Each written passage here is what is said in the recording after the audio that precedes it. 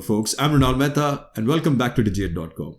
We are your digital aid and we provide free courses on the subject of business and marketing. This video is a comprehensive take on the subject of marketing strategy along with live examples and case studies. The video covers close to 50 topics that fall under the gamut of marketing strategy. Let's start with the first one. Let's start with the gamut of marketing. Marketing is required to maintain a state of balance between satisfying consumer demands and earning profits. It's all about the company and the customer. Moving on. Market research, branding, advertising, sales promotion, and other marketing activities are all necessary for this goal. According to the American Marketing Association, marketing is the activity set of institutions and processes creating, communicating, delivering, and exchanging offerings that have value for a lot of stakeholders such as consumers, clients, partners, and even society at large.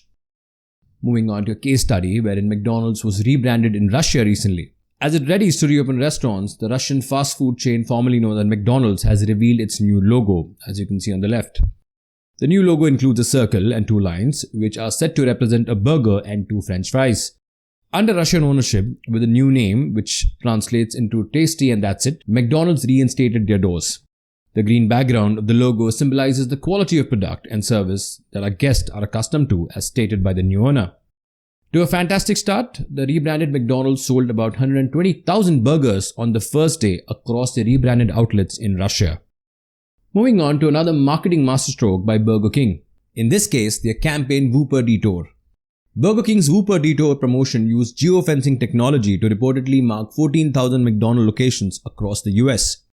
Unlocked when users came within 600 feet of a McDonald's restaurant, all they had to do was download the Burger King app, drive to a McDonald's, and automatically receive a mobile coupon for a 1-cent Whopper.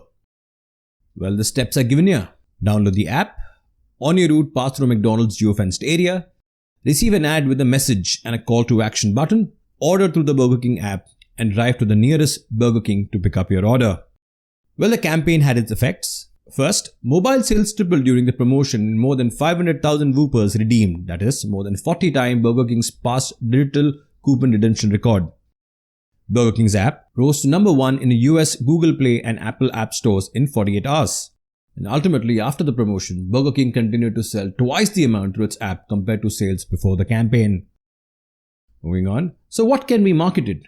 Several categories can be marketed such as goods, services, events, experiences, persons, place, properties, organization, information, and ideas.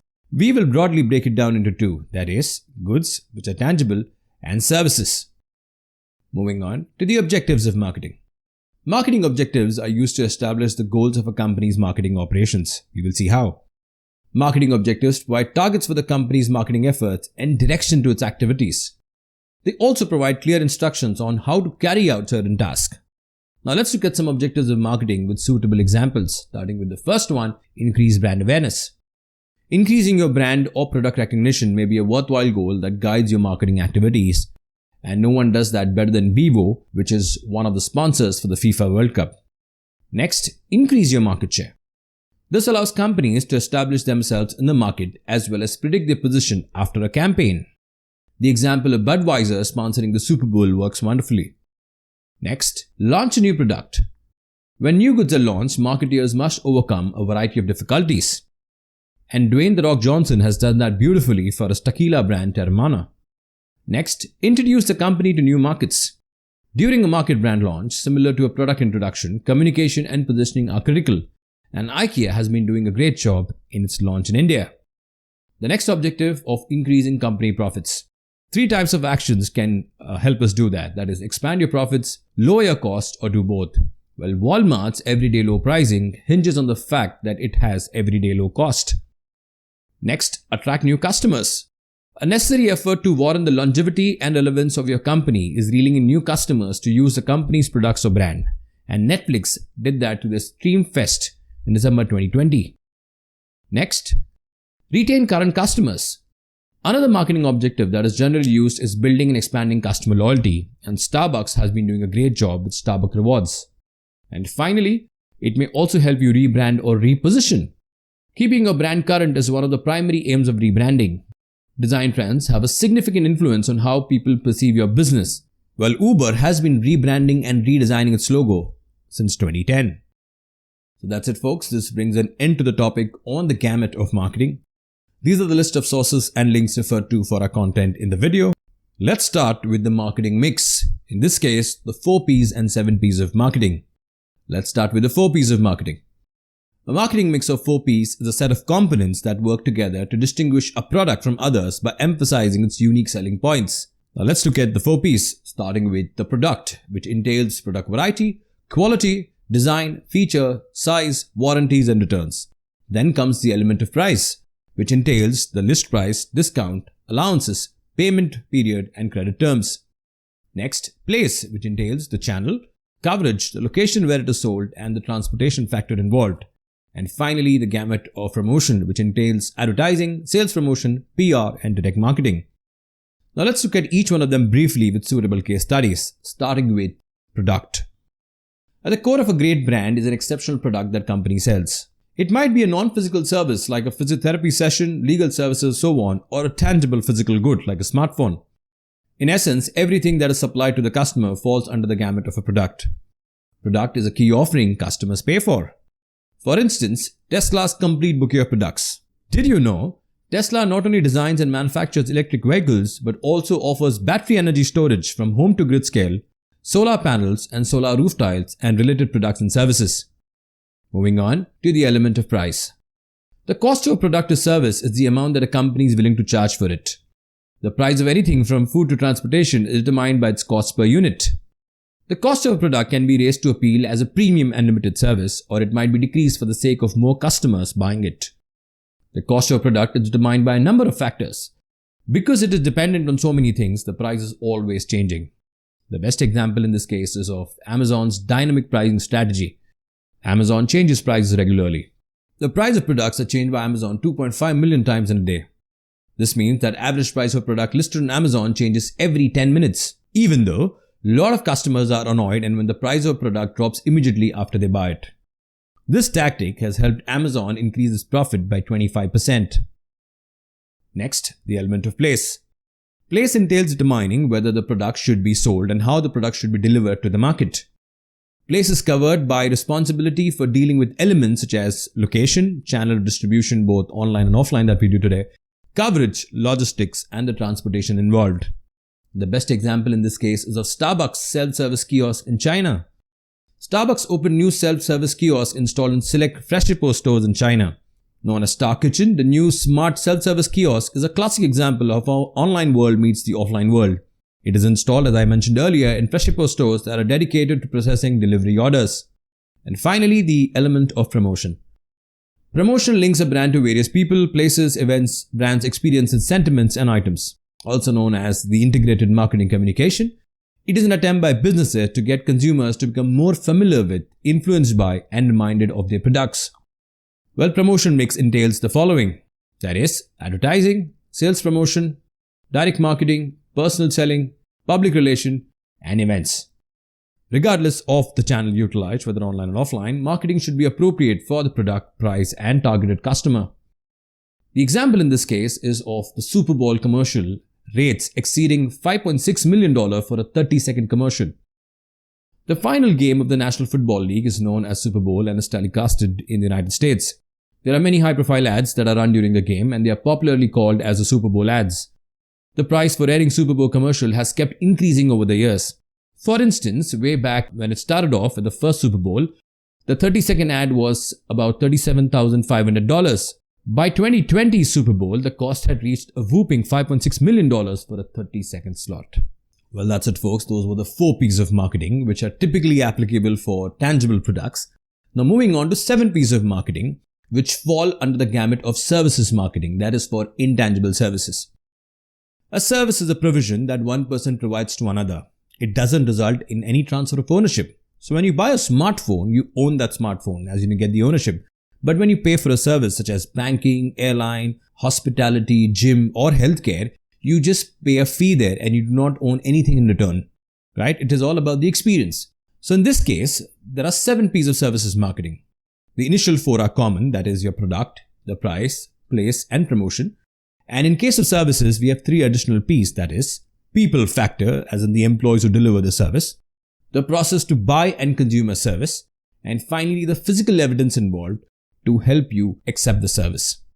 We will look at each one of them briefly with a suitable example, starting with the first one, that is product. In this case, the example of a hospitality service. The core product in this case is rest and sleep when you go to a 5-star hotel. The basic product is the hotel room, bed, bathroom towels, desk and closet.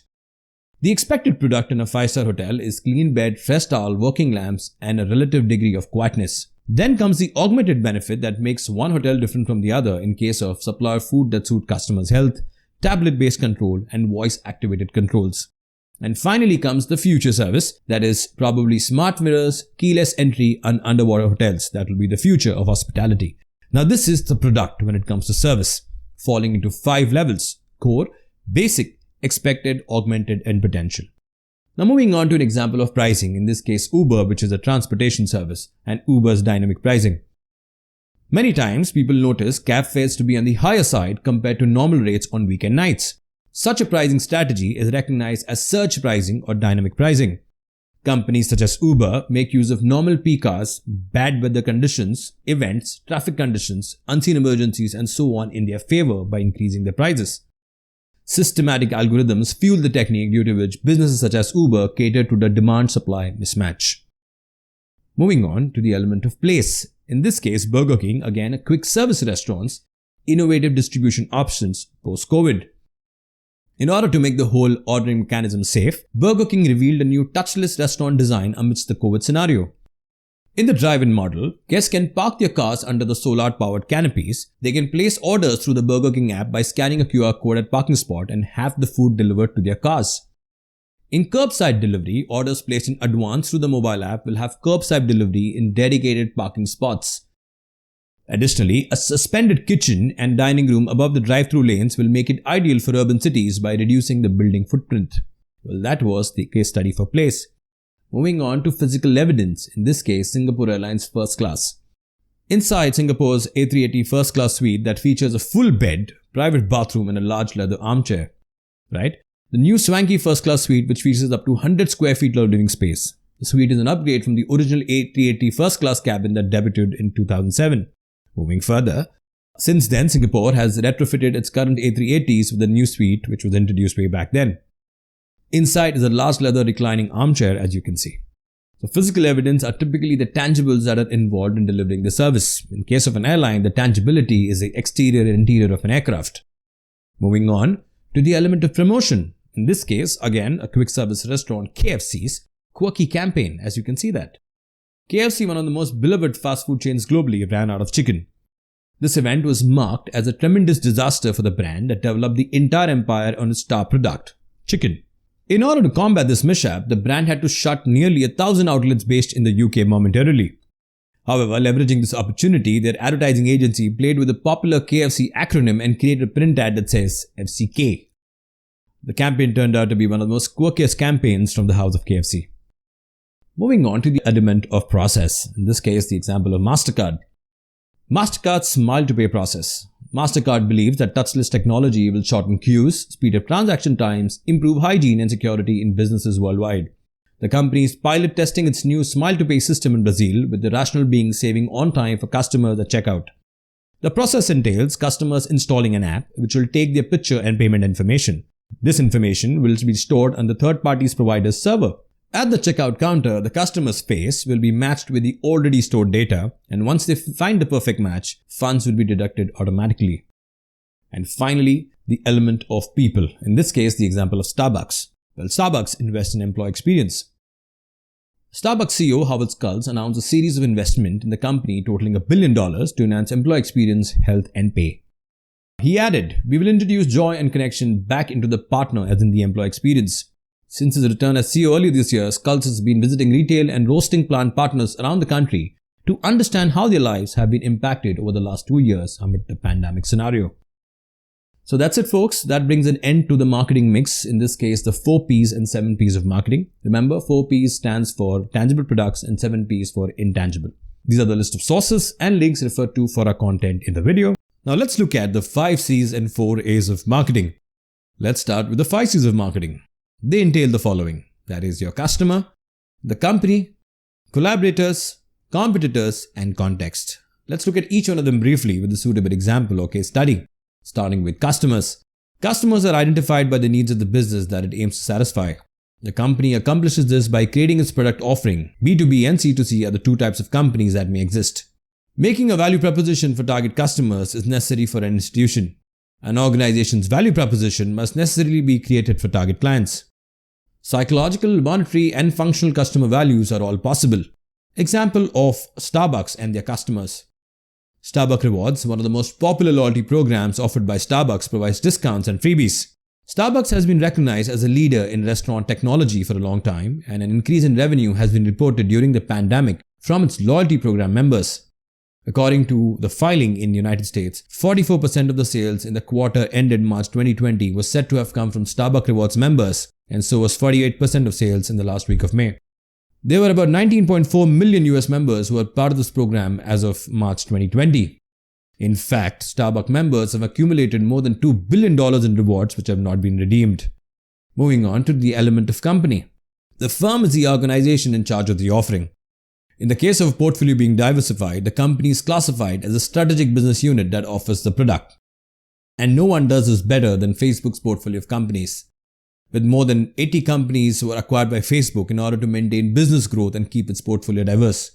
And out of these, we know Facebook with about 2.9 billion monthly active users, WhatsApp with about 2 billion users, and about Instagram with 1.4 billion monthly active users.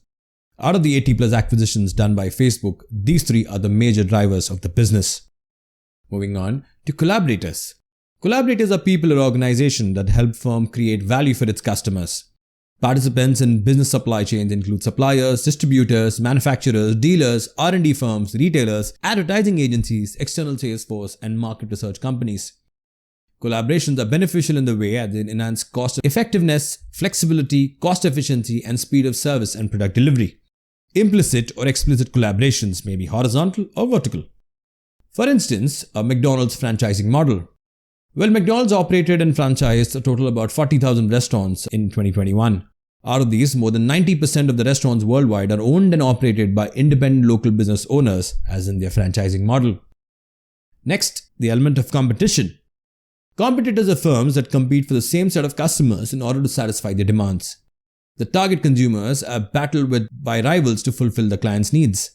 Companies can face competition from entities in the same or different industries. Entities that operate offerings known as subtitles in various sectors compete with enterprises from the same industry. And we all know the rivalry between Burger King and McDonald's when it comes to the advertising warfare. The battle between both of them indicates one of the greatest rivalries in the fast food business. McDonald's has always been the leader in the space, but Burger King has been relentless in its campaigns by taking on the leader. And finally, the element of context. The context is the environment in which the business functions. It might be economic, natural, or political. The context also includes technology, social trends, the spread of current technologies, and market-specific beliefs. Additionally, it includes money, inflation, supply, economic growth rate, interest rates, deflation, structural changes in the market, information accessibility, and power balance, all examples of terms in relevance to money. But we will look at an example of Adidas here. Adidas Poly footwear made from upcycled ocean plastic was a paramount success. The company has continued to follow the standard set and look for new ways to innovate products in an ecologically conscious way. By 2020, Adidas has an aim to produce about 15 to 20 million pairs of shoes using recycled plastic from coast regions and oceans. In 2017, the figure was about 1 million pairs. In 2018, it was 5 million pairs. And the market for launch's fully recyclable running shoe, Futurecraft Flu, was planned about 2021, being released in a test phase in 2019. So that's it, folks. This brings an end to the topic on 5 C's of marketing. Now we'll move on to the 4 A's of marketing. The 4A model was developed by Jagdish Sheth, a marketing professor at Emory University, and Dr. Rajendra Sisodia, a marketing professor at Bentley University. The 4 A's entail the following. First, affordability, that is functional and psychological affordability. Acceptability, in this case, the economic and psychological acceptability. Accessibility in terms of availability of the product and the convenience to get it. And finally, awareness, as in product knowledge and the brand awareness.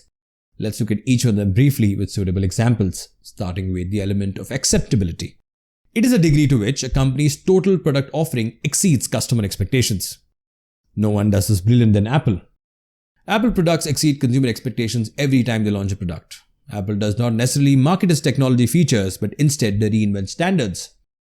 For instance, Apple's product packaging is beyond excellence, whereas opening other brands entails plain cardboard boxes which are not as aesthetic. Apple, as we all know, has aced in evangelism, whereas different brands tended to focus more on conventional marketing. Next comes the element of affordability. It is a degree to which buyers in the market are capable and willing to pay the product's price. The example of Airbnb. Launched in 2008, it has been successfully crafting lasting experiences for travelers that are simple, tasteful, and also affordable. The best documented largest latent benefit of Airbnb expansion is the extended supply of travel accommodations that could benefit travelers all over by making travel more affordable. One room listing tends to be the cheapest, with an average Airbnb price of about $84 per night in 2021. The Airbnb pricing strategy notices the demand for listings similar to yours to find the right price for each night. The next A of accessibility. Accessibility defines whether customers can acquire and use a product or service at ease. For instance, IKEA. IKEA stores are usually located outside of city centers because of the furniture giant's big box retail style. IKEA has been leveraging the element of GPS to make it easy for customers to access their stores. With the help of Google Maps timelines, shoppers in Dubai exchanged their commute time for currency and enjoyed savings on their purchase at IKEA stores. The marketing team at IKEA in Ireland used drive time maps to create advertisement messaging tailored to consumer location. And finally, the element of awareness. Awareness entails a degree to which buyers have information about the product, convinced to try it and repurchase it. The best example of Coca-Cola. Coca-Cola scores a place of being one of the best examples for brand awareness. Another most notable thing about Coca-Cola is their campaigns. It has always been famous for bringing up most viral and relevant campaigns such as the Share a Coke campaign. They have aimed to remain relevant and continue to be till this day. So that's it, folks. This brings an end to the topic on 5 C's and 4 A's of marketing. These are the list of sources and links referred to for our content in the video. Let's start with the gamut of marketing research. The systematic gathering, analysis, and interpretation of primary or secondary data in order to identify answers to marketing issues is known as market research. To study their rivals, industries, channel plans, audiences, many businesses utilize a combination of resources. Collected data can either be primary data or secondary data. Primary data is referred to as first-hand data and secondary is known as second-hand data, found in books, periodicals, academic articles, etc. Now, the core of marketing research entails marketing intelligence. All of our strategic marketing decisions are data-driven, and data-driven decisions can't exist without marketing intelligence. All of the information necessary to make informed marketing strategies is only accessible through marketing intelligence. The term marketing intelligence refers to a wide range of information that might include market changes, pricing strategies, customer taste and preferences, new goods entering the market, and so on. There are various techniques for a marketing manager to acquire such intelligence. They can acquire this information by reading books, periodicals, and trade publications. Moving on to the gamut of artificial intelligence and marketing intelligence. The artificial intelligence component in marketing intelligence helps in getting up close and personal with the customer. AI aids marketers to understand the buyer better. This better understanding of the buyer's persona helps in creating more relevant content, which in return makes the customer experience more personal. As long as marketers use the data keeping in mind companies' goals, artificial intelligence will forever be a major asset to the future of marketing. For instance, Netflix leverages artificial intelligence for personalization. In order to optimize the service end-to-end and to continuously improve the experience of its members, Netflix invests heavily in machine learning. A number of areas, including our personalization algorithms, content valuation, and streaming optimization, are overlooked by the company's research application. Netflix even recommends types of shows and movies that its subscribers love to binge on. It not only recommends movies or shows to individuals based on their preferences, but also makes sure there are no single recommendation experience is same for two individuals. In fact, even if the same movie is recommended to 2 or more subscribers, they are recommended differently with different thumbnails. Netflix uses big data analytics to create various types of user personas on the basis of their previous watches and then offers personalized recommendations in the form of, as I mentioned, changing thumbnails. The company goes a step ahead of validating ideas on historical data to understand how people actually respond to changes in their recommendation system. They do so by running A&B tests and measuring long-term satisfaction metrics. Now, the main categories of information are: first, competitor intelligence. Competitor intelligence is a process of learning and collecting more data about your competitors. To look at the competition's strengths and weaknesses, one must consider conducting a SWOT analysis. Next, product intelligence. After analyzing and understanding your competitors, one must concentrate on their own product or service. The objective here is to learn about the performance and quality offered by a product or service. If the product in question is a tangible item, it's important to analyze the manufacturing process. Next is market understanding. Only when we look at the various market where a product is available can we understand how the product is performing. Queries like whether we can expand the product to other markets and whether there are markets that could benefit from the product or service helps in growing the business. And finally, customer understanding. The life cycle of a product can be increased by understanding the key aspect, that is your customer. It is important that we know our audience and why they buy from us, and our team helps them with their challenges. Understanding the customer will help the marketing team come up with innovative and targeted campaigns. The characteristics of a good marketing research entail the following. First, scientific method, creativity, multiple methods, interdependence of models and data, value and cost of information, healthy skepticism involved, and finally, the gamut of ethical marketing. And the types of market research firms available outside for firms are, first, specialty line market research firms that look at special markets. Next are syndicated service research firms. And finally, custom market research firms, which are more boutique consulting firms. So that's it, folks. This brings an end to the topic on marketing research. These are the list of sources and links referred to for our content in the video. Let's start with how do you conduct market research for your business? Well, market research of any kind entails two broad ways, and they are desk research and primary research. Let's take a stab at each one of them briefly, starting with what is desk research. Gathering of data may be conducted during desk research, which involves gathering information from historical records, statistical data collection, government statistics and papers, and other sources. Basically, it means gathering information from current sources. Without leaving one's chair, you can collect the data. The sources spent are limited to phone bills, phone directories, and people's time.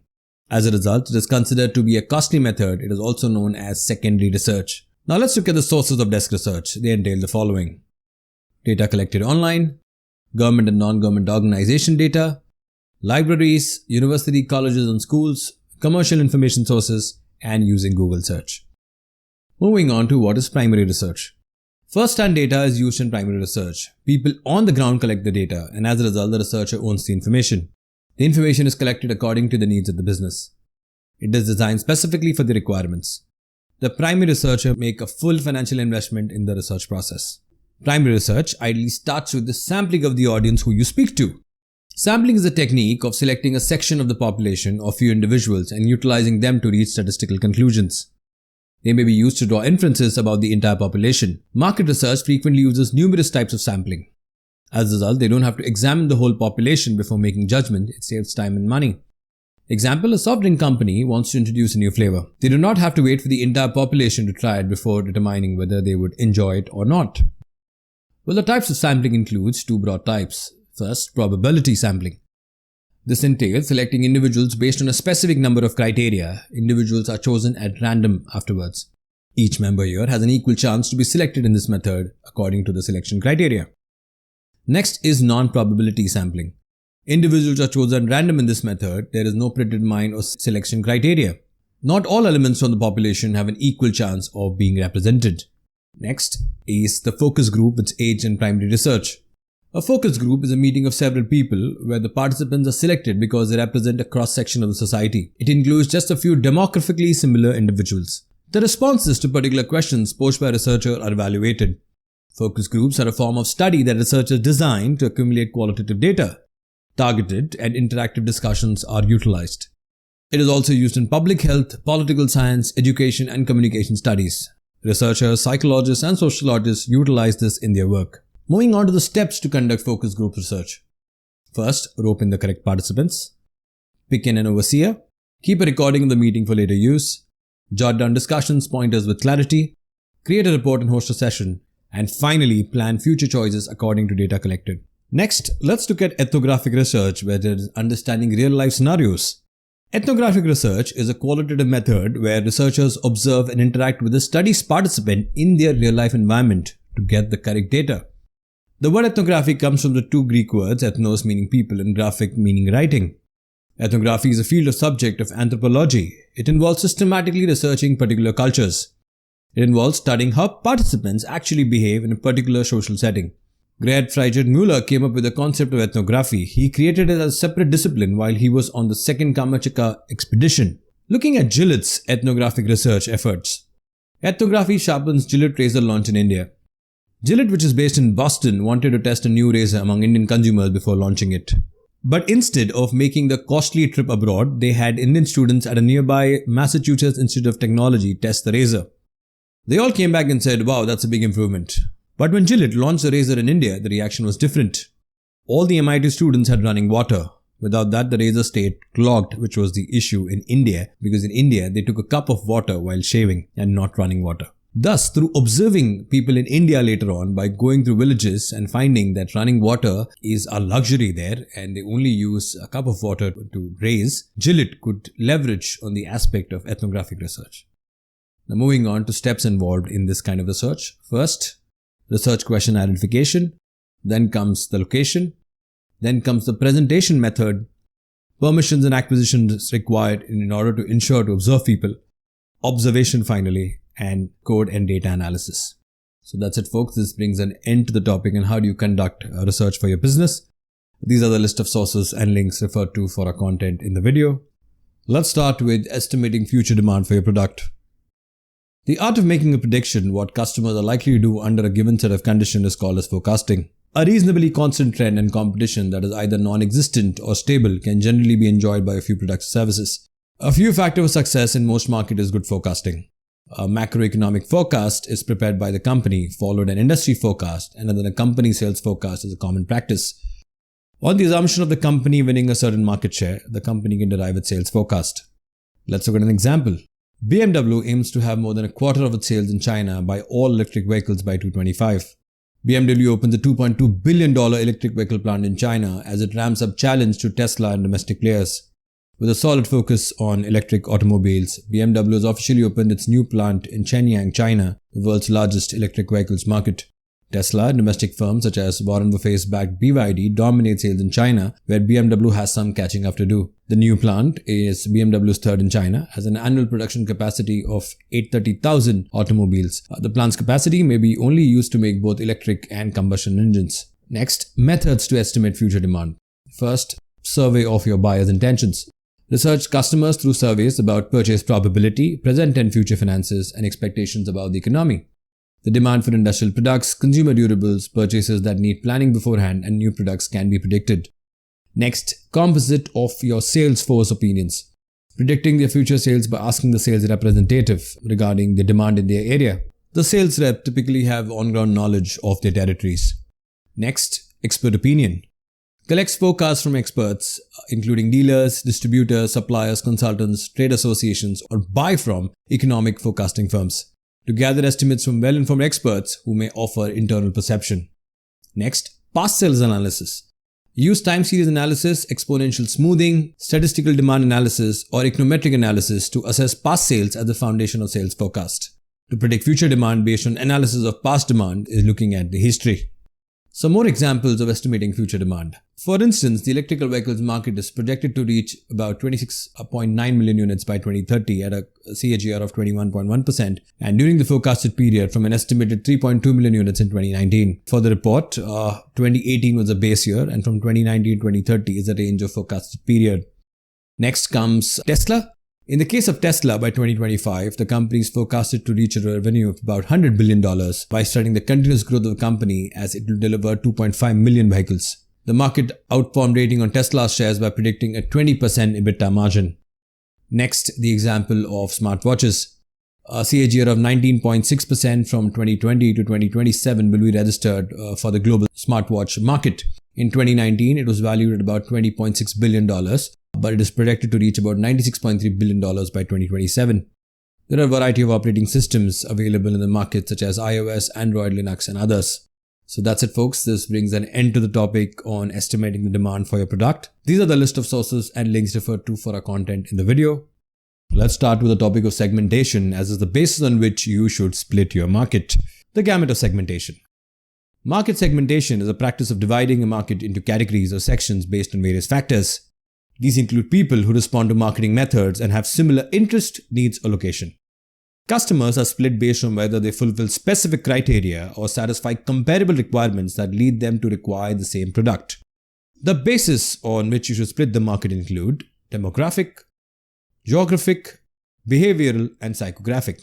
Let's take a stab at each one of them briefly with suitable case studies, starting with the first one, demographic segmentation. Demographic segmentation is popular with marketeers because they're often connected with the consumer's needs and wants. It is also one of the easiest ways to divide a market. Combining demographic segmentation and other type of segmentation helps in narrowing the target group of customers in a market. Nike in 2017 launched its first ever performance hijab for Muslim female athletes. The offering from Nike is the perfect embodiment of several demographic elements such as gender, age, religion, generation, and social class. Made with lightweight, breathable fabric, the Nike Pro Hijab wicks away sweat and stays tucked in during any workout or competition. Moving on to geographic segmentation, which entails segmenting the market based on nations, states, regions, counties, cities, and neighborhoods. This segmentation allows the businesses to operate in one of few areas at once, or it may focus on local variances. This includes separating the market into distinct geographic locations. Even though it is a simple form of segmentation, it performs effectively. Knowing where a consumer resides aids the firm in better understanding their clients' requirements and then advertising to them based on their location. One of the brands that has done a beautiful job in segmenting their market based on geography is McDonald's. Now, McDonald's is the world's largest restaurant chain with about 40,000 restaurants in more than 120 markets. The fast food chain divides the target market into segments by country, region, and cities, and then customizes its menu based on local preferences. McDonald's modifies its product offerings in line with geographic and cultural region. This is, in a way, not only shows respect towards local traditions and beliefs, that also promotes their company's image. For instance, in India, instead of attempting to sell a Big Mac, which is a beef burger, and hurting the local sentiments, they introduced the Maharaja Mac, which is a variation of Big Mac but without pork or beef. Similarly, in Japan, they factor in seasonal taste, for example, the Teritami burger in springtime and the Tsukimi burger in autumn. Moving on to behavioral segmentation. Behavioral market segmentation is a separation of market based on customers' action.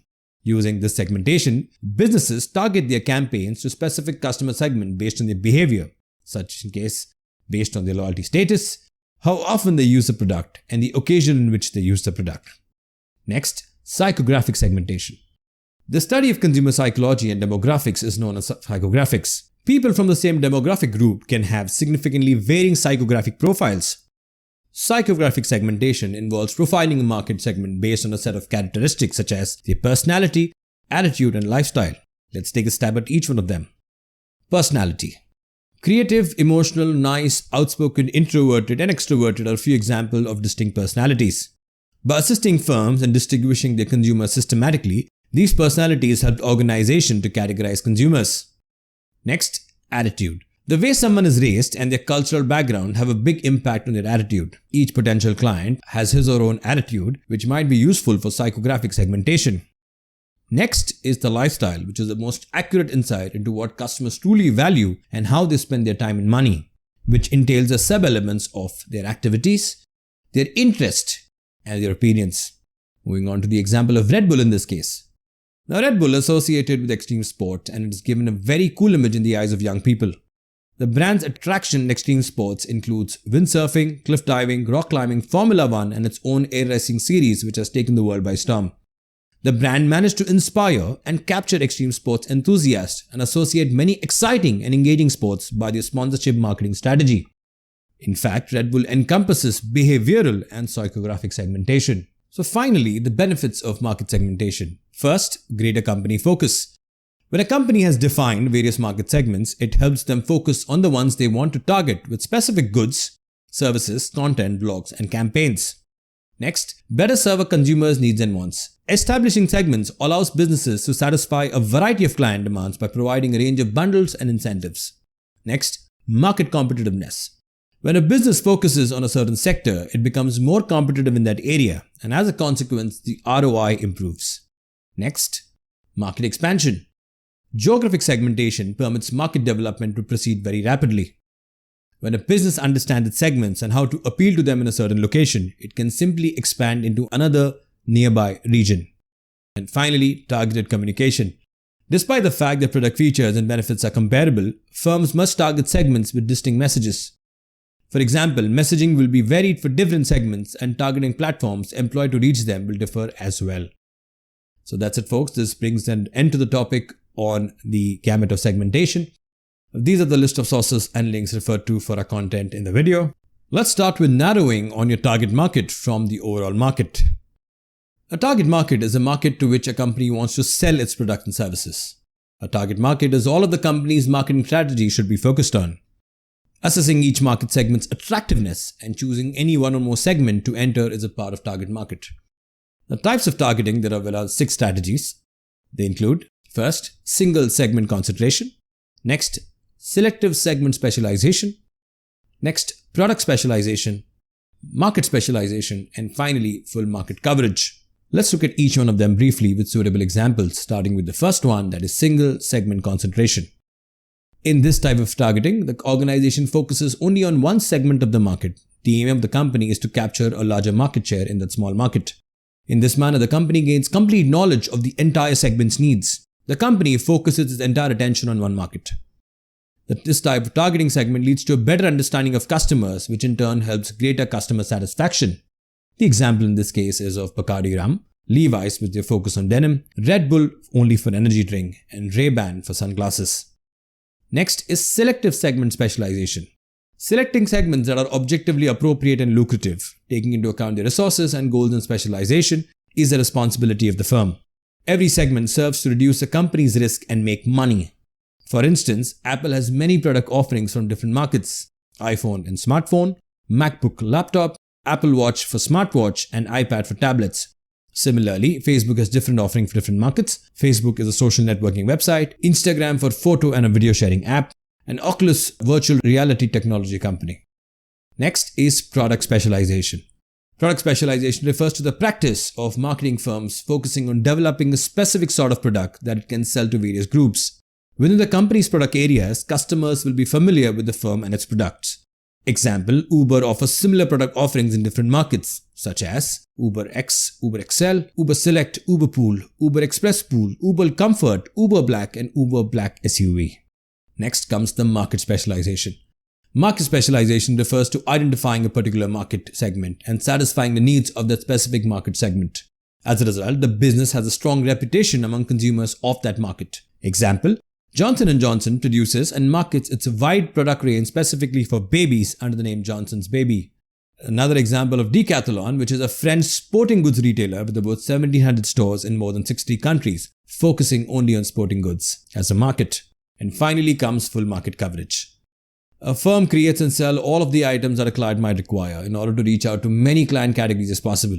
Did you know Coca-Cola has about 3,500 products in the food and beverage category, and similarly LG is into the segment of consumer durables and electronics. While only large organizations can follow such a comprehensive strategy, there are 2 broad types. One is undifferentiated and the other is differentiated marketing. Undifferentiated, a firm targets the entire market with a single market offer, ignoring differences in the parts of the market. And the other one is differentiated. The firm creates various initiatives for each sector while operating in a variety of market segments at the same time.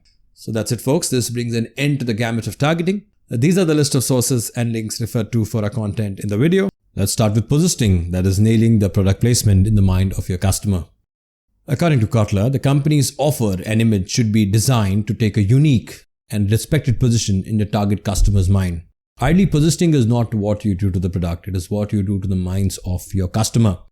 An example in this case is of a mixer grinder known as Blendtec.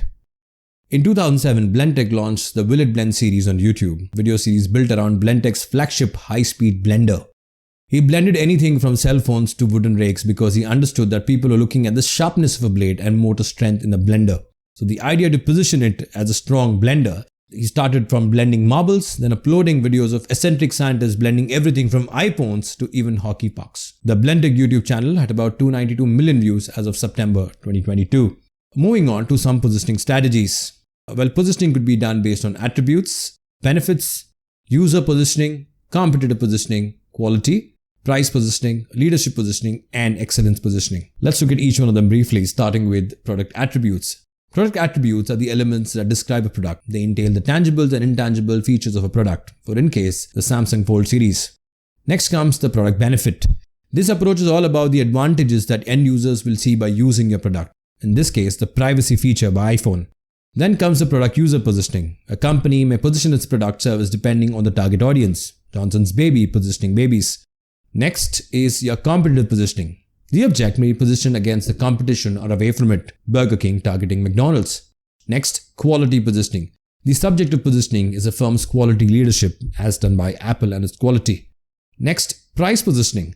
The price positioning is the process of communicating to the consumer what value they will receive for their money. Walmart's everyday low pricing.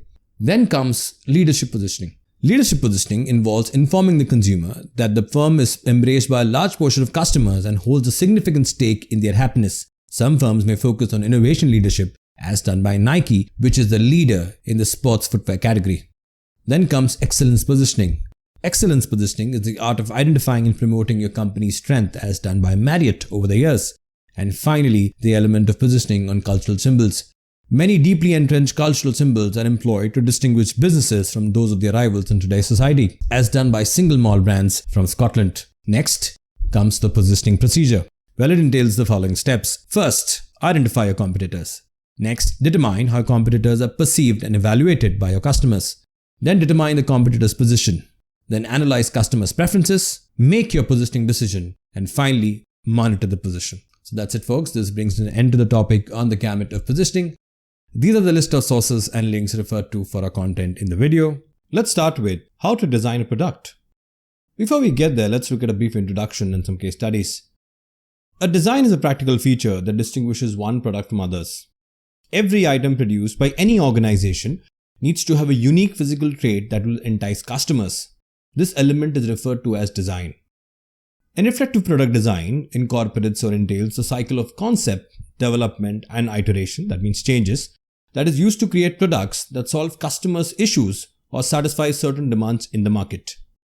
Empathy and understanding of the prospective client's lifestyle, habits, activities, difficulties, needs, and wants are used by product designers in an attempt to address genuine issues. Look at the AirPods without the wires. The first step to producing a successful product is to consider the end customer. Let's look at some case studies to understand this concept better, starting with the first one on Adidas. Ravi restaurant in Dubai was honored with an Adidas original superstar shoe design in its honor. As you can see the design, the green color is used by the store Ravi.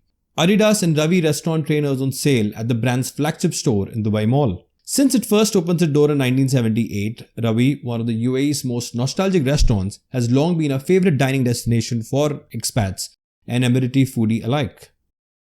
The flagship Adidas shop has been turned into a Ravi restaurant for the occasion, complete with a fake kitchen, tables and chairs, chai cups, and even a tuk-tuk decked out in Ravi's distinctive green and white colors, as you can witness them on the trainers. Moving further, the walls are hung with Adidas into Ravi t-shirts. They are the same as worn by the Satwa institution.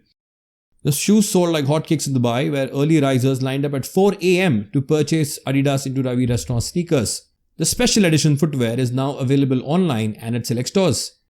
From idea to completion, the collaboration took more than 18 months to complete. It's a recognition of Ravi's long history in Dubai society. Moving on to another famous brand, Apple. Apple launched the all-in-one brightly colored translucent PCs in the late 1990s, making its competitors' beige boxes seem quite subpar. Since then, it has evolved from more streamlined, slim, and minimalistic to yet equally legendary. The iMac is one of the most sought-after desktop models in the world. Additionally, the iPhone, iPad, Mac, Apple Watch, and Apple TV rule the planet in product design. In its 2021 fiscal year, Apple spent a whopping $21.9 billion in R&D, up from about $16.2 billion in 2019. The majority of them are produced by a small and secretive group of creative at Apple's industrial design department. Moving further, Apple has many R&D employees who work on new ideas and develop existing ones, as well as do some in-depth fundamental research and development. They consider new materials and production methods, as well as continuous improvement of Apple's products, manufacturing processes, and hardware. During the ideation phase of a new product, the design team is separated from the rest of Apple. They even set limits on physical access to prevent the group from meeting with other Apple workers throughout the day. Moving on to the phases of product design. To design a product, you need to focus on 5 phases, also known as the design thinking process. The first, you empathize with your customers and you put yourself in their shoes. Then, you define their problem, their need, their want. Then, you ideate, think about ideas to satisfy that need or want. Then you design the prototype of the product, and then finally you test your prototype in the market. That creates an entire product roadmap for your particular product. Moving on to why product design. Product design has grown more important in today's globalized world. Today, while basic needs for goods still exist, whatever we desire is a completely different story. Customer demands and expectations are both utilized in an excellent product design to take advantage of the growing consumerism. There are a lot of similar items on the market, and one-of-a-kind design is the only way for a company to distinguish itself from competitors. Moving forward, just when people would listen to the boombox, Sony introduced the Walkman, which was an instant hit. The new product just developed the product design, which involved a different technology. Later, Apple further improved the design and launched the iPod, which again dominated the market. And lastly, smartphones are driving away the market share from the iPod. So you see, product design keeps on evolving and change is inevitable. Moving on to the importance of product design. A company has a competitive edge over rivals when superior products are designed since they are more popular with customers. Look at Tesla. Product design has significant influence on the crowd, particularly for technology-enabled products such as automobiles, laptops, and smartphones. The design also has a significant impact on heavy machinery as it distinguishes between efficiency and confusion. And finally, there are many types of designs and their usage might improve the product's acceptability over time as well as enhance the organization's brand. Moving on to some final examples of product design. The recently launched Nothing Phone 1. The Nothing Phone with a transparent structure comes with a 33-watt charging capability and a 45-watt charger. The phone is a brainchild of Carl P, who previously worked with OnePlus. The phone's unique design, which has been hyped thanks to its unusual transparent look, has reached new heights due to the pre-release buzz generated by demonstrating the one-of-a-kind see-through design. The design appears to be the brand's DNA, as the smartphone also features a see-through design along with GILF LED lights on the back panel and more. Along with the phone's distinctive selling points, the biggest news is that Nothing Phone 1 will be offered for about £399 or about $475. And finally, some brands with their iconic product design. Tesla, Lego, IKEA for its furniture, Red Bull for its unique can that is recognized worldwide, AirPods as we all know, and finally Nike for the shoe design. So that's it folks, this brings an end to the topic on how to design a product. These are the list of sources and links referred to for our content in the video. Let's start with understanding product lifecycle and the strategies used in each stage. Products of different kinds comprise a limited life. Therefore, we have the product lifecycle. There are 4 phases to every product lifecycle: introduction, growth, maturity, and decline. The product lifecycle, as you can see, is a graphical representation of a company's and profits made from a product over an arbitrary length of time. The product sales process is made up of a number of phases, each with its own set of challenges, prospects, and roadblocks. The company's profit and hence market value increases and decreases at various times during the product's lifecycle. Ultimately, the PLC is a model that depicts the various phases a product goes through from its birth in the market to its demise or withdrawal. Now let's look at each of these stages briefly with suitable examples, starting with the first one, introduction stage. In the introduction stage, demand for the product needs to be created. Expenses are either too high or too low. There will be lesser to no competition in the market. The stage of introduction is assigned to a new product when it enters the market. A higher value in the life cycle of the product is observed after its launch. It does not guarantee or ruin the product's success. At this point, businesses can gain a feeling for consumers' reaction to the product, whether they like it and how successful it will be. It is also frequently heavy expenditure for the firm since there is no assurance that the product will make enough money on its own to pay for itself. For instance, Lego has recently launched a new $400 Lion Knight's Castle. Last year, Lego came up with the promise that its 90th anniversary would be an unforgettable one, as the company had committed to reintroduce one of its classic themes such as space, castle or pirates alongside new and adult-grade Lego set. To start, Lego has announced the Galaxy Explorer, a $100 more expensive version of the iconic Lego spacecraft that is available to pre-order now. Second, the Lion's Knight Castle is being revealed with a retail price of $400 and about 4,500 pieces. It is easily the most detailed and magnificent castle playset Lego has ever built, so they all are in the introduction stage. Moving on to the next stage of growth stage. In the growth stage, sales volume will increase significantly or they may not. Profits will get boosted. Public awareness will definitely increase. Customers start to interact with the product and subsequently acquire it at a higher rate by this time. The concept of the product is established and it becomes more popular, resulting in greater sales. Competitors here become aware of the product, its position in the market, and how rapidly it pulls revenue. As a result, the product opens up new markets. The product is significantly updated in this stage to improve its capabilities and features. For instance, Tesla. The advancement of electric transportation exhibits more of a growth stage of the product lifecycle. While the electric car is not significantly new, the advanced innovations with brands like Tesla have made in recent years are constantly modifying with recent developments in the electric car market. This indicates its growth phase. Moving on to the maturity stage. In this stage, the brand may have peaked in sales volume, the product might reach market saturation, and increased competition can be seen in the market. It's a sticky wicket. When a product reaches maturity, sales typically drop or even cease. This indicates that the market is becoming saturated. Competition in terms of price may be experienced at this point, implying declining margins as prices fall due to external factors such as competition or reduced demand.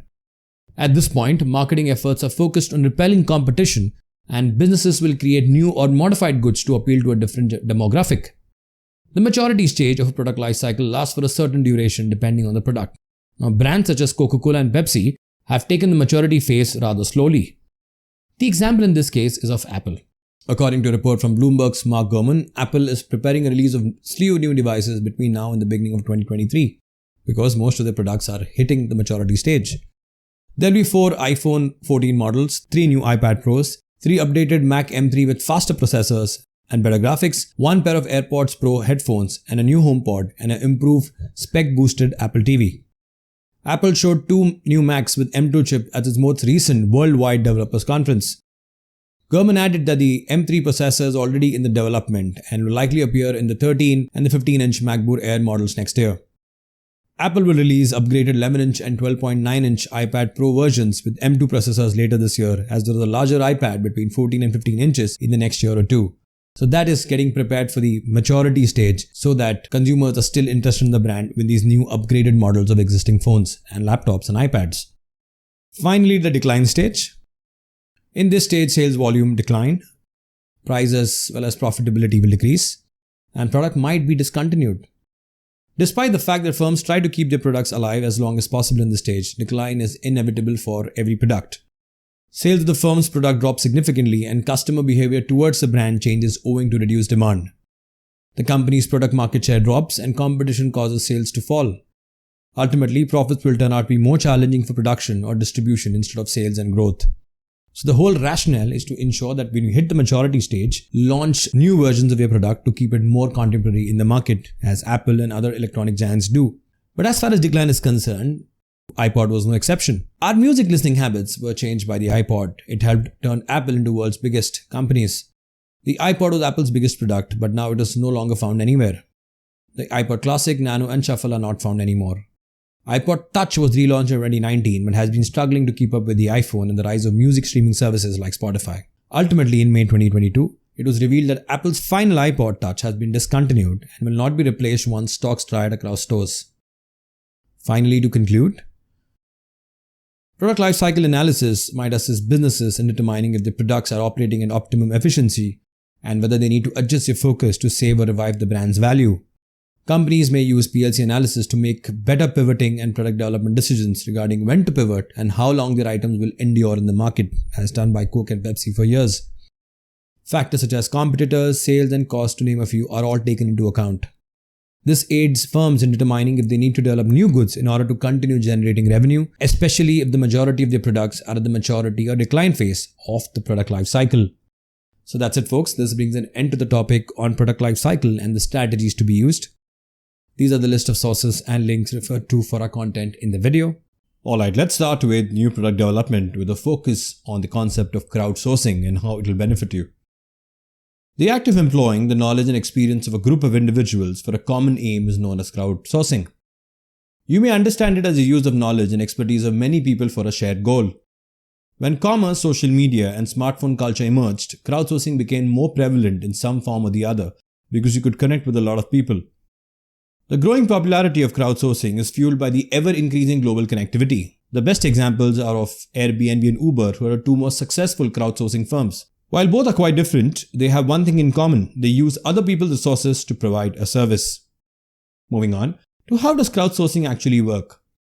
Crowdsourcing is a process that begins with an organization posting a task or a challenge online. A group of people referred to as a crowd is then given the opportunity to work on the task. The organization may also provide a financial incentive for people to participate in the crowdsourcing project. Crowdsourcing is often used for tasks that require a large number of people, such as for data entry or transcribing audio files. It can also be used for tasks that require a specific skill set, such as graphic design or coding. Now let's look at some case studies in the gamut of crowdsourcing. Here, to develop ideas from people. Let's look at the first one, Lego Ideas. It was previously known as Lego Kuso. It's a website run by Shaudix and the Lego Group that allows users to submit innovative ideas for potential commercial products, obviously made by Lego toys, which are evaluated by the company, and the original designer gets 1% of the profit. Beginning in 2008, a spin-off of the Japanese website Kuso. As a result, Lego has been successful achieving both growth in product ideas and increasing customer interaction. The most famous has been Lay's. Pepsi's Frito-Lay's raised the bar for crowdsourcing to a new height. In their Do Us a Flavor campaign, the potato chip manufacturer asked consumers for suggestions. The winner flavor was a cheddar garlic bread, which earned $1 million for the individual who submitted it. This encouraged customers to develop their own chip flavors, and like others, they voted for their favorite. In just 3 months after the launch, the winning flavor boosted sales by 8% in its category. And finally, for our beer lovers, was Budweiser. Black Crown from Budweiser is the outcome of a crowdsourcing project. Under the Project 12 campaign, 12 different Bud brewers all over the US were tasked with making a new beer, and then consumer was asked to pick the one they liked the best. Over 25,000 customers voted for the Black Crown beer. Ultimately, it was a great way to make people feel connected and involved with the brand. Ultimately, let's look at some benefits of crowdsourcing. The first benefit, it increases scalability. Crowdsourcing enables you to expand your team by breaking down any project into tiny pieces that may be handled by remote workers at any given moment or place. Next comes, it fills knowledge gaps. Crowdsourcing also includes the ability to reach out to individuals with relevant skill sets that are often unavailable within a business firm. Ultimately, it also accelerates processes. Companies make complete jobs faster than they could with a single employee by employing crowdsourcing. It reduces operational cost. It happens because a group of employees comes together digitally to complete a job that allows businesses to save money by avoiding the most of the overhead expenses. And finally, the most important one, it can also increase consumer engagement, as we saw in our examples of Lay's, Lego, and Budweiser. When a firm decides to look for customers in their crowdsourcing efforts, it can result in a higher degree of consumer engagement and user-generated content. So that's it, folks. This brings an end to the topic on new product development ideas, in this case of crowdsourcing. These are the list of sources and links referred to for our content in the video. Let's start with what are the options to launch a product. Now, there are two broad options to start with. The first one is you make the product in-house, that is organic growth. In its laboratories, the firms usually develop new items.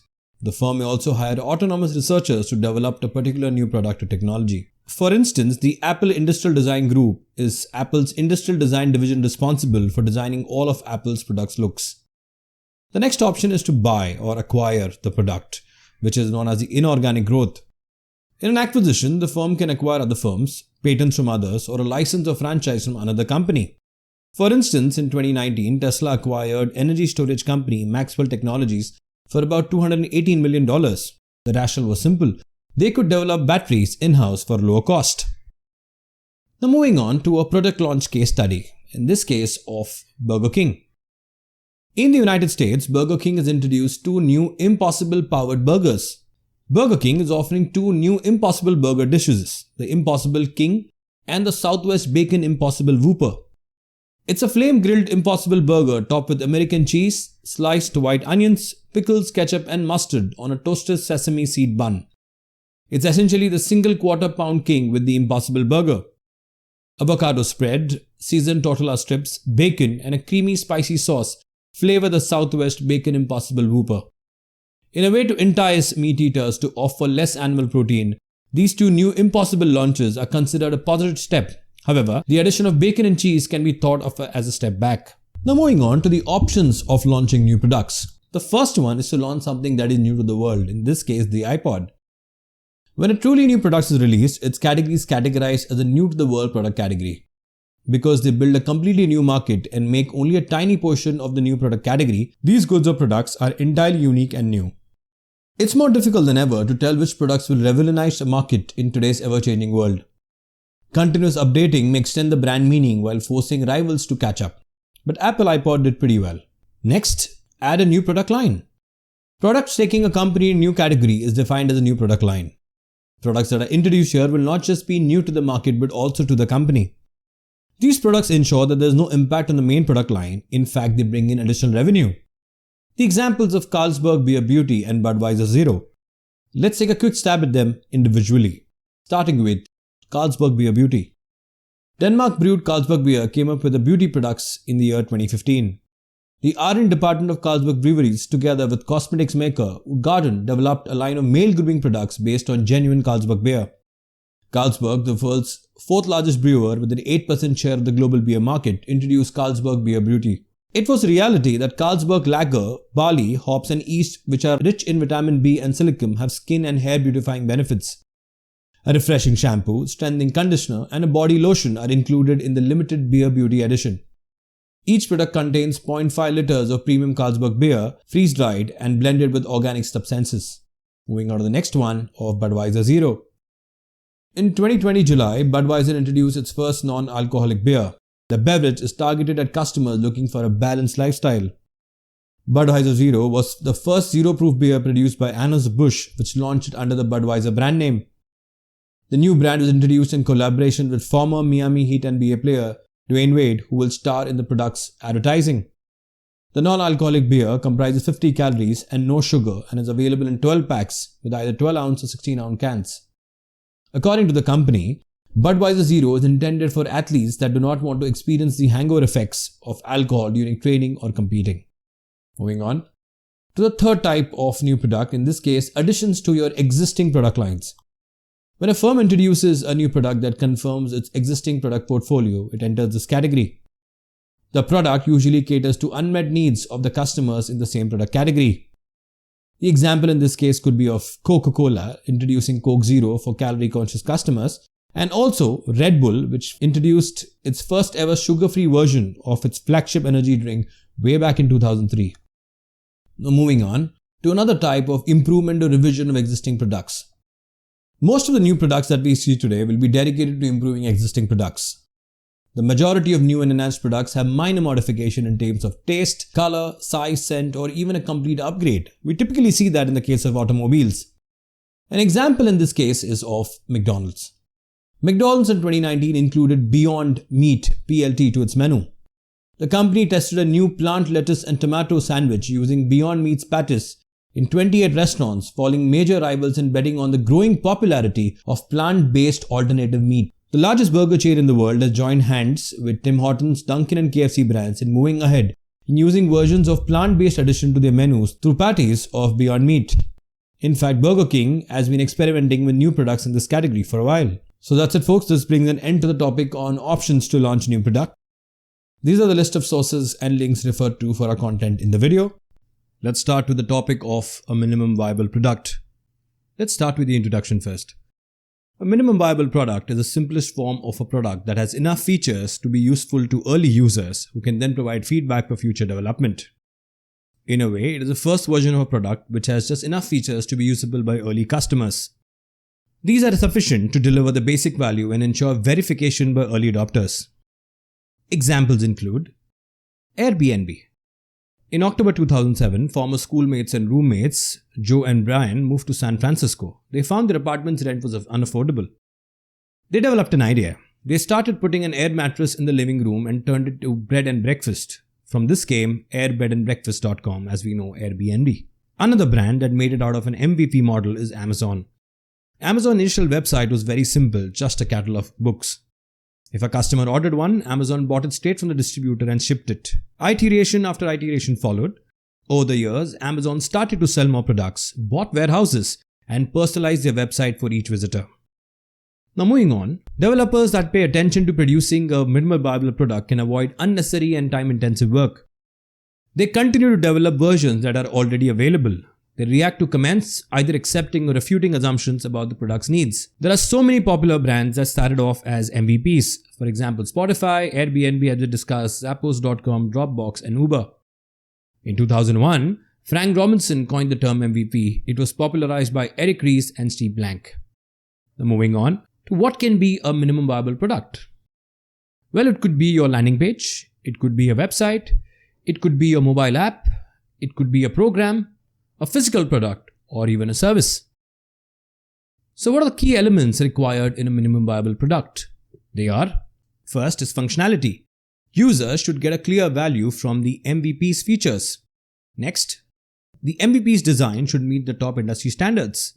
Then comes the usability quotient. Intuition and ease of use are important to a minimum viable product. And finally, reliability. Rigorous testing should be used to keep production quality standards high. Moving on to how do you build a minimum viable product? First, define a problem you want to solve. The first step is to figure out what's the product purpose is. What do I want the stuff for should be answered. The value of the good should be summarized in a few words. Then we move on to the second stage, and that is define the target audience. A complete description of a person who will not only like your product but will also purchase without the hesitation is required. Their level of education and age should be recorded. Their job and income should be determined. Hobbies and behaviors can provide you with a full picture of your consumer. Number 3. Evaluate your competitors. It's critical not to be egoistic about the product's uniqueness. This is mainly true in the cases when there are other competitors in the market. What do? You look at the competition. Their strengths and flaws should be discovered. This will assist in determining the product's functioning. Competitors can be categorized based on how they compete for market dominance. In fact, just look at your competitor's USP. Number 4. Define the user flow. A user's route to reach a product's major aim is referred to as user flow. This should be a logical and obvious path. The design and content needs of a website or mobile application are determined by a user flow. It is critical to understand what customers want from a product in order to create an excellent user flow. Number 5. List of features and their priority. All the features of the planned product need to be listed and specified. Instead of describing how to accomplish something, a feature description should show how should someone act. And finally, test and learn. This includes alpha and beta testing. Alpha testing in an in-house test. In this, a small number of individuals, mostly family members or friends, evaluate a product. If this works, we move on to beta testing, which is conducted before the product goes into the further development, but allows real people to use it for a few weeks, after which their feedbacks are reviewed and adapted in the product. Once you have a minimum viable product, how do you market it? Well, pretty straightforward. First, you tap social media influencers. Startups can get social media influencers to endorse your product for a small fee.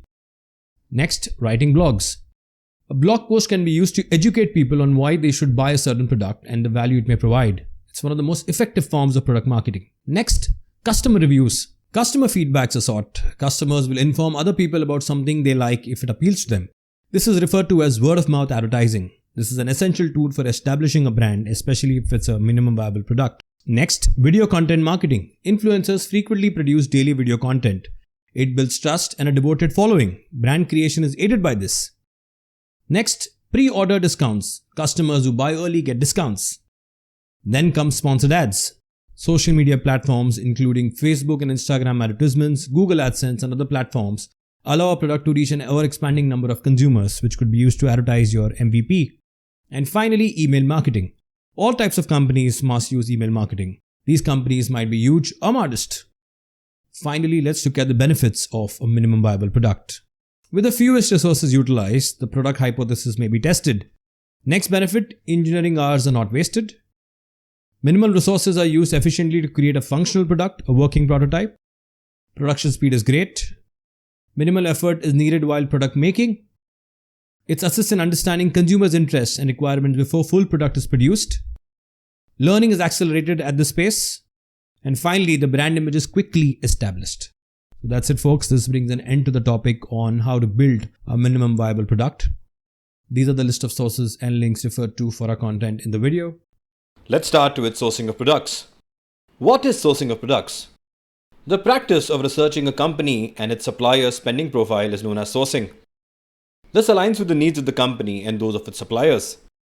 Sourcing of products is a method for evaluating and improving a company's purchasing activities on a regular basis. It is an institutional procurement procedure. Sourcing builds supply chains that are not only the lowest cost but also the lowest overall cost. Moving on to some case studies in the gamut of sourcing. Starting with the first one on IKEA, its presence in India and China as far as sourcing is concerned. For over 35 years, IKEA has employed Indian suppliers for its global operations. It works with about 60 manufacturers and 4 million people in the supply chain in India. IKEA is also involved in working with social entrepreneurs and getting close to 1,200 local artisans involved in creating one-of-a-kind collections for their worldwide stores. If you look at the sourcing in China, IKEA's supply chain in China represents 38% of its global productivity in volume. From its entry into China 30 years ago, IKEA has grown into a company with product development, production, and retail, owning 30 retail outlets and more than 400 furniture and home furnishing suppliers and service providers on the Chinese mainland, creating nearly 1 million jobs. Moving on to Nike. Nike has over 700 factories around the world from where it sources its products. Each item travels from 57 distribution centers across a network of 18,500 accounts and 140,000 retail outlets. However, Nike does not own any footwear or apparel manufacturing facility. These account for roughly 88% of its revenue. Instead, the manufacturing process is outsourced to third parties due to the benefits of doing so.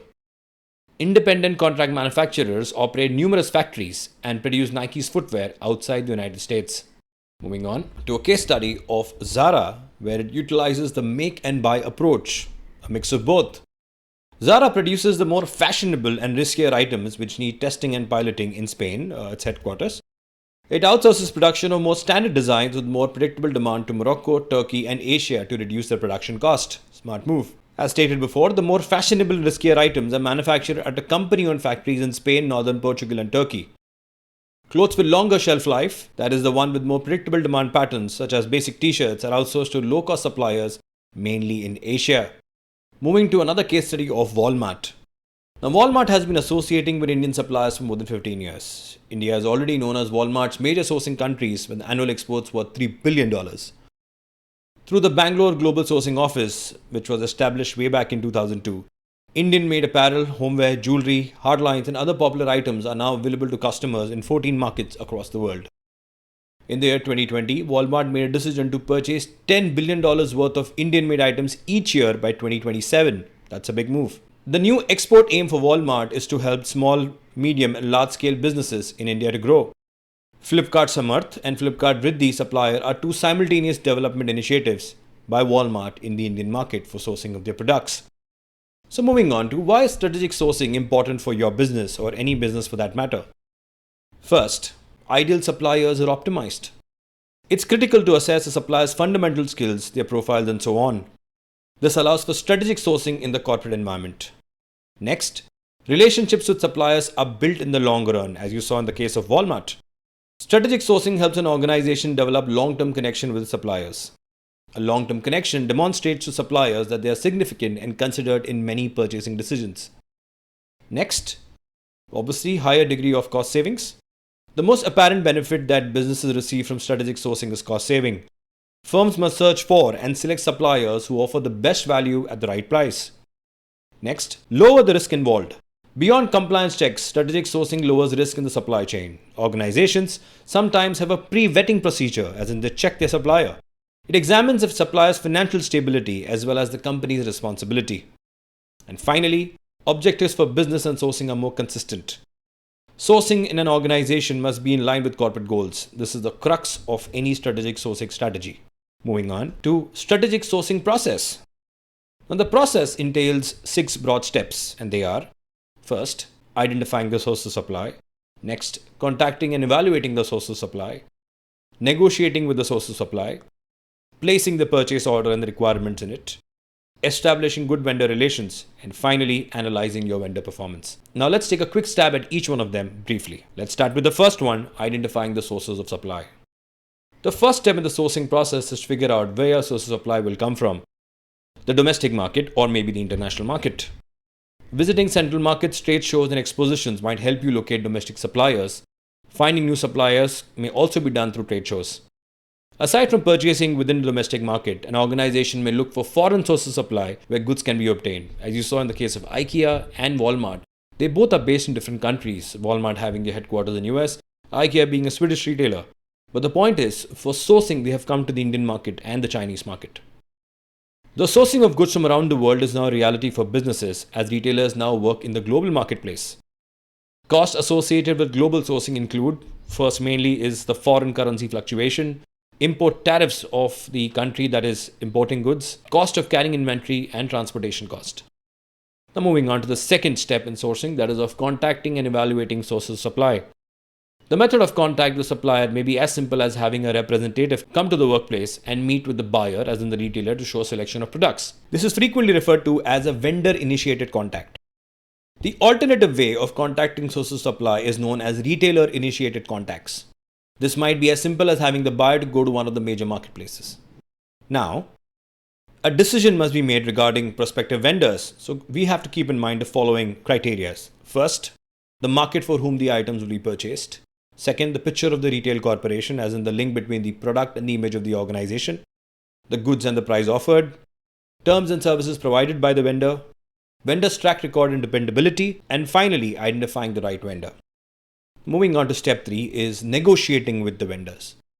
The following are the types of discounts that could be available to the buyer from the vendor depending on the kind of goods purchased and the volume purchased. That's where the negotiation kicks in. So the types of discount are, first is the trade discount. Second is the chain discount. Third is the quantity discount, which is typically offered if the buyer or the retailer purchases a large volume. Seasonal discount, depending on the season. If there's an off season, there's a major discount given. And finally is the cash discount if the payments are made in cash. Step number 4, placing the purchase order. Now, while you do that, you need to keep in mind the following. First, name of the purchaser, name of the manufacturer and the supplier, the delivery address, the invoice address, the price of the products, the quantity ordered, the delivery date, and finally terms of payment and delivery. Once this is in place, we go to step number 5, that is establishing good vendor relation. As we understood from our previous case studies in case of Nike, Walmart, or IKEA, that maintaining vendor relation works a long way. Therefore, for a long time, retailers have been hesitant to share information with their suppliers. However, nowadays, many businesses collaborate with their suppliers as a team in order to gain a competitive advantage. This may even block a competitor firm entering the market in case of access to good suppliers in a country. Shared information is critical to this new strategy only if the correct data is shared with the correct people for the right reasons. To do so, the merchant must first recognize the significance of both sides' trading connections. And finally, at number 6, analyzing your vendor performance. Now that is done based on several criteria, and that is, number 1, the yearly sum of orders made on the vendors. Next, the total amount of returns to the vendor as well as the quality of the goods. The initial markup at which a company sells a product. Markdowns. Vendor participation in different schemes and performance. Transportation costs in case borne by the retailer. Cash discounts that the vendor offers, the merchandise sales performance, and finally, consideration of both quantitative and qualitative factors during this evaluation. So that's it, folks. This brings an end to the topic on sourcing of products. These are the list of sources and links referred to for our content in the video. Let's start with the topic of enlarging your product portfolio. Let's start with the concept of product mix first.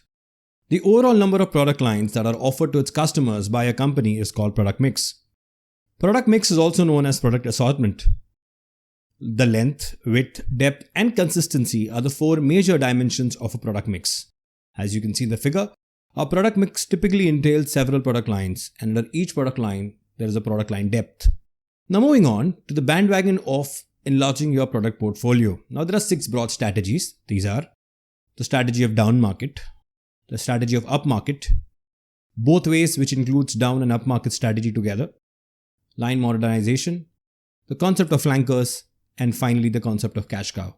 Let's look at each one of them briefly with suitable case studies and examples, starting with the first one, down market. In this case, the firm might want to compete with low-end rivals who are attempting to move up market. It may also happen that they may discover significant growth potential by selling more cost-effective products. Or the firm might retaliate by entering the low end of the market if a low-cost competitor attacks it. The firm will also see a decline in the middle market or a lack of growth in the middle market. Now, these could be the reasons why a firm would go down market. For instance, the Audi A1 was launched to bring new customers into the brand franchise of Audi. Moving further, the objective could also be of low-cost brands in the company portfolio to attract consumer into their franchises. Or to trade up consumers from a low-cost brand to a higher-cost one, companies include traffic generators, such as the iPhone SE. The whole idea behind iPhone SE to ensure that consumers buy Apple at cheaper rates and finally trade up to better models such as the iPhone 13 Pro or the upcoming models of iPhone 14. Moving on to the second strategy of upmarket. Middle market firms find growth chances by moving into high end of the market, earning more money from it, or simply want to establish themselves as full-line manufacturers. High-end prestige brand products are those that provide a sense of prestige to consumers. These items are more expensive. Other brands in the portfolio benefit as a result of the high-end prestige brands. Each product has a halo effect as a result of the high quality. For instance, the Audi 8 having an impact on the whole Audi lineup, or the iPhone 13 Pro having the impact on other iPhones. Moving on to another example in the upmarket strategy is of Adidas Original. Adidas has a sub-brand known as Adidas Originals, themed on a heritage line of collection. It consists of a line of casual and sportswear that was founded by the German multinational corporation Adidas. A collection of athletic shoes, t-shirts, jackets, bags, sunglasses, and other accessories are a part of it. The company frequently works with fashion designers as well as celebrities and cultural figures to introduce their lines. Moving on to a third strategy that goes both ways, that is a two-way stretch. Companies might expand both in down market and up market areas. This occurs when a firm wants to serve the entire market and decides to establish its brand in both the premium and the commercial segments of the market. If a business believes it must offer both premium and low-cost goods to various customers, it is free to do so. It is not unusual for big companies to use segmentation to build a brand architecture which allows them to gain more income and sales. For instance, the brand Armani. In the high-end segment, they have Giorgio Armani. In the mid-range segment, they have Emporio Armani. And in the affordable range, they have Armani Exchange. Moving on to the fourth strategy of line modernization. The method for relaunching existing items in a product line after adapting and changing them to match current demands and style is known as product line modernization. In an ever-changing product market, modernization is constant. Companies use improvements to existing goods to persuade consumers to move ahead and purchase higher-priced goods. The difficulty of balancing the improvement of a product's timeliness is a major issue. Any delay in implementing a new technology should be avoided at all costs, as it may jeopardize sales and give the competition an early advantage in launching their goods and establishing reputation, as done by the Apple Watch series. Another strategy that you could use is of flankers. Sometimes a number of brands or product lines of a particular firm function under one umbrella. Out of these few brands, some behave like fighter brands or protective flankers. These companies' goals are to fight the competition's brands. This is done to keep the more significant and lucrative flagship brands in their intended positions. Discount brands are used by many businesses as flankers in order to compete with store brands and private labels of retailers. It also aids in the protection of their higher priced goods. Let's see a suitable case study of Gillette. Both the 3-blade razor known as Mark III and the 5-blade razor known as Gillette Fusion 5 are marketed by Gillette. Out of these, Fusion 5 is the top of the line product that is most sophisticated and costly. Mark III, on the other hand, offers value for money and does its job perfectly. In this example, the flanker is Mark III. The rationale is simple. Mark III ensures that customers who cannot afford to buy a Fusion 5 razor at least stick to Gillette by purchasing a more affordable Mark III blade. And the final strategy of cash cows to enlarge your product portfolio. Few brands continue to hold on to an adequate number of customers but with a slow growth rate. They achieve a profit with barely any marketing support. Marketeers capitalize on their existing brands' equity by successfully milking these cash cows. The best example in this case is of the Nike's footwear segment, which, as you can see, accounts to more than 75% of the revenue for Nike. In 2021, revenue from Nike footwear stood at a whopping $28 billion. So for Nike, its footwear segment is the cash cow segment, which ultimately earns the money that can be pumped into other apparels of the company. So that's it, folks. This brings an end to the topic on enlarging your product portfolio. These are the list of sources and links referred to for our content in the video. Let's start with the art of packaging a product. Packaging a silent salesman. The process of designing and producing a product's wrapper or container is known as packaging. It is a procedure that results in the creation of more efficient and superior packaging. With the aid of packaging, a product becomes safer and more manageable. The first impression on a client is created by good packaging. It attracts customers and increases the likelihood that a consumer will buy the item. We will see how. Let's look at a case study here. of Nike's one-box packaging. Nike's one-box packaging reduces packaging waste by half. Nike sneakers usually arrive on customer doorsteps boxed twice, similar to the normal shoebox but packed inside a larger shipping box. The Nike packaging team, led by Rich Hastings, took advantage of the opportunity for the 2020 Space Hippie release to create the One Box, a shoebox that functions as both a mailer and minimizes waste. With the tearaway tab that opens the shoebox, the clever design eliminates tape and waste. In fact, the inside of the box has an adhesive tape, eliminating the need for any more sticky stuff in case of any returns. The One Box, unlike the Nike swoosh adorned version, has a plain appearance. By design, it doesn't use bright orange paint on the outside, which Nike swooshes all over it. According to Nike, this white ink choice also saved them money by preventing more water from being used in printing. The One Box is described as a test project by Nike in contrast to the traditional packaging. Single online purchase of any shoe inside will result in a 51% reduction in waste, according to Nike. Moving on to the advantages of packaging. First, it helps to prevent breakage, leakage, and spoilage of goods. It protects the product from light, air, and heat in order to preserve it. When transporting a product safely, it is both economically viable and safe.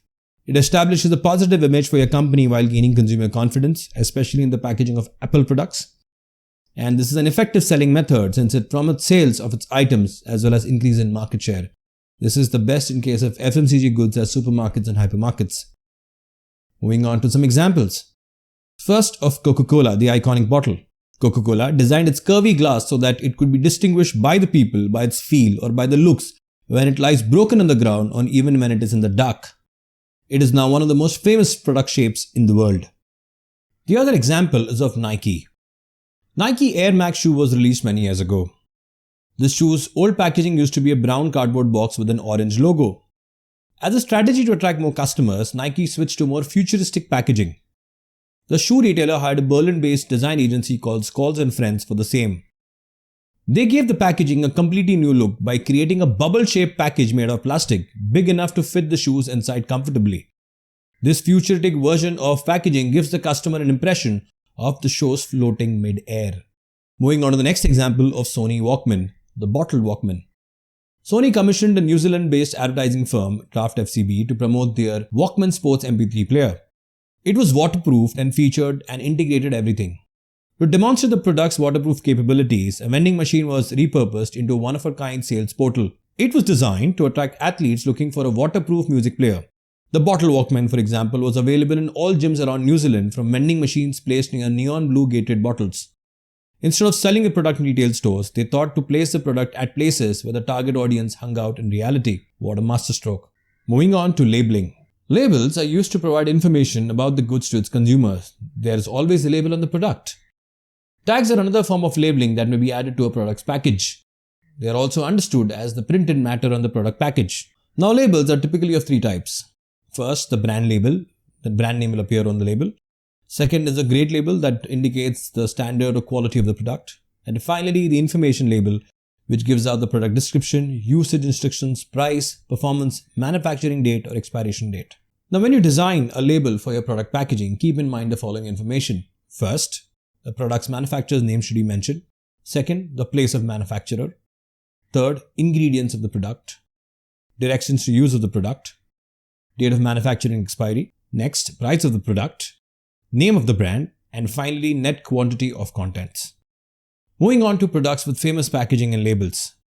And they are Red Bull for its famous can, Starbucks for their cups, which are globally recognized, Ferrero Rocher for its golden color packaging, Perrier for its green glass bottle, Kinder Joy for the egg-shaped packaging, which is a hit among kids, Kit Kat for its red packaging, easily identifiable in a supermarket, so is Dairy Milk for its purple packaging, Corona beer for its unique shaped bottle and the color of the beer, Budweiser for the label and the sticker and the design of the bottle. And finally, Marlboro cigarettes for its unique color packaging. So that's it, folks. This brings an end to the topic on the art of packaging a product. These are the list of sources and links referred to for our content in the video. Let's start with the phenomenon of unboxing your product. Unboxing is a process of removing or unloading items from their packaging, particularly complex goods. These items will be mostly described and exhibited during the process. Unboxing videos are then made and uploaded to the internet. As stated by Walter Isaacson from Apple's packaging unit, Steve Jobs and I spent a lot of time on the packaging. I love the process of unpacking something. You design a ritual of unpacking to make the product feel special. Packaging can be theatre, it can create a story. And this we have witnessed in most of the Apple products unpackaging. Moving on, iJustine is one of the famous YouTubers who specializes in unboxing Apple products. But did you know the phenomenon of unboxing can be traced back to 2006? Yahoo traced back its first unboxing video to 2006 for the Nokia E61 cell phone. By the end of 2006, searches for unboxing began to emerge, says Google Trends. Moving on to the top 15 unboxing YouTube channels, such as Ryan Toys Review, Unbox Therapy, Fun Toys Collector Disney Toys Review, Marcus Brownlee, Dope and Nope, iJustine as we just discussed, Austin Evans, Jonathan Morrison, Kids Toys, and Geeky Ranjit. Moving on to an example of kids unboxing. Since the main target of toy channels are kids, videos are shot with happy narration, quick cuts and bright colors.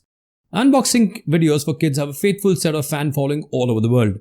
Kids hosts tend to accidentally get in the field when videos of them are uploaded by parents while unboxing their toys. And one case study is of Ryan Kaji. At the age of 8, he made around $26 million through his YouTube channel in 2019, all through unboxing products. In fact, Ryan Kaji has his own set of private label toy brands. Moving on to why should you use unboxing for marketing?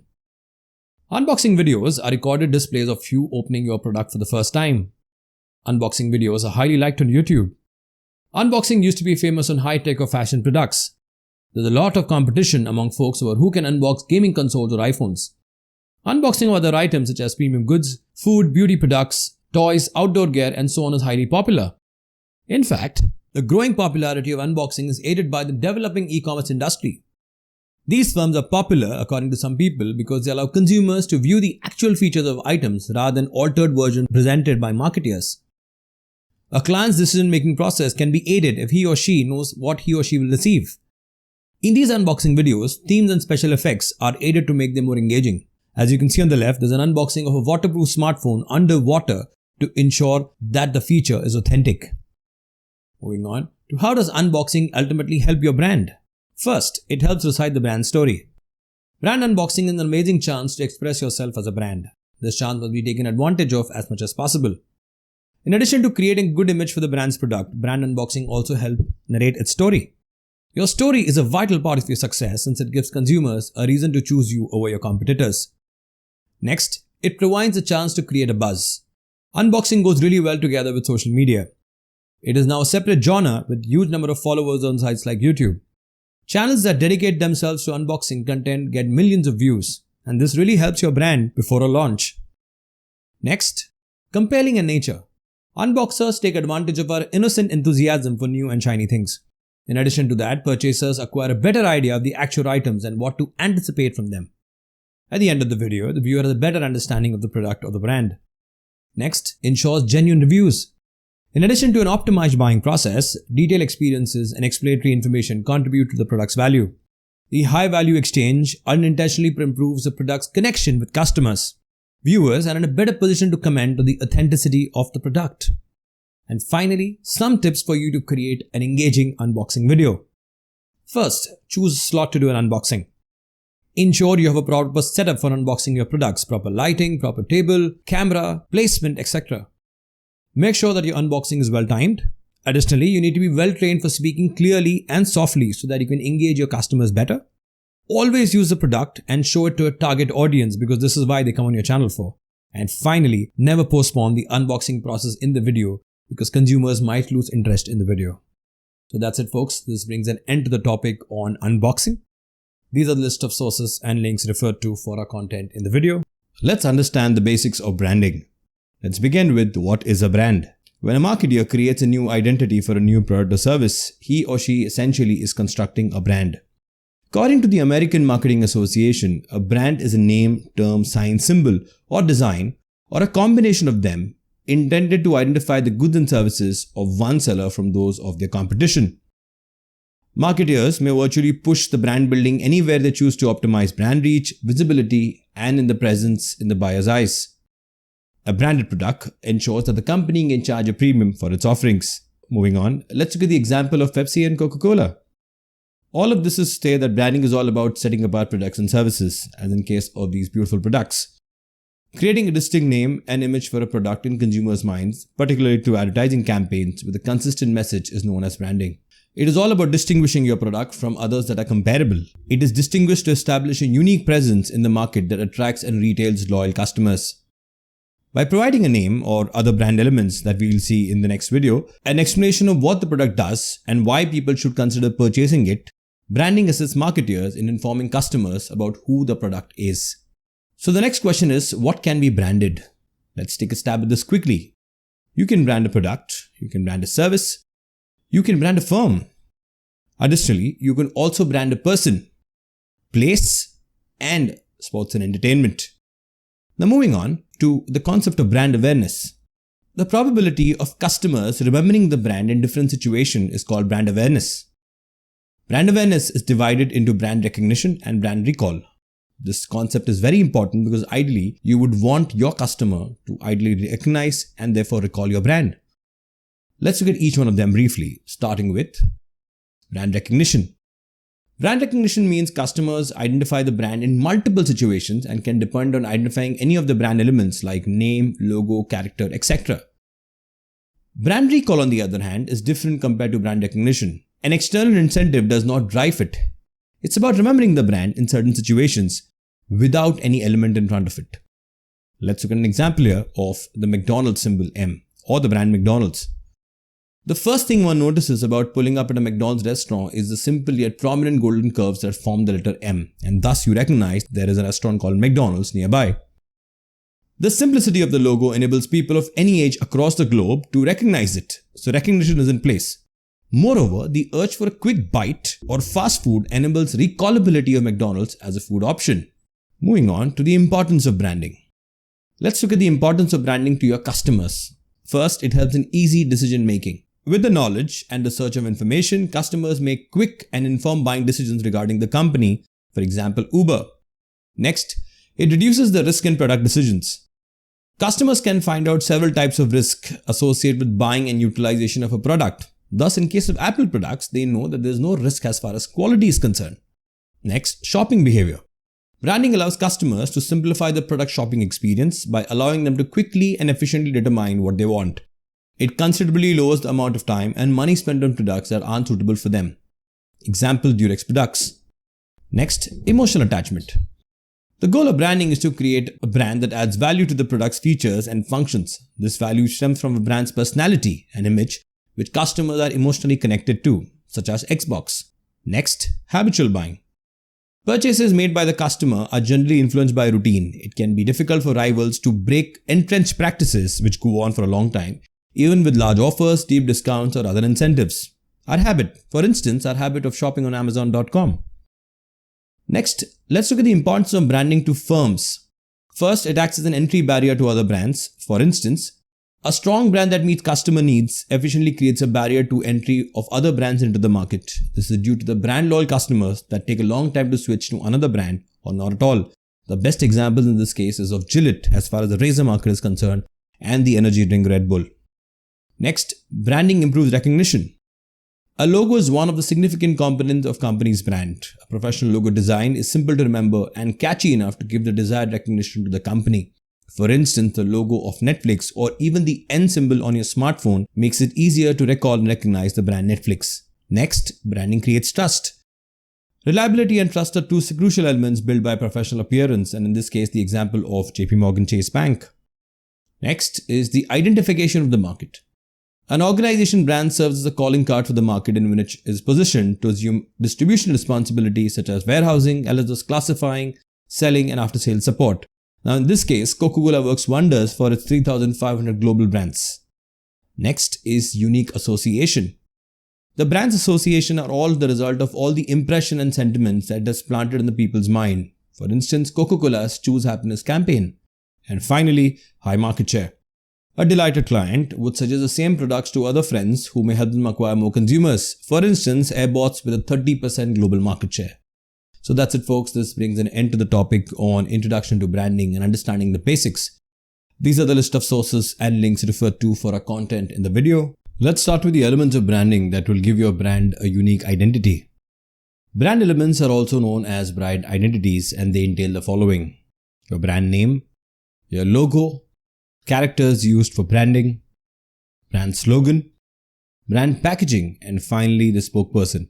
We will look at each one of them briefly, but before that, let's look at some case studies, starting with the first one of McDonald's being rebranded in Russia post the war. In this case, a new name and logo was unveiled. As it readies to reopen restaurants, the Russian fast food chain formerly known as McDonald's has revealed its new logo.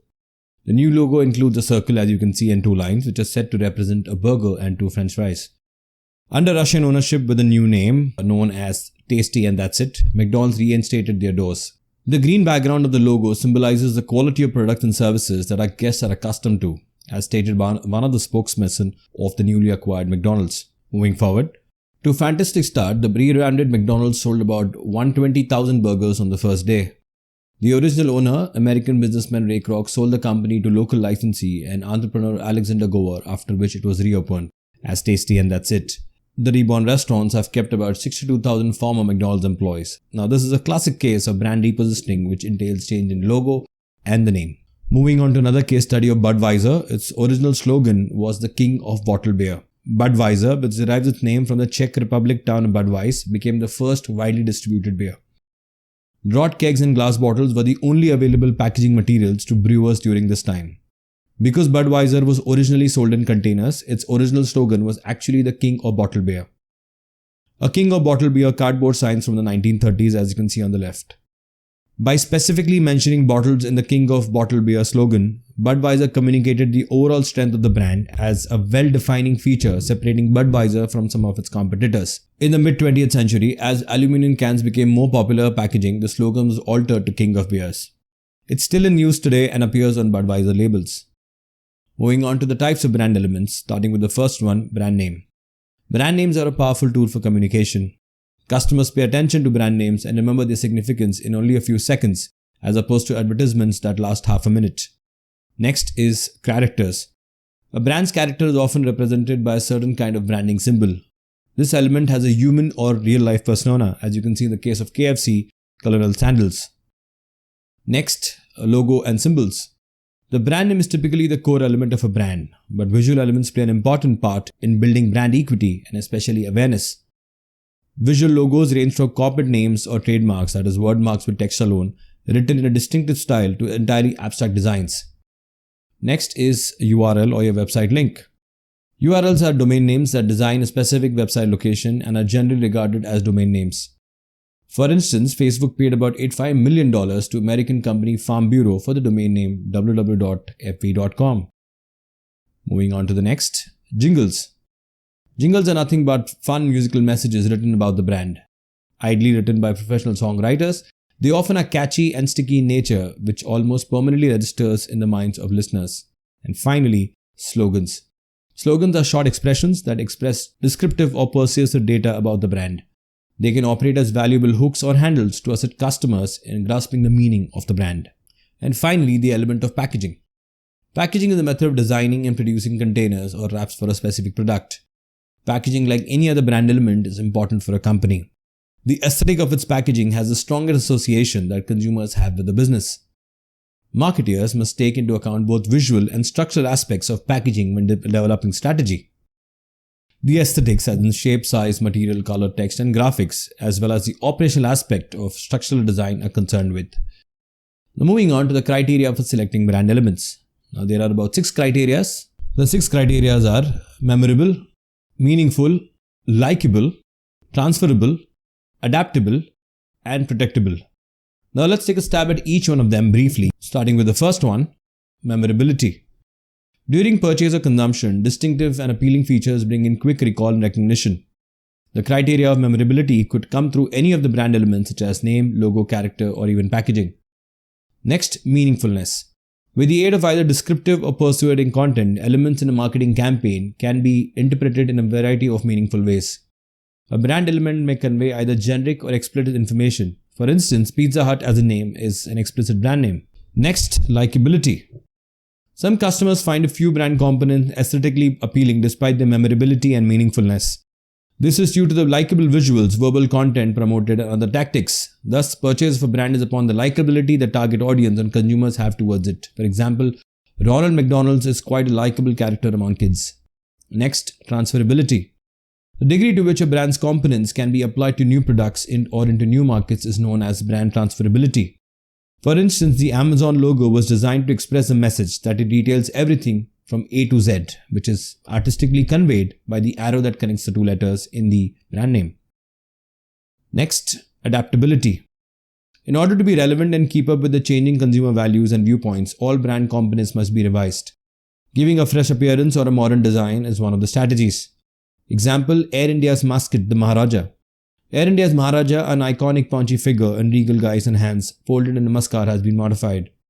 Passengers now are being welcomed by a new and younger version of the mascot without the turban, with spiky hair, wearing jeans and sneakers. The new Maharaj appearance is aligned with modern times and with the new Air India, which is also trying to be a contemporary company. And finally, the criteria of predictability. The amount to which the brand elements are predictable, both legally and competitively, is the last criteria. Marketers should select brand elements carefully, and those elements should be legally protected on an international level. For instance, in 2018, global coffee chain Starbucks sued Sardar Baksh, a Delhi-based coffee chain with 25 outlets, for using a similar sounding name and logo. It is a classic case of defending your brand against unlawful competitive encroachment with vigor. Thus, to conclude, the advertisers use the first three criteria, such as memorability, meaningfulness, and likability, to create brand equity, and the last three, that is transferability, adaptable, and predictable, to play a defensive function in terms of leveraging and managing brand equity in the face of change. Thus, brand elements help to raise brand awareness. They assist in the formation of solid, favorable, and unique brand connections. They optimize customers' positive brand experiences and sentiments, and ultimately they also contribute to a company's overall value by adding associations or feelings that are both good and valued. So that's it, folks. This brings an end to the topic on brand elements. These are the list of sources and links referred to for our content in the video. Now let's start with the 4 pillars of branding that will ensure that your brand is timeless. The 4-pillar of branding model, also known as the brand asset valuator model, was originally developed by Young and Rubicon. Now it is currently supervised and expanded by BAV Consulting. The BAV model illustrates how brands evolve over time, how they could land in trouble, and how they can recover from the damage.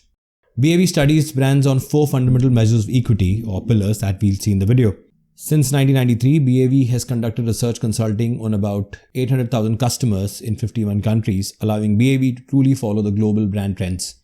Now let's look at the 4 pillars of branding. These are 4 main pillars of brand health in the BAV model. Each pillar, as you can see, is acquired from various measures that link different aspects of customers' brand perceptions. The 4-pillar track down the progression of a brand's development. And the 4 pillars are energize differentiation, relevance, esteem, and knowledge. Let's understand the meaning of these briefly. Starting with the first one, energize differentiation. It measures the extent to which a brand creates differentiation from the rest. It is an important condition to ensure a profitable brand building. Next is how relevant is a brand. It measures the relevance of a brand with regards to consumers and the overall scope of the brand's potential franchise or penetration. Next, esteem. It measures how much a brand is appreciated and respected. A good brand esteem results to increase customer loyalty. And finally comes the pillar of knowledge. It measures to what degree the consumers are familiar with the brand. It is basically related to how noticeable a brand is. So today, if brands are performing well in the market, they are known all across the world, and the company is profitable, that means that particular brand is high on all those 4 pillars. Now, if there is some change in terms of the length of the pillar, then the brand is suffering in the market. Moving on to the power grid model. Now, the 4 pillars of branding will be plotted on a power grid in order to understand whether the brands are growing, declining, or they're being phased out. And that will happen on the 4 pillars. The BAV model integrates 2 macro dimensions into a visual representation known as a power grid. The 2 dimensions are, first, that is brand strength, which is on the y-axis, which includes the 2 pillars of differentiation and relevance. So the higher they go on this axis, that means differentiation and relevance of the brand is increasing. Same way, on the x-axis, you have the brand stature, which includes the esteem, that is the respect commanded by the brand, and the knowledge people have about the brand, which is on the x-axis. Depending on where the brand is placed on this particular axis, the esteem and knowledge of the brand will increase. Now, the final structure looks like this. If you see, there are 4 pillars in every quadrant, but the size of the pillar differs in every quadrant. Why and how is what we're going to see in the video now going forward. So let's start plotting these pillars on this particular quadrant. Starting with the first one, that is the bottom left quadrant. Now, if you look at the size of the pillars, they change going in every quadrant. But in this quadrant, that is the bottom left quadrant that we can see on the screen, the differentiation pillar is higher, followed by the others. The rationale is pretty simple. Let's see how. Brands that come to life, or the ones that are launched, start with the lower left quadrant, where they first fight to develop uniqueness and serve a purpose of need. That is, they first need to be different and relevant and establish the reason for being. So whenever a brand comes into the market, the first thing customers ask is how different is the brand? That's the reason the first thing the brand needs to do is be different. Then comes the relevance, then people start respecting the brand, and then comes the knowledge. A brand needs to show its differentiation in comparison from other brands. Once the brand gains some kind of differentiation, it moves to the top left quadrant, and as you can see, the differentiation pillar reaches the maximum level, and there is quite amount of growth, relevance pillar along with esteem and knowledge. The rationale is simple. In this quadrant, brands have significant differentiation and started to gain relevance. According to the leading brands that are in the next upper right quadrant, new potential competitors could possibly emerge from here.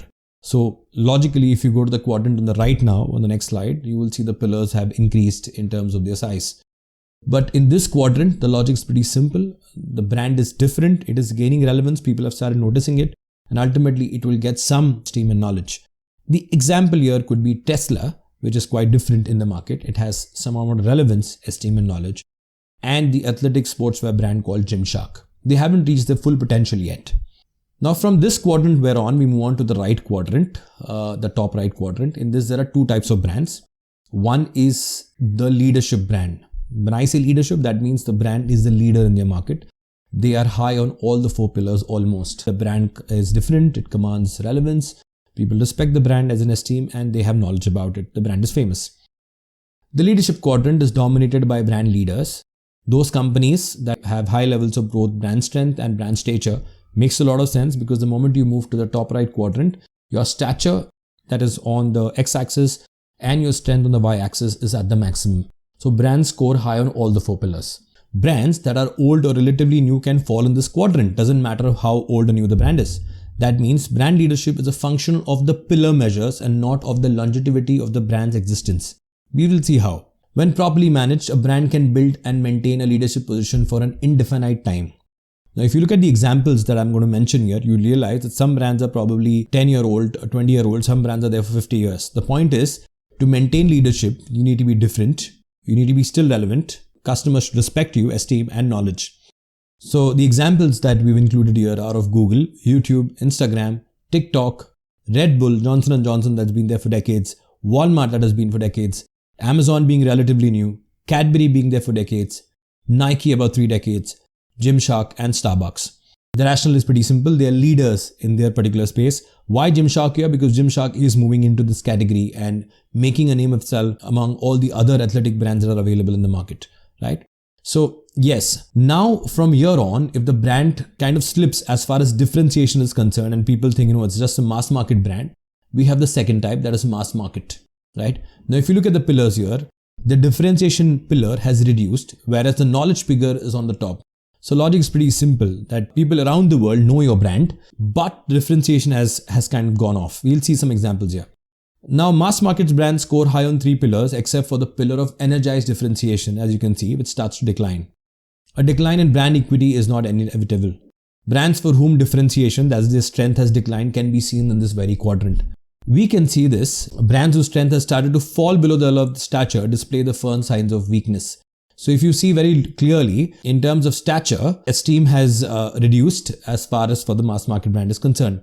The examples of brands are Snapchat, Facebook, Netflix, Pepsi, Coca-Cola and McDonald's. All mass market brands, they don't have much of differentiation because there is competitor breathing down their neck. Why I have mentioned Netflix? Netflix initially was a company that made all the difference by getting all the streaming services up and running. But then you have Amazon Prime, you have Disney Hotstar, you have Apple TV Plus, you have Hulu bleeding down its neck. So the differentiation wears off. Now from here on is the last quadrant. And logically, as you can see, there'll be more decrease in differentiation. There'll be decrease in relevance and esteem because That's how the life of a brand moves on. So if you look at the pillars now, people around the world will have knowledge about your brand. But esteem and respect will be less compared to earlier quadrants. Relevance will decrease and people won't find any differentiation on your products. That means your product will eventually phase out or not make good money. In this quadrant, brands fail to maintain their brand strength, that is relevance and differentiation, begins to fade out and move down into the bottom right quadrant. These brands become inadequate, not in front of the existing competitors, but also to the negative effects of discount price brands, smaller brands, especially private labels. They're eventually phased out or just survive in the market, burning more cash for the company.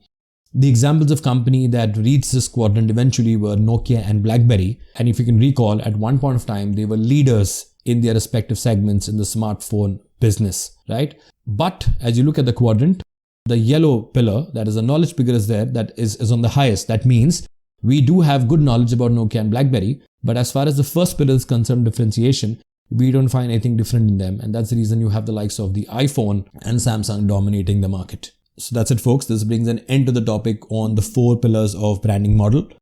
These are the list of sources and links referred to for our content in the video. Let's start with what is co-branding and how does it help your brand.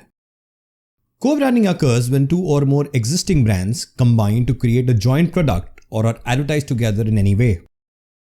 Co-branding is based on the exploitation of brand associations that are already established in the customer's minds. As per customer's point of view, co-branding refers to getting the benefits of 2 or more than 2 brands at one's price. It may also be referred to as brand building, dual branding, brand alliances, or brand partnership. The best example in this case is of Nike and Apple. Nike is strongly associated with athletics and Apple has outstanding credibility in making high-quality electronics. Thus, the co-branding partnership between Apple and Nike entails the Apple Watch Nike Plus agreement. Moving on to a case study of co-branding wherein we have the brands Adidas and Gucci. Adidas and Gucci collection designed by creative director Alessandro Michel and integrates the house's symbols with those of the renowned sportswear label. Ranveer Singh, India's own Gucci boy and Adidas original brand ambassador, officially kicks off the Adidas into Gucci line. The collection is available in a variety of materials including polyester, cotton and viscose. The red and green web of Gucci is on the other leg, while the white 3 stripes of Adidas are on one. Energetic patterns illustrate how motifs like the Adidas trefoil and the Gucci monogram work together to amplify 2 legacies. Next, Samsung and Starbucks Korea. Starbucks Korea plans to release limited edition packaging for the Galaxy S22 series and Galaxy Buds 2. Samsung has teamed up with Starbucks in South Korea to do so. The Galaxy S22's Ultra cases are built around the silicone cover with strap design. The strap has been converted into a Starbucks receipt. The Galaxy S22 case replaces the strap with the large logo, while the Galaxy S22 Plus case sports a tagline encouraging you to count the stars in your Galaxy. When it comes to headset cases, it is quite a basic protective case expecting the Starbucks green color and logo. All of the cases that have been designed are to be ecologically beneficial. Pay heed that these items are only available in limited quantities. Moving on to a next case study between GoPro and Red Bull. GoPro and Red Bull have successfully established themselves as lifestyle brands, a lifestyle that's action-packed, adventurous, fearless, and usually surrounding action sports. So how does their partnership work? GoPro provides sports people and adventurers from across the globe with devices and funding to capture events such as races, stunts, and action sports events on camera. Concurrently, Red Bull uses its knowledge and reputation to provide sponsorship to these events. As stated by Sean Eggert, Red Bull's Director of Sports Marketing, GoPro technology allows us to complement the programming by delivering new athlete perspectives that have never been seen before. One of the events, called Stratos, has been a significant collaboration between them where Felix Baumgartner jumped from a space pod more than 25 miles above Earth's surface with a GoPro strapped to this person, and Red Bull sponsored the entire event. Moving on to how does co-branding help your brand? 2 or more brands must have a high level of brand awareness and a positive reputation. Also, to provide uniqueness and maximize the overall benefits while reducing the drawbacks, make sure the 2 involved brands are a good match and complement one another. The best example in this case is of popular music streaming app Spotify matching up with ride-hailing app Uber to create a soundtrack for your ride. During the wait for their Uber ride, passengers are prompted to use Spotify and get to be in a charge of playlists connected to the vehicle that is about to arrive. Thus, passengers are encouraged to pick Uber and Spotify over their competitors knowing that they can enjoy their next ride listening to their favorite tunes. Thus, take advantage of numerous pre-existing brands to develop a strong brand partnership. Co-branding may help existing customers to get more from the market and provide new consumers and channels. It establishes a positive climate in which each firm benefits from the other brand's reputation, image, and customer base. It provides a useful tool for learning about customers and how other firms interact with them. And there will be no immediate need to make large investments in resources or marketing efforts because there are two brands coming together. Finally, let's look at the types of co-branding. There are two of them, the first one being ingredient branding. The brand, as in the raw material or a part, is used in the production of another well-known brand, typically the finished product, is an example of ingredient branding. This covers generating value for materials and components that will be incorporated to another item's manufacturing process. One of the legendary examples is of Intel, which is used in computer brands across the world. Another example is of automobiles and renowned speaker brands, in this case BMW and Harman Kardon. BMW has partnered with premium stereo brand Harman Kardon. BMW automobiles are typically outfitted with the state-of-the-art Harman Kardon system. The next type of co-branding is composite branding. It pertains to the use of two distinct brand names to market a third item or service that could not be provided individually. This move requires firm commitment from both the brands involved. The best example in this case is of Taco Bell partnering with Doritos to create Doritos Locos Tacos. Taco Bell sold more than 1 billion units of its product in the first year in 2012. They needed to employ about 15,000 workers in its stores to keep up with the increased traffic and high demand. So that's it, folks. This brings an end to the topic on co-branding. These are the list of sources and links referred to for our content in the video. Let's start with the timeless essence of celebrity branding. Celebrity branding is a specific format advertising moment or marketing strategy. In celebrity branding, the renown or social standing of a celebrity is utilized to sell goods, companies, or services. It may also be used to raise public awareness about an issue. Promoting products via well-known and revered celebrities is a popular approach. This kind of endorsement has been used for quite some time in the marketing campaigns spanning more than 5 decades. Moving on, the goal of these techniques is pretty straightforward. The famous personality can draw attention to the brand based on the knowledge the firm has about them.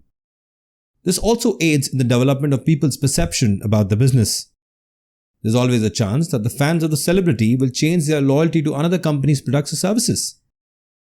Moving on to the prerequisites before selecting a celebrity. These entail the following. First, to increase awareness, image, and reaction to the brand, the celebrity must be well known. Then, it is critical that the selected celebrity endorser is well known in the public. They should also have a strong set of potential useful associations, sentiments, and emotions. In terms of expertise, trustworthiness, and likability, the celebrity must be credible. And finally, they should also have a distinct association that incorporate probable product relevance. Moving on to famous celebrity brand ambassadors. The first one being Cristiano Ronaldo and his deal with Nike. Ronaldo is typically deemed to be the highest paid athlete in the world. In 2003, he signed Nike for the first time, and he also signed a lifetime deal with Nike in 2016, which was valued at about $1 billion. Next is Sofia Vergara, and about many companies, a total deal of about $94.5 million. In 2017, Forbes, not for the first time, named Modern Family star Sofia Vergara as the highest paid actress in television. This is because she has a wide range of profitable endorsement deals. Since 2011, Sofia Vergara has earned about $157.5 million. Out of these, about 60% of the deal was earned from pitch deals with brands like Quaker Oats, CoverGirl, Head & Shoulders, and Pepsi. Now moving on to advantages of a celebrity brand ambassador. First, awareness of the brand improves. The celebrity aids in brand awareness, attractiveness, and reactions. It establishes credibility. People are linked to their favorite celebrities. Faith is placed in the hands of the celebrity by his or her fans. It gives people the feeling that if a product is good enough for a celebrity, it is good enough for them. Next, sets the brand apart. The ad distinguishes the brand from its competitors. Customers are reminded of the commercial, which leads to an increase in ad recall. Next, new users are attracted. Celebrities appeal to target audiences who have never attempted to buy the brand themselves before. This may persuade current users of rival brands to become die-hard long-term customers. And finally, brand positioning. A firm can utilize celebrity personalities to establish the brand. Product positioning is a process of putting a product in the thoughts of a target audience. Now look at the potential downfalls of a celebrity brand ambassadors. There are broadly 5 of them, and they are endorsements of many products at a time, Celebrities can lose popularity. Monetary motivation is the only deal here. Product and celebrity mismatch. And finally, bad behavior resulting in tarnished brand image. Let's look at each one of them briefly, starting with celebrities can lose popularity. When a celebrity's popularity or legal issues decrease the brand's value, it can happen. It may also put strain on your consumer base if you don't live up to expectations. Next, monetary motivation. Consumers will believe that the celebrity personalities do not respect or use the brand. They could feel that the endorsement is only for the financial gain. Next, endorsements of many products at a time. Celebrities that endorse numerous items may appear unauthentic and profit-oriented. Moving on to the issue of a product and celebrity mismatch. It is critical that the product and celebrity be a perfect fit. Many endorsements fall short of this standard. For instance, Brad Pitt and the perfume brand Chanel. In 2012, Brad Pitt became the first male celebrity to endorse a women's fragrance, Chanel No. 5. According to Women's Wear Daily, Brad Pitt was paid roughly $7 million for the campaign. The commercial didn't connect with the viewers and became the center of many jokes among late-night hosts. The commercial has been dubbed the worst fragrance commercial ever. And finally, the issue of bad behavior resulting in tarnished brand image.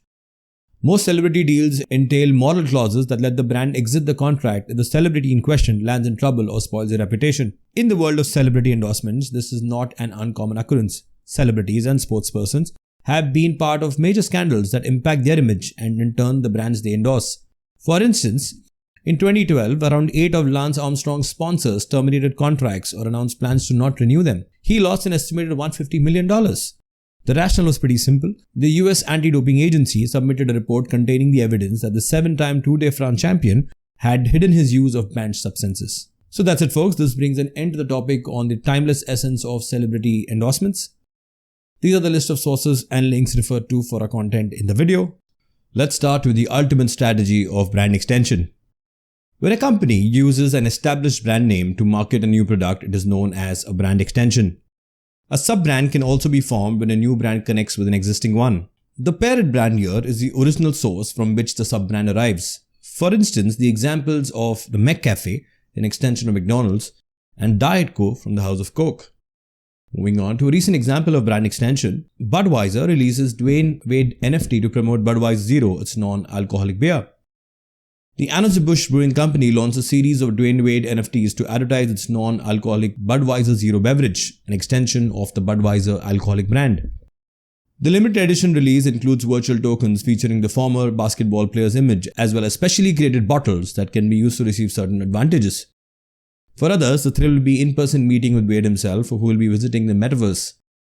The beer giant has also been ahead of the curve when it comes to using NFTs for marketing purposes, even filing for a trademark on the term Budverse. This was the company's first branded NFT attempt with the Dwayne Wade release. Moving on to the types of brand extension. It falls majorly into two categories. First is known as the line extension.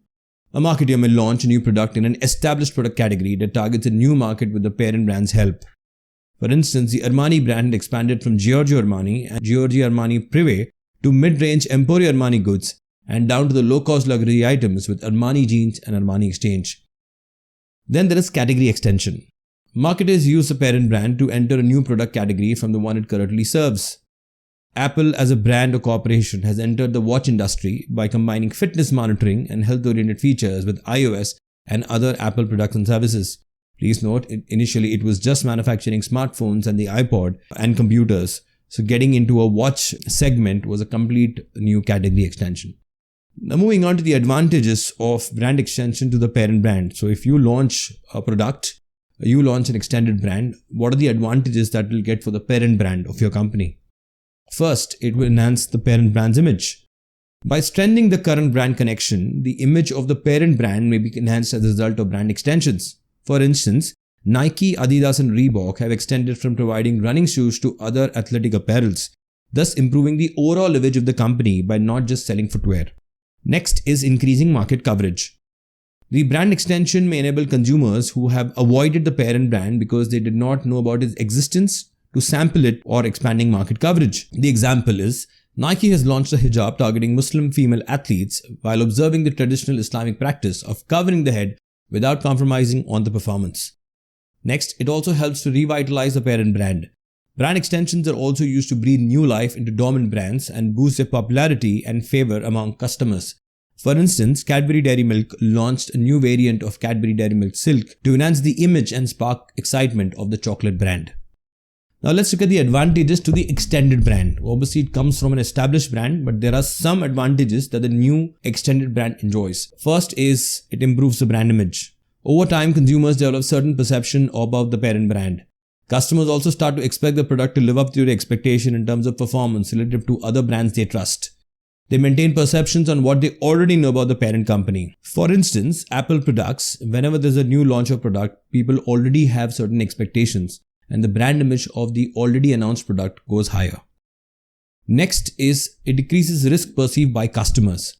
The importance of the first style of any product is how well it is connected and relevant to the parent brand. For example, customers will try any brand extension from firms like Mondelez, Google, Apple and Samsung. And finally, the success of the product lies on its features and whether it adequately fills customers' demand. Next, it also increases the possibility of expanding distribution. When new goods are introduced as an expansion to a certain brand, consumer demand for the same tends to rise. For instance, retailers are easily persuaded to stock products from moving companies like Coca-Cola, Pepsi, Mondelez International, etc. Next, increases efficiency of promotional investments. When a new product is launched as an extension to a certain brand, the process of generating awareness for the brand is totally eliminated. For instance, consumers will readily try out a Cadbury chocolate based on the ad that they see. And finally, packaging or labeling advantages. Brand extensions may be packaged and labeled in a similar way to minimize production cost, which can be utilized as a promotional tool. So any new Cadbury chocolate launched in the market is typically in the same purple wrapper, thus making it easier on the packaging cost aspect and the recognition and recallability aspect for the customer. Next, moving on to the disadvantages of brand extension. First, can confuse or discourage consumers. A different variation of line extension may confuse the consumers about which version of the product is the right fit for them. Example, uncertainty about the difference between Diet Coke and Coke Zero. Next disadvantages is it can face retailer resistance. It becomes improbable for a supermarket to provide all the different variants of products available across various brands in one product category. Furthermore, retailers frequently feel that various products are just a reflection of pre-existing brands and don't feel the need to be stocked. Example, Head & Shoulder shampoo has more than 30 varieties. Next, possibility of failing and hurting the parent brand image. A bad product extension is not only likely to fail but also harm the image of the parent brand in the process. Example, Pond's was highlighted as a women's beauty care product. When they launched their brand extension Pond's toothpaste, it not only failed but had a significant negative impact on the image of Pond's. And finally, brand extensions could succeed but kill the sales of the parent brand or reduce the sales of parent brand. For instance, seldom the sales of brand extension could prove to be higher than the parent brand. This hike in business may be the result of consumers shifting from buying the extension other than the existing brand. For instance, with the introduction of Diet Coke having the advantage of good taste and low calories, it impacted the sales of the regular Coke. So that's it folks, this brings an end to the topic on the ultimate strategy or brand extension. These are the list of sources and links referred to for our content in the video. Let's start with the challenges faced in branding a product. Branding is not easy. It is not just about giving a name or attractive logo or a slogan. It is one of the most challenging tasks a brand manager would face. Broadly, the challenges are: first, smart customers, the issue of brand explosion, change in media channels, decreasing brand loyalty among consumers, increased competition from several brands, increasing advertising cost, and the issue of greater responsibility and accountability. Let's look at each one of them briefly with suitable case studies and examples, starting with the first one of smart customers. In this age, customers have a plethora of options for obtaining information, for instance through Google. This has become one of the most pressing problems in marketing. It is widely considered that traditional communication such as print advertisements, outdoor and TV commercials are harder to persuade people these days. Consumers have become more demanding as a result of having greater understanding and experience in marketing and exposure.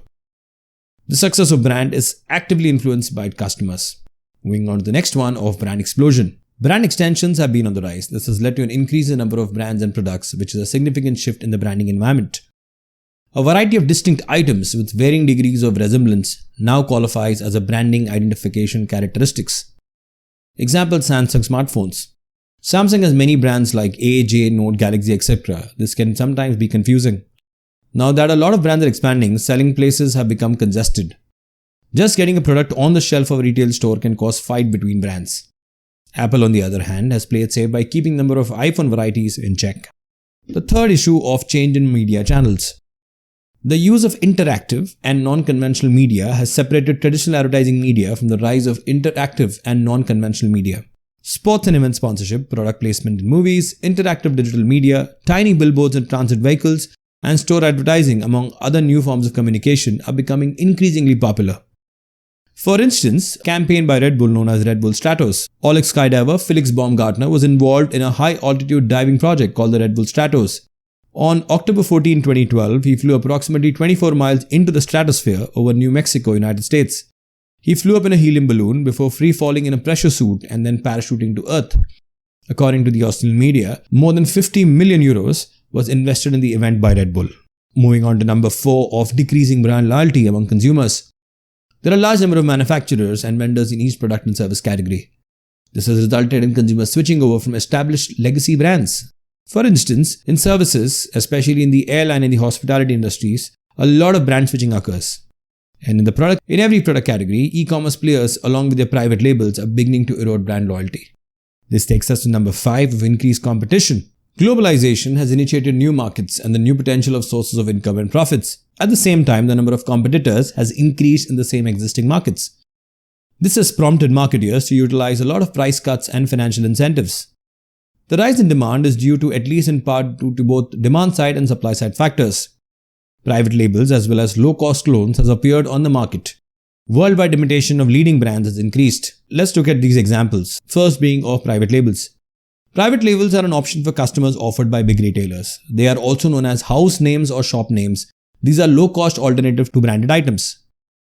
Did you know almost 84% of Walmart consumers buy private label goods? Walmart's Great Value private label brand pulls in more than $27 billion annually in revenue for Walmart. Next, the issue of low-price clones.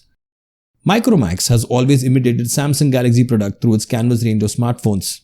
Whereas on the other hand, Xiaomi has also made clones of Apple products and gave the company some competition for a brief period. Moving on to number 6, increasing advertising cost. With greater competition, the cost of introducing a new product or maintaining an old one has risen dramatically. This has made it more difficult for companies to keep up with their investment and support levels from previous years. Let's get a case study of increasing cost, especially the advertising cost. In this case, the Super Bowl ad rates. They have increased tremendously over the years.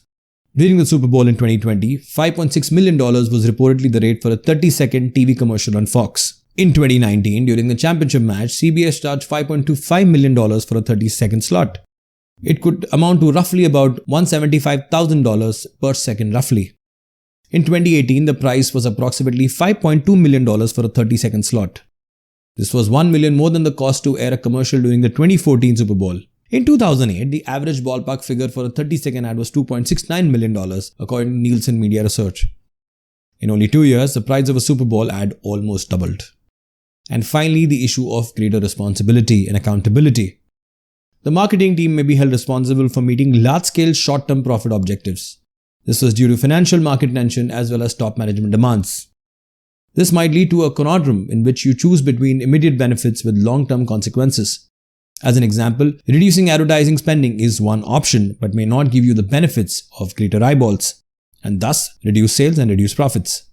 So that's it, folks. This brings an end to the topic on several challenges that you may face as a brand manager. These are the list of sources and links referred to for our content in the video. Let's understand the basics of pricing and its objectives. The marketing mix most malleable component is price, which can be changed significantly more quickly than other components such as product, advertising campaigns, or the channel. Pricing is the only element that brings in revenue for your company. Pricing is one of the first things buyers consider, as well as the profit margins on items. The price of a product determines its acceptance by consumers and also influences profitability. Moving on to an example of Nike. Nike sold an NFT sneaker for about $134,000. The market for collectible sneakers has skyrocketed in recent years, and until recently, so had the market for NFTs or non-fungible tokens, which function as digital certificates of ownership for the work of arts and other items. In April 22, Nike debuted its first line of virtual sneakers called CryptoKicks, which included 20,000 NFTs. One of them was designed by Takashi Murakami and purchased by Ali Sidwani for about $134,000. This is Nike's first attempt at entering the field, and it is also the first pronounced artifact collaboration. Last December, the company bought the artifact, which was previously known as Oka One, Alisa Vani.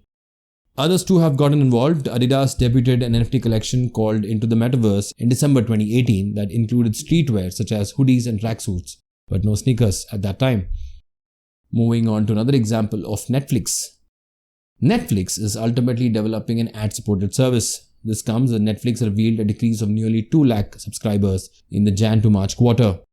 Ted Sarandos, the co-CEO of Netflix, said during a speech at Cannes Lions Advertising Festival that the ad tier will not be offered to current Netflix users, it will be available to those who want a lower price. According to Hollywood Reporter, Sarandos further said, "We have left a big customer segment off the table, which is people who say, 'Hey, Netflix is too expensive for me and I don't mind advertising.'" One of Netflix spokesperson also said in a statement to Engadget, "We are still in the early days of deciding how to launch a low-price ad-supported option and no decisions have been made. So this is all just speculation at this point." The strategy is discussed because, as per market prediction, Netflix is supposed to lose an additional 20 lakh subscribers, which is roughly 2 million, in the current quarter. Moving on to another example of Lego. Now, Lego is set to increase its prices. Like many companies, Lego has struggled to maintain supply for demand of its offerings due to the COVID-19 pandemic. Recently, the Danish company announced that it will be increasing prices of some of its products between August and September 2022. Due to the increased pricing for raw materials and operating costs, Lego is expected to raise the price of its sets by 5 to 25%. Noting that the pricing for some sets may not change, while complex and larger sets may be more likely be impacted. Let's look at what are customers' perception about pricing. First, overpriced. When a buyer is charged a higher price for a product that leaves him or her dissatisfied with the rate paid, it is considered an overpriced product. Next, expensive. When the buyer pays a high price for anything and is confident and content with the price paid, it is classified as being costly. Cheap. When a customer pays a modest amount for a product yet believes that the cost paid is sufficient and would not want to pay any more, the product is classified as a low-cost item. And finally, bargain. When a buyer spends a little amount for a product and believes that the money spent is less than the original price, it is considered to be a bargain product. Moving on to what are the different types of pricing objectives. First, survival. When companies are confronted with difficulty in the form of excess capacity, intense competition, or changing consumer needs, survival becomes their primary goal. The brand endures and continues rolling as long as costs equal variable expenditures and some fixed cost. Next, profit. Any marketing effort has always aimed to achieve a profit objective. Apple does that brilliantly. Company pricing plans and rules are designed to meet profit goals. Next, dealing with competition. Competition is a key driver of sales performance that affects it directly. Every organization uses effective business techniques to combat rivals. These tactics might include lowering prices to battle competition, keeping them at bay, or expelling the competition from the market. Next, product quality leadership. According to consumer psychology, a high price is associated with a high quality product. In order to establish a favorable impression of its product being superior to other competitors, the business uses this pricing tactic. Next, high market share. Many businesses overlook the fact that a higher sales volume leads to lower unit cost and greater long-term profit. So they set the lowest price believing the market is sensitive to pricing. Moving on to the concept of demand curve and price elasticity of demand, which is important when you set your prices. The demand curve is nothing but a graphical illustration of the correlation between the price of an offering and the quantity required for a given period of time. In standard diagrams, the price generally appears on the left vertical axis and the quantity demanded on the horizontal axis, as you can see on the figure on the left. The law of demand conveys the moment of the demand curve in a downward fashion from left to right. As the price of the given product rises, the quantity demanded drops, rest being equal, as you can see in the figure. Every price leads to a diverse level of demand and has a disparate influence on the firm's marketing goals. The demand curve ordinarily talks about the inverse relationship between the price and demand, where the higher price results in lower demand of the commodity. For status goods, the demand curve seldom rises upwards. For instance, a Louis Vuitton bag. The more expensive, the more the demand. Few buyers interpret the expensive pricing to signify a better product. Nonetheless, if the price is too steep, the demand may drop. So that's it, folks. This brings an end to the topic on the basics of pricing and the objectives. These are the list of sources and links referred to for our content in the video. Let's start with a deep dive into pricing strategies. Now, there are ballpark 8 of them, starting with skimming, penetration, everyday low prices, loss leader, captive, competitor pricing, yield management, and finally auction-based pricing. Now, let's look at each of them briefly along with suitable case studies and examples, starting with the first one, that is skimming. The tactic of marketing and selling a product at its highest price, willing buyers are prepared to pay, while charging a lesser amount as time passes, is known as skimming. It basically means introducing a product at a higher price. A firm may rate the item unreasonably high at first, but when new competitors appear and consumer surplus declines, the company steadily lowers its expenses until it can afford to serve price-sensitive customers. It works brilliantly with the originators of innovative technology, but the best example in this case is of Apple products, especially the iPhone. A new iPhone is typically priced high, and the moment the latest model is about to be launched, the old models are sold at a lower price. Moving on to the next, penetration pricing strategy. It is a practice of lowering the value of a product in order to attract new consumers by underpricing it during launch. This technique is intended to raise brand recognition since to low pricing, and once a manufacturer attracts consumer attention, it will keep those who accepted the product and at first chance even with the price increases. The goal here is of establishing the product's perceived value compared to its rival, and the best example in this case is of IKEA. Moving on to the next one is EDLP, which stands for Everyday Low Prices. The phrase EDLP, as I mentioned, stands for Everyday Low Prices. This technique isn't appropriate for all retail businesses, but it's particularly common among companies like Walmart who operate in the retail business. This is because a firm must have certain other abilities to sustain low prices, which primarily bring money to the company. Walmart does this beautifully because apart from the fact that they operate with everyday low prices, they also operate on another funda of everyday low cost, that is EDLC. Moving on, Walmart has used the EDLP pricing methodology since its inception and it hasn't deviated from it. By lowering operational expenses and other charges, the firm has greater control over its cost. As I mentioned, the EDLC allows Walmart to handle expenditures while also providing benefits to customers. By purchasing products directly from manufacturers instead via middlemen who in turn reduce exorbitant prices, Walmart can further decrease cost. Maintaining low product prices implies narrow profit margins. As a result, Walmart's extraordinary sales volume helps to balance all of the other problems. So the rationale here is to sell at a lower price every day, but ensure that you bring in high volume for your company. The selling quantity is simply so massive that it allows the firm to achieve a very high profit margin even if margins are smaller. Moving on to the fourth one of a loss leader pricing strategy. Loss leader pricing is a retailing approach that involves selling one or more items at loss. This means that the store has to take a loss in order to attract consumers by offering items at an incredibly low price. The best example in this case are printers. The strategy has been standard in the printing industry for decades. Sell the printers at a discount and make money on the ink cartridges. In fact, HP revealed the size of its instant ink subscription service business, saying that it is now a $500 million annual business with a 30% annual growth rate. Moving on, for another example in the loss leader strategy is of gaming consoles. Launched in 2013, Microsoft's Xbox One held a production bill of $471 for manufacturing and materials compared to its launch price of $499. After considering the advertising, freighting and other operating costs, both Microsoft lost money on every dispatched console, but the rationale is the same. For Microsoft, getting people involved in the whole ecosystem is the main part of the business model. Thus, through introducing a console, even if it has a loss, it helps further cement that vision. In fact, Sony and Microsoft ultimately managed to sell their console at loss as they can recover their money via software and subscription sales. Again, a loss leader strategy. Moving on to number 5 of captive pricing. It works wonderful with the razor business. Razors are a good example of this method. The razor handle is the base product, while cartridges are the captive product in this case. The cost of a razor handle plus a limited number of cartridge is significantly less than a packet of just bundled cartridges which you buy on later. Moving on to the next product, video game consoles. Now your gaming consoles are the core product, but the game's extra controllers and rechargeable battery packs or batteries and other accessories are captive goods because they are highly required products. Same applies in the printer business. By offering a basic printer at an inexpensive price or even below cost while charging a higher price for the unique ink cartridges which are captive goods, the inkjet printer industry has taken this business model. Moving on to number 6, competitor pricing.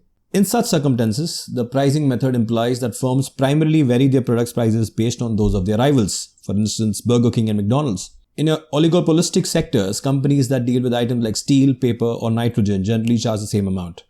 Small businesses follow the industry's biggest brands instead of fluctuating in response to change in demand or expenses. When costs are tough to quantify, competitive reaction is uncertain, then the going rate pricing strategy is a good solution because businesses view it as an evidence of industry-wise knowledge. Moving on to number 7 of the strategy of yield management. Yield management methods try to use past data and specialized algorithm as in formulas to decide the appropriate price to sell the inventory. This works beautifully in the service business. These methods work in real time and adjust rates based on demand, and it runs best in situations where demand exceeds supply. This strategy was first adopted by the airline industry, especially the United Airlines and American Airlines. It attempts to sell all the accessible inventory and leverage maximum profit possible. For instance, airlines have a number of seats available on a plane. If any seat is unsold, the airline loses its ability to ever make a profit on that seat again. Now, yield management here just tries to sell every seat at the best price possible. Same applies in the hospitality business. Considering the hotel industry, this approach suggests selling the right room to the right guest at the best possible time for the highest amount in order to maximize the revenue earned. Ideally, there's a software available for yield management that is adopted by the hospitality and the airline business. Moving further, examples of yield management. American Airlines has adopted yield management system for a revenue jump of $500 million per year. Delta, on the other hand, used similar system to boost its revenue by $300 million a year. Hospitality major Marriott uses these practices for extra revenue of $100 million per year. Therefore, travel bookers too use yield management methods to make the best possible revenue from their holiday packages. Moving on to a last pricing strategy, that is the auction type pricing. Such type of pricing involves a process of purchasing and selling the offerings of the firm by putting them out for a bid. An offer to spend a certain amount of money on anything that is being sold is called a bid. This type of pricing is more popular, especially among electronic marketplaces selling things from apparels to used vehicles.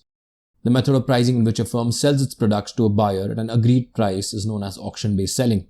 The 3 most common types of auctions are ascending bids, descending bids, and sealed bids. Let's look at each one of them briefly, starting with ascending bids. This features one dealer and multiple players. Sellers put out items on online sites and bidders raise their offer prices until the best value is reached. The most high-priced bidder gets the item. Descending bids. This type could have either been one dealer and several buyers or one buyer and several dealers.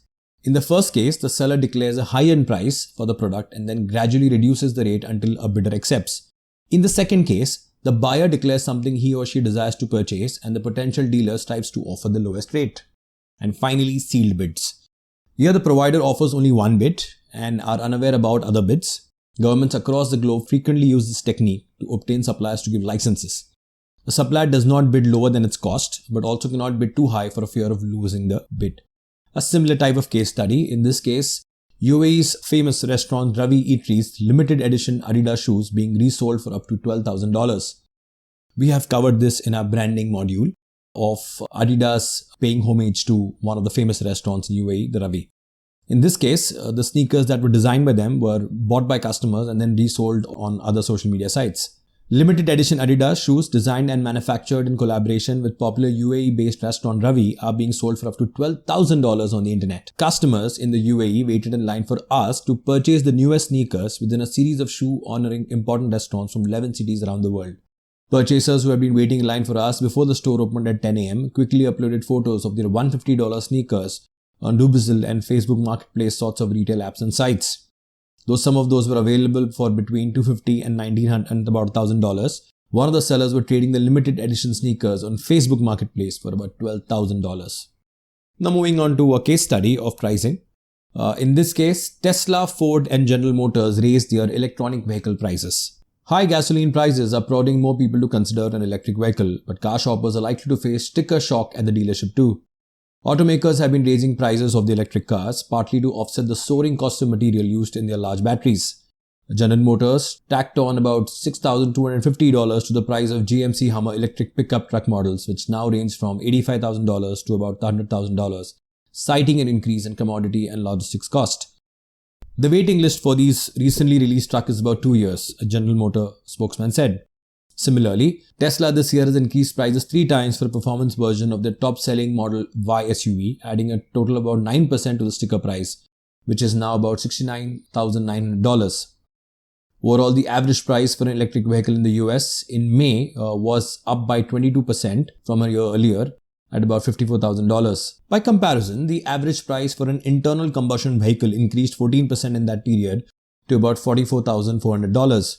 Profit margins on electric vehicles are small relative to gas-powered cars because the cost of a large battery pack to power such vehicles was high before recent inflation, as much as one-third the total vehicle cost. So that's it, folks. This brings an end to the topic on deep diving into pricing strategies. These are the list of sources and links referred to for our content in the video. Let's start with pricing as a promotional tool. Promotional pricing is a strategy used by businesses to draw in more buyers and prospects. The product or service's value rises among customers as a result of this false sense of scarcity. This may all be done by the brand simply by decreasing the price of its product or service. Promotional pricing aids in the acquisition of customers by targeting and encouraging price-conscious customers. It helps to increase income, gain and retail customer loyalty and improve short-term cash flow. The majority of business implement promotional pricing through special discounts for early payments, group purchases, and during seasonal buying. The best case study in this is of the Amazon Prime Day. Amazon Prime Day, a sale event by Amazon held annually, especially only for Prime members. It gives discounts on thousands of products across all categories for 2 successive days. In 2022, Amazon Prime Day sales reached about $12 billion. This was Amazon's 8th annual Prime Day according to early Digital Commerce 360 analysis. The sales in 2022 were up 8.1% from the 2021 event. In 2021, Prime Day sales were about $11.19 billion, an increase of 7.7% from Amazon's 2020 event. In fact, in 2022, shoppers purchased more than 300 million items worldwide, up from 250 million in 2021. All thanks to the promotional pricing strategy by Amazon. A next case study of Burger King, known as the Whopper reply. Burger King found out that customers of McDonald's in Denmark had been leaving messages that were unattended for days, weeks, months, and in some cases even years. A PR company in Denmark called Agency Uncle Grey came up with this stunt called the Whopper reply. With this, customer service agents of Burger King target the fans of McDonald's by leaving hilarious and witty answers to the fans' previous comments along with the link that helped them redeem a Whopper for free. Burger King promoted its own customer service interest in satisfying its customers through this campaign, and the fast food chain also guaranteed its customers reply to their queries on Facebook in 48 hours. What a masterstroke. Moving on to some techniques that you can adopt in your promotional pricing strategy. First, loyalty schemes. Customer interaction and purchases are the basis for rewards. Customers with a greater spending volume receive greater value from their points. These loyalty schemes are occasionally personalized for particular consumers, and high-end businesses such as hotels, insurance companies, and airlines benefit from their tiered loyalty schemes. The brand that does that beautifully is Starbucks. Starbucks, a company that is well known for its restaurant operations, reported an increase in revenue generation through its loyalty program during the pandemic. In fact, more than half of Starbucks' revenue comes from the reward customers. Well, it is very important to note that Starbucks reward members have accumulated more than $2 billion in rewards which have not been claimed yet. Moving on to the next one, that is special event pricing. During certain times of year or season, sellers lower their prices or provide discounts in order to attract more customers, such as the Amazon Prime Day. Next is the special customer pricing. The brand gives a particular list of clients or customers special pricing or discounts. Next is cash rebates. Cash rebates given by automobile companies and other consumer goods businesses encourage the purchase of manufacturers' goods within a set time period. Rebates help to clear inventories while also preventing the hacking of stated list price. Next is the low interest financing.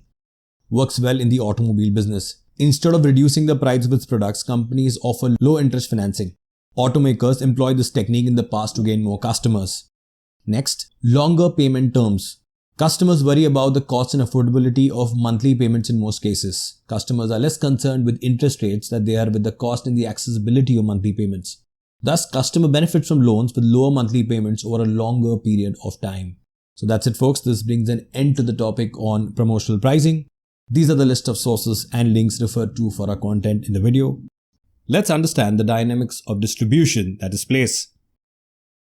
A lot of manufacturers do not trade their products directly to end customers. There are a series of mediators, or I would say middlemen, conducting their various functions. These mediators develop a marketing channel, also known as a trade channel or distribution channel. The basic objective of any channel of distribution is to connect the manufacturer of a product to the consumer. The channel comprises various companies that promote the selling of the product. Walmart is one of those mediators that gets us the final product. Moving on, let's take a bird's eye view of a typical distribution channel. In this case, a consumer marketing channel, which entails the manufacturer at one end and the consumer at the other, and several middlemen depending on the levels of distribution. An ideal distribution channel would be level 3, which includes manufacturer selling to the wholesaler, through the jobber, retailer, or consumer. In case of products that we buy directly online, it is the manufacturer to the consumer, or manufacturer, retailer, or consumer. Similarly, there is an industrial marketing channel which entails similar middlemen such as a manufacturer representative or an industrial distributor. One thing is common in both the cases: manufacturer at the beginning and in the end is the consumer. Moving on to some case studies which will help us understand the dynamics of distribution better. First one is McDonald's strengthening its drive-thru game. McDonald's and IBM partner for a hyper-personalized drive-thru experience. That is customization while you drive through a McDonald's to place an order. IBM is combining its next-generation automated order-taking solution with customer data to enhance and optimize the customer journey at McDonald's. IBM, a worldwide leader in AI for business and AI-powered customer care, will help McDonald's turn its amassing customer data troves into valuable personalization and customization engine. Let's see how. The partnership will help McDonald's accelerate its efforts to give the most convenient and unique customer and employee experience possible. The technique leverages historical transaction data that a customer does with McDonald's, as well as catalog menu items, marketing campaign KPIs, and other variables to analyze the entire dataset using machine learning in order to separate each client's unique history from others. In fact, McDonald's is trialing dynamic menu boards that recognize custom license plates in select drive-thru lanes across Chicago, where it's testing out personalized recommendations and popular choices based on your previous orders. Moving on to the next example of Burger King, understanding the distribution pattern of Burger King. Well, Burger King offers the following distribution points. First is the dine-in that we all go to, drive-thru, and finally home delivery via telephone or online ordering. Moving further, Burger King has over 19,000 restaurants worldwide. Out of the 7,257 Burger King restaurants in the US, over 6,500 have drive-thrus. In the pandemic, with indoor dining banned or restricted, delivery and drive-thru had been crucial for Burger King's business in the US. In the US, compared to 67% of total sales last year, drive-thru sales made a whopping 85% of total sales in the second year. Moving on to their distribution strategy during COVID and post-COVID. Burger King revealed a new touchless restaurant design for the current COVID world. With a physical footprint 60% smaller than the traditional Burger King restaurant, the new designs have several options to place order in, such as drive-in, curbside delivery, pickup lockers, drive-thru, on-premise dine-in, and suspended kitchen. Moving on to another case study of Burger King, in which case scaling up their meat-free locations. Burger King opens 2 meat-free locations in Switzerland. Burger King has converted a location in the Swiss cities of Basel and Geneva into plant-based restaurants for a limited time, like a pop-up store. It is a part of the collaboration with the vegetarian butcher following the success of plant-based Burger King trials in London, Madrid, and Cologne. The pop-ups throughout the city provided 14 plant-based cuisine choices, including a debut of several new Cajun Veggie King and Cajun Veggie Long items. The vegetarian butcher says on social media, "Due to popular demand, the full vegetarian burger restaurants have now landed in Switzerland. At this time, we've opened 2 of them. After Cologne, Madrid, and London, Burger King puts our new meat on the menu in 2 of their Basel and Geneva stores." Moving on to another example of Starbucks banking on pickup locations in Toronto. It's been a few years since Starbucks opened its first pickup shop in Toronto to some contention, and now they're doing it again. No one is taking the approach that people were against when the concept appeared to discourage the use of reusable mugs back then. The rationale behind this location is to pre-order and prepay for your Starbucks using your app and then pick it up at the location. In Commerce Court and King Street West, there's the first ever pickup-only store in Canada. This is how the new pickup store looks like. Moving on to understanding the dynamics of distribution, in this case, the aspect of retailing. Now, retailing is a final link in the distribution channel. All commercial and non-commercial activities involved in selling items and services to the final customers for personal and non-business use are included under the term retail. The term retail comes from the ancient French word retailer, which means to break, bulk, or cut off. As a result, the trader who sells items in small amounts might be referred to as a retailer. Retailers buy merchandise in bulk from manufacturers in order to sell smaller quantities to customers. They may acquire enormous amounts of goods directly or indirectly through a wholesaler, as we saw initially in the chart. Moving on to the types of retailer. Well, broadly there are 2 types. One is your store retailer. Store-based retailing is the most prevalent form of business in which a company resides and operates from within a store, such as Starbucks. On the other hand, there is something called as a non-store retailer. In most countries, non-store retailing is a relatively new type of business. The retailer does not operate from a physical location in many countries, for instance, Amazon. Moving on to understand the dynamics of distribution, in this case, wholesaling. Now, wholesaling is all about being the bulk supplier. Wholesaling is the practice of selling products to anybody, a person or a business, other than the final consumer who might consume it. The sale of goods in bulk quantities to retailers is known as wholesaling. The repacking and resale at higher price of the product in smaller amounts by retailers is referred to as wholesaling. Wholesalers may have specialities in selling a specific product or an entire category, as well as a wide range of items. Moving further, in certain situations, retailers may need a range of items or components that can be obtained from a single supplier, as in the wholesaler. In such circumstances, wholesaler can also function as intermediaries. They negotiate trades between wholesale and retail companies. Moving further, wholesale has a business-to-business structure. Business with a consumer-oriented model are known as retail, that is B2C. The distinction between wholesale and retail is the most significant difference between them. Wholesale firms may operate on any type of non-durable or durable goods. Moving on to an example of wholesaler, that is McLane. McLane is an American wholesale supply chain services company. The company supplies grocery and non-food related items to convenience stores, drug stores, discount stores, military bases, quick service restaurants and casual dining restaurants all throughout the US. Not only this, but it is also a wholesale distributor of wine, distilled spirits and beer in some of the US states. Their key clients include Taco Bell, KFC, Pizza Hut, Yum Brands and Long John Silver's. And finally, the types of distribution options when you start off a business. There are 3 broad options. The first one is intensive distribution. An intensive distribution plan is a marketing technique in which the items or services are distributed to as many as places possible, such as Walmart stores. Exclusive distribution is a strategy and distribution method in which the marketer grants just a few retailers the authority to distribute his or her products. For instance, Louis Vuitton stores. Selective distribution, on the other hand, is a compromise between intensive and exclusive distribution. For instance, McDonald's stores. Let's look at the final case study of how Lego's new plant is streamlining distribution in North America. Well, Lego is set to open its first US factory and has announced plans to invest $1 billion in Chesterfield County, Virginia. The factory will be carbon neutral and have a capacity of 1.7 million square feet, with an anticipated start date for production in the second half of 2025. Currently in the region, Lego products are made at a factory in Monterrey, Mexico. The additional factory in US will aid in the long-term expansion of Lego across North America. The new facility in Virginia, like other toy makers' biggest market, aims to reduce the distance products must be transported, according to Carsten Rasmussen, the company's chief operating officer. In addition to Mexico, Lego Group has factories in Denmark, Czech Republic, Hungary, China, and Vietnam. So that's it, folks. This brings an end to the topic on understanding the dynamics of distribution, that is a strategy for place. These are the list of sources and links referred to for our content in the video. Let's start with multi-channel distribution. Multi-channel sellers sell commodities or services through many channels. Many retail firms have started to use several channels to communicate with customers. Aside from their website, most large shops and catalog retailers sell their products in both stores and online. How does it work? Well, the option of going from offline to online is the initial option when you have a brick and mortar store. The seller establishes a brick and mortar shop first and then expands the business to include an online presence, as done by IKEA. On the other hand, the option of going from online to offline channel, the seller typically begins with an online presence and subsequently expands by establishing a brick and mortar facility, as done by Gymshark, a pretty famous online athletic apparel retailer, but also has pop-up stores in many countries to give the customers the element of tangibility and look and feel. Now, moving on to some case studies and examples. Now, we all know that Walmart has a brick and mortar store and is very strong in that segment. But Walmart's e-commerce sales in fiscal 2022 grew by 11%. That means the game is pretty strong as far as their online presence is concerned. Moving forward, IKEA, we also know a traditional furniture retailer, had an offline presence.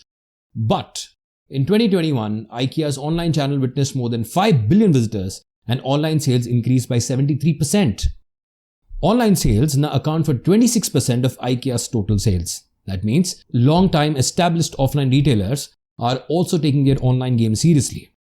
Moving on to an example of Amazon. Now, in this case, we know Amazon as an online retailer, the world's largest online retailer, in fact. Now, Amazon has over 600 physical retail locations. 500 of these locations are through Whole Food stores, which it acquired some years back. And the remaining stores include pop-ups, convenience stores, bookstores, grocery stores, and general merchandise stores. In 2021, net sales from Amazon physical stores amounted to over $17 billion. Well, this figure is quite minuscule compared to its total retail sales, but still a growing number. Now let's look at the types of multi-channel distribution. First is the store channel. Customers may find what they're looking for faster and more efficiently when shopping in an actual store, as opposed to purchasing through non-store channels like catalog or the internet. One of the most significant advantages of a shop channel, as I mentioned earlier, is tangibility. Next is the internet channel that we all know of.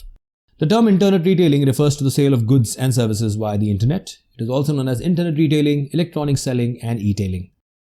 Then comes the catalog channel, which was dominated by IKEA for so many years. This entailing selling products via hardbound catalog or online catalog, for instance, IKEA. Next is direct selling.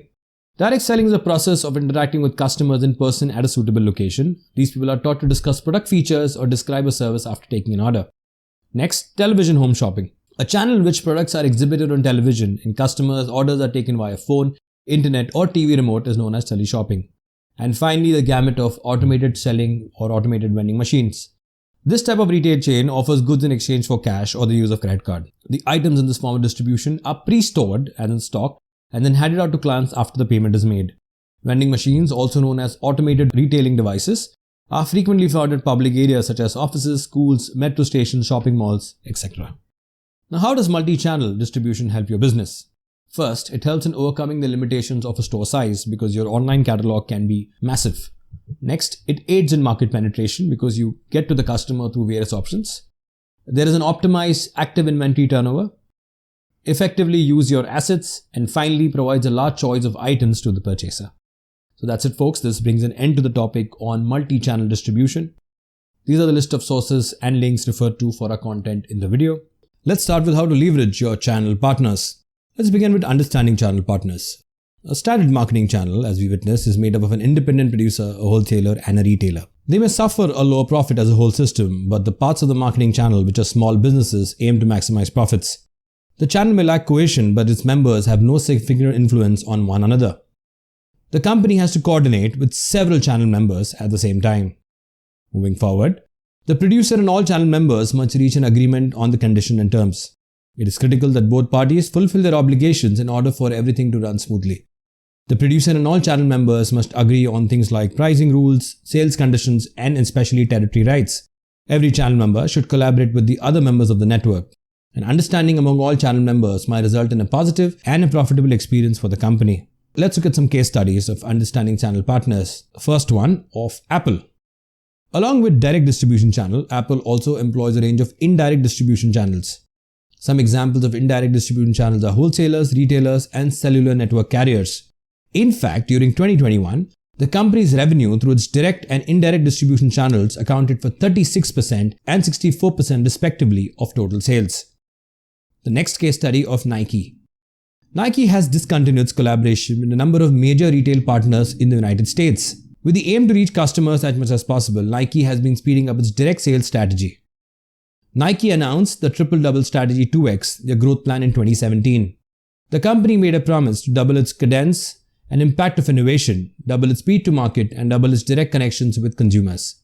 In fact, Nike has siphoned sales to its own website and network of stores by reducing the number of retailers selling their products. And this move of directly reaching out the customer is parts of its consumer direct offense. In fact, direct-to-consumer growth accounted for 38% of Nike's total revenue in 2021, up from 15% in 2010. So currently, Nike has been focusing on online sales and its own shops instead of the wholesale channel. Now moving on to the selection and motivation of channel partners. After they have chosen a channel strategy, every firm should choose, train, and motivate and evaluate intermediaries for each channel. They must alter the channel design and arrangements over time. Customers frequently perceive the company through the channels. In order to speed up channel member selection, the producer should figure out what differences set apart the better intermediaries.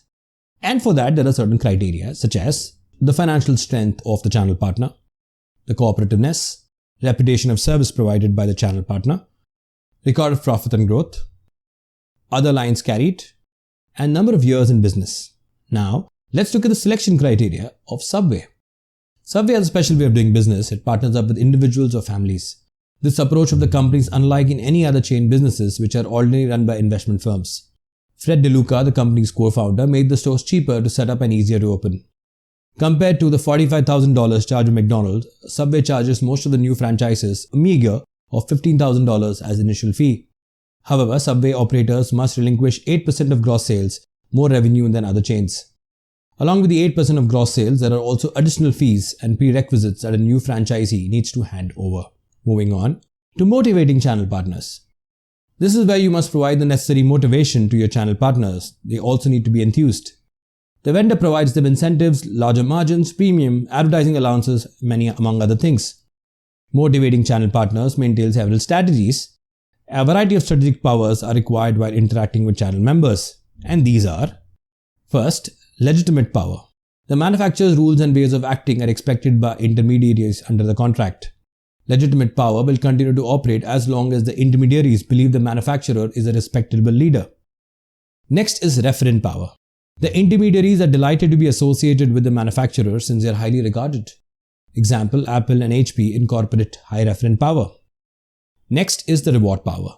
In return for their services, intermediaries are given certain benefits. They may receive money or other incentives for completing specific activities or duties on behalf of the manufacturer.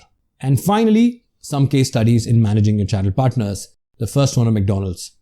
McDonald's simplifies franchising policies to attract more diverse candidates in order to attract a wider range of applicants. McDonald's is making modifications to its franchise evaluation process.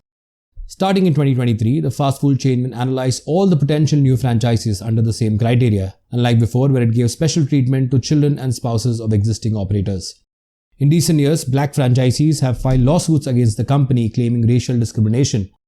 McDonald's also isolate the process of renewing franchisees' 20-year-old agreements from determining if the franchisee can operate more restaurants. The firm recently came under fire for a plan to implement a new grading system in early 2019 that concerns some franchisees who worry about possibly offending employees. McDonald's has around 13,000 franchise restaurants in the United States. Last year, over 1,750 locations were sold in part because some operators opted to leave the franchise, according to Restaurants Business Online. And the final case study of Nike. Nike ended their partnership with Amazon. In November 2019, Nike ended its 2-year pilot program with Amazon.com. Nike decided to not sell its product directly on Amazon as it would allow them to focus on strong, distinctive partnership with other retailers. Experts are led to believe that Nike and other such powerful status companies can walk away from Amazon to avoid diluting their brand, because this is to the possibility to not get mixed with fake goods found on Amazon's online platform. This further helps the brand to chase sales through their own digital channel, as discussed in this video before. So that's it, folks. This brings an end to the topic on how to leverage your channel partners. These are the list of sources and links referred to for our content in the video. Let's nail the basics of a push and pull strategy. Let's start with the push strategy. The firm uses a push strategy to bring the product to the customer. This technique necessitates that the producer gets the goods to the market. It entails modifying distribution channels, influencing intermediaries and shopkeepers to stock up on the company's items, developing point-of-sale materials, and even personal selling. As stated by the figure, it's the producer that is pushing the product via the intermediary to the end user. Moving forward, the push strategy approach entails using the firm's sales force, trade promotion, money, or other strategies to persuade mediators to carry, promote, and sell the product to customers in order for them to become aware of the brand at the point of purchase. It is especially beneficial for businesses with low brand loyalty in certain sectors since the goods are typically impulse items. Moving on to an example of Nike, in this case the 3D ad. Nike's push marketing strategies involve making commercials, giving print ads, and retailing its products in other retail shops. Nike reaches its target market by pushing its message at consumers via TV, print ads, and placing them in media publications such as magazines and newspapers. Another push tactic Nike uses is retailing its products in various retail stores. This increases the visibility and availability of the product. Example, Nike shoes and other sports apparels are commonly spotted in shops that specialize in athletic products, shoes, or activewear. So finally, the techniques of push strategy include the following. First, boosting demand among consumers. Personal selling or direct selling to clients and showrooms. Retailers might be negotiated to replenish the business goods. Providing retailers with sufficient supply of products. Improved box design to entice purchases. And finally, point-of-sale displays are utilized in stores to attract customers' attention and generate interest. Moving on to pull strategy. The pull strategy is best suited for firms with a high degree of brand loyalty and involvement in a product category, where consumers may distinguish between brands before they arrive at the store. When combined with an effective push campaign that raises demand, the pull approach is typically more efficient. As seen in the figure, the end user is pulled towards the producer. Moving forward, In a pull marketing approach, the company attracts consumers to come over and purchase a product. It implies that the buyers are actively seeking out the firm's products, with merchants stocking up as a result of direct consumer demand. Buyers seek out the brand of the company, and producers use advertising, promotion, and other marketing tactics to persuade to buy its goods and increase their value. Now, similarly, Nike's pull marketing strategy includes: one pull marketing method used by Nike is the possibility to sign up on its website to receive emails regarding the company's latest merchandises.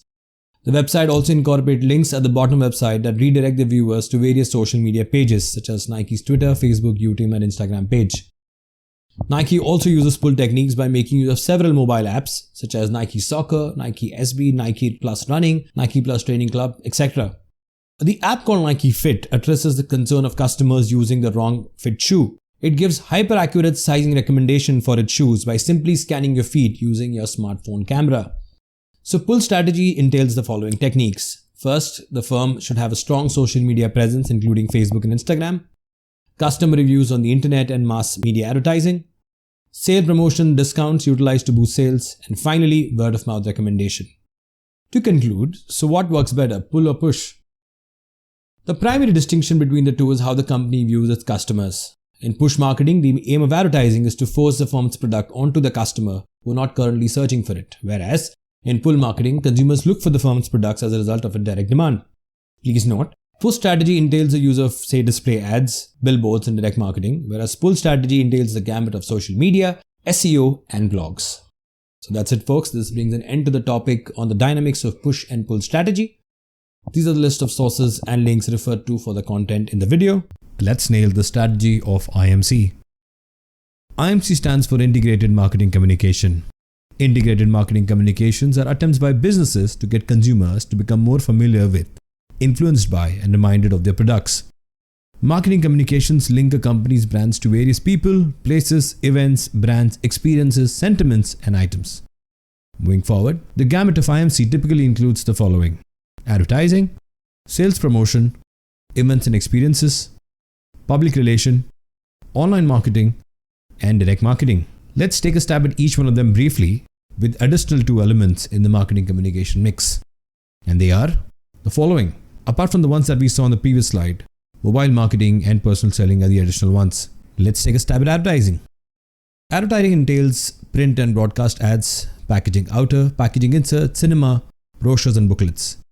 Sales promotion is all about contests, games, sweepstake, lotteries, premiums, sampling, fairs and trade shows, and exhibits.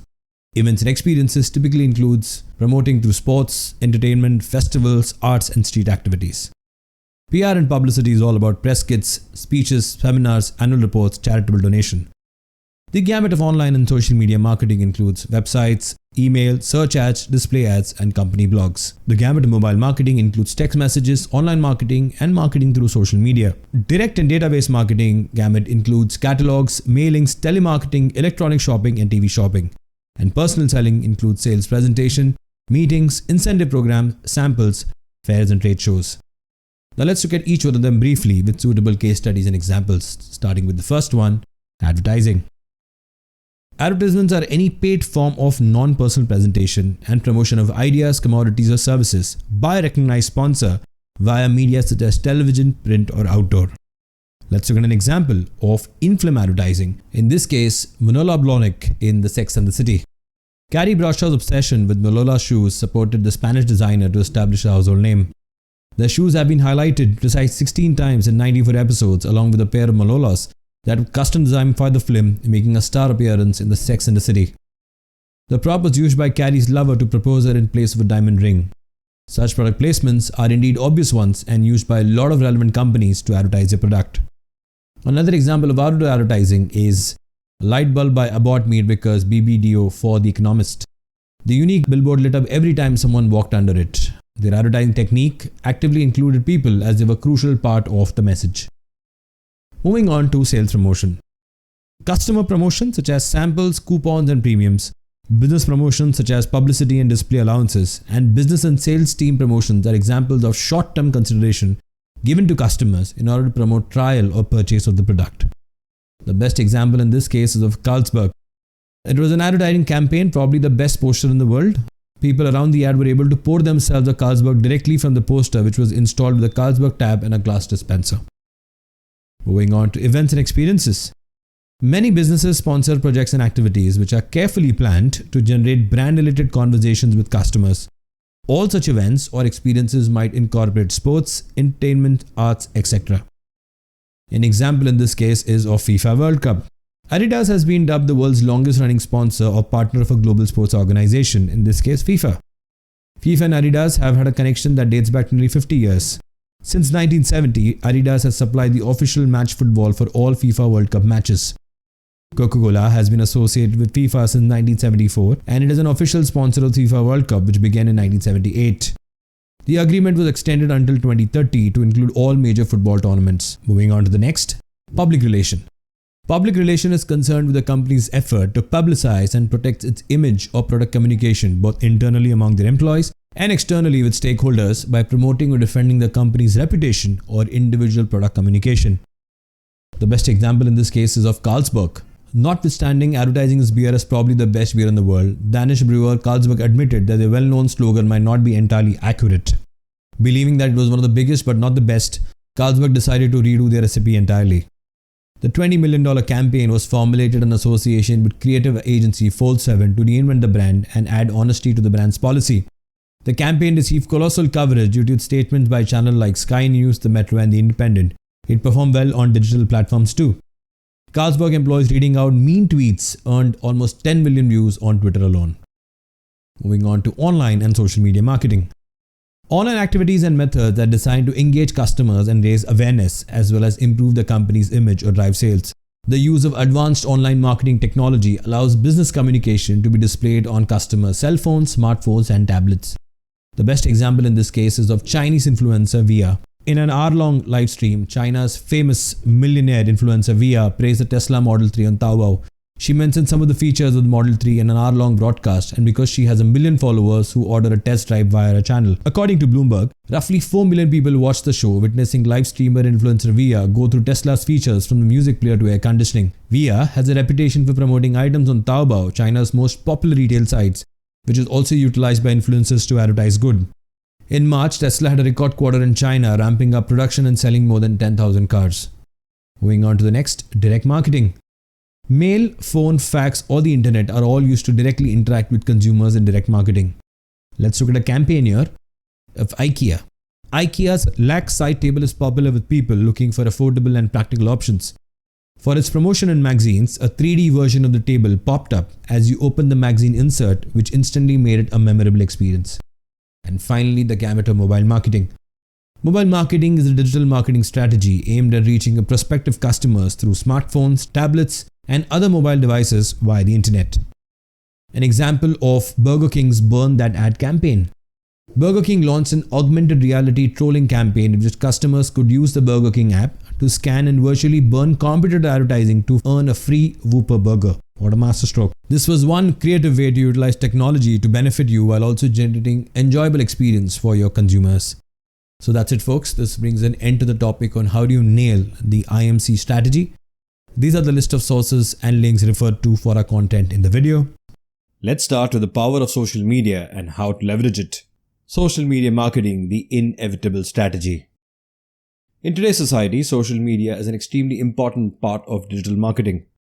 It's a fantastic way for customers to communicate text, photos, videos, and audio information with each other, as well as interact with businesses and vice versa.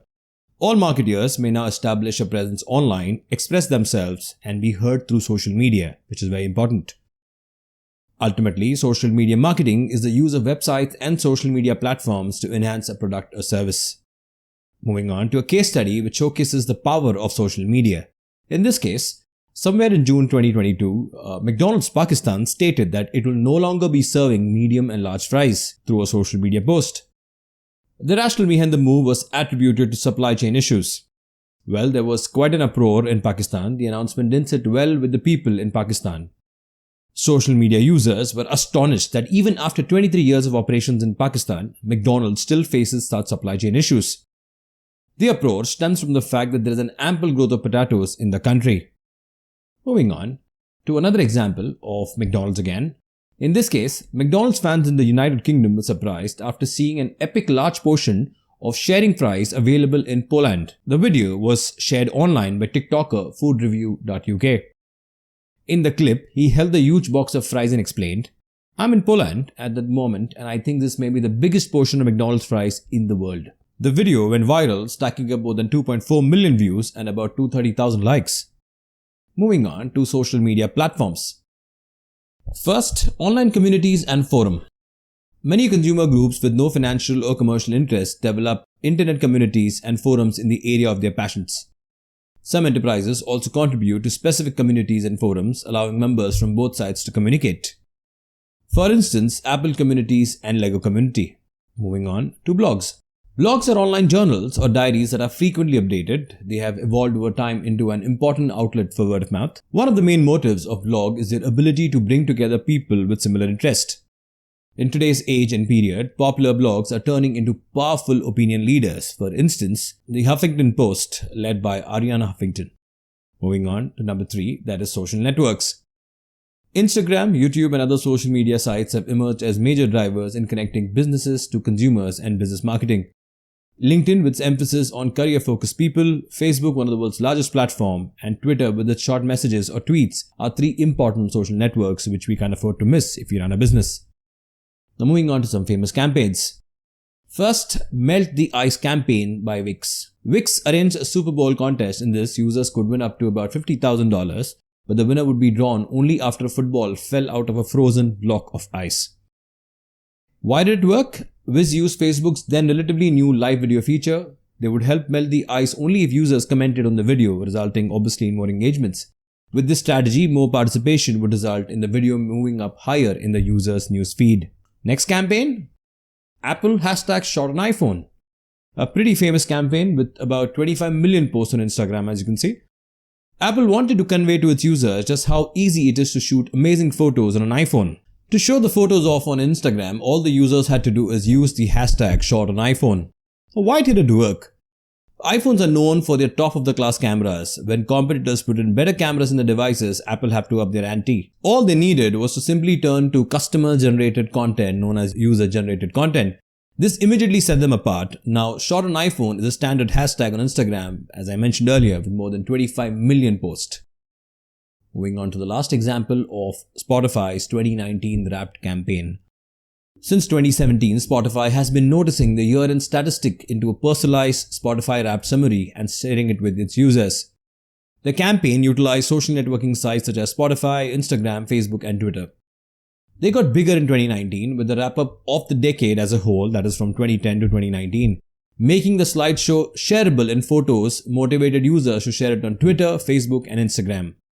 This appearing nostalgia and customized data made the campaign extremely transmittable. Spotify, in fact, developed a playlist and its users spread the word themselves. To take it a notch higher, Spotify also created artist-specific summaries that showed how many followers they had, where the music was streamed, and as well as total streaming time. Finally, to wrap up, so what are the advantages of social media?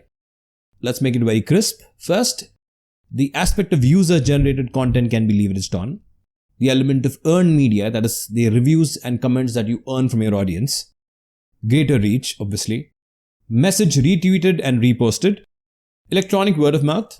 And finally, the formation of online communities that take your brand forward. So that's it, folks. This brings an end to the topic on the power of social media. These are the list of sources and links referred to for our content in the video. Let's start with the art of storytelling and breaking through the clutter. Brand storytelling is a name given to a unified narrative that binds together the facts and feeling that a brand elicits. Storytelling aids customers in forming an emotional and personal connection with the brand. It also aids in empathy by telling your client's story. In recent years, businesses such as Old Spice have started using branded content to build strong connection with their customers for marketing purposes. For instance, Old Spice is a dated brand and wanted to break through the clutter and be more relevant to the newer generation. That's wherein they came up with the campaign, Smell Like a Man. Moving on to the art of storytelling, certain case studies, especially the one with Apple. Their first campaign, which is Apple at Work, the Underdogs. Apple tried the long-form storytelling marketing campaign which featured 4 colleagues that you can see in the picture that were clear underdogs at work. After a chance run-in with the boss, the team has to prepare an idea and pitch it to her in 2 days. This fast-paced, quirky video showed the team creating a prototype, brainstorming branding ideas, consulting with other departments, and preparing for the presentation. All the frantic work and collaboration happens on trusted Apple products which were showcased in the video. Moving on to the same underdog campaign, but this time during the pandemic, which was work from home. The lockdown edition of Apple at Work, The Underdogs, humorously captures all the frustration, video blunders, and family responsibilities that come with working from home as we all face during the pandemic. It manages to keep us all entertained while flawlessly or articulatingly Apple products like the iPad, iPhone, iMac, and MacBook throughout the video. During the 7 minutes of the video, we are shown how the underdogs deal with similar problems just like the rest of us. They deal with the fact that an old project had been resurrected and they need to start work on it while at home, not to mention the budget clash and the timescale changes. The same story was taken forward recently, and it was known as the underdogs, the Great Resignation ad, Escape from Office. Apple released a new short film as part of its Apple at Work marketing campaign in March 2022, featuring its various products and services for the business. The 4 underdogs here are done putting up with Vivian, their boss, and it demands in the episode's title, Escape from the Office, and they decide to leave, as in quit. They start their own company manufacturing a more environmental friendly bag. And the rest of the video is filled with FaceTime conversations, iMessage talks, keynote presentations, iPad augmented reality, and the rapid pace of trying to convert an idea into business. The location emerged as millions of individuals departed their workplaces, allegedly dubbed the Great Resignation. Moving on to the next case study of Nike's You Can't Stop Us campaign. Nike, for its latest You Can't Stop Us campaign, stitched old videos together from their archival footage in a way that has been praised on social media as a marvel of editing during the pandemic. The video shows us the unifying power of sports in a time like this, wherein when the coronavirus pandemic has postponed or cancelled or postponed many sporting events. The 1 minute 30-second video features the likes of LeBron James, Cristiano Ronaldo, Serena Williams, Colin Kaepernick, and for a split second the Indian women's cricket team. Nike's team reportedly combed through 4,000 pieces of footage to create the astonishing montage which collected more than 13 million views in less than a day on Twitter alone. Again, an excellent storytelling during the pandemic which stated, "Nothing can stop, we can do it together." A You Can't Stop Us campaign. Now moving on to the elements for a successful brand storytelling. First, create a storyline. Second, show the product or service can improve the customer's life. Establish an emotional connection. Use data to support the narrative. Make it resonate with your customers, and finally leverage social media. Let's take a stab at each one of them briefly, starting with creating a storyline. A compelling tale is vital for every brand narrative. This helps to create a setting where consumers can learn more about the company's backgrounds, values, and what it sets apart from the other brands. Next, show how the product can improve the customer's life. The product should make differences in the life of the consumers, as we saw in the case of the Apple products which were showcased through the Underdogs campaign. Next, establishing an emotional connection. A successful brand narrative is a brand narrative that is capable of making an effective influence on the emotion of its customers through its storyline. Next is using data to support the narrative. When data is used to support the brand's message and narrative, it makes a lot of difference. Data can be further utilized to tell the actual tale. Next, make it resonate with your customers. The ultimate aim for every story is for it to be remembered and echoed by people for days, months, and years. And finally, leverage social media as much as you can. Social media has made it so much easier for companies to get their message out to the general public with the wide range of platforms from which we choose. Especially YouTube works wonders when you're storytelling. And finally, the importance of storytelling for your own business. First, because stories allow customers to connect with the brand's personality and principles, they are essential to branding. If a marketer can portray the company's honesty in storytelling, consumers will trust it and develop a long-term relationship.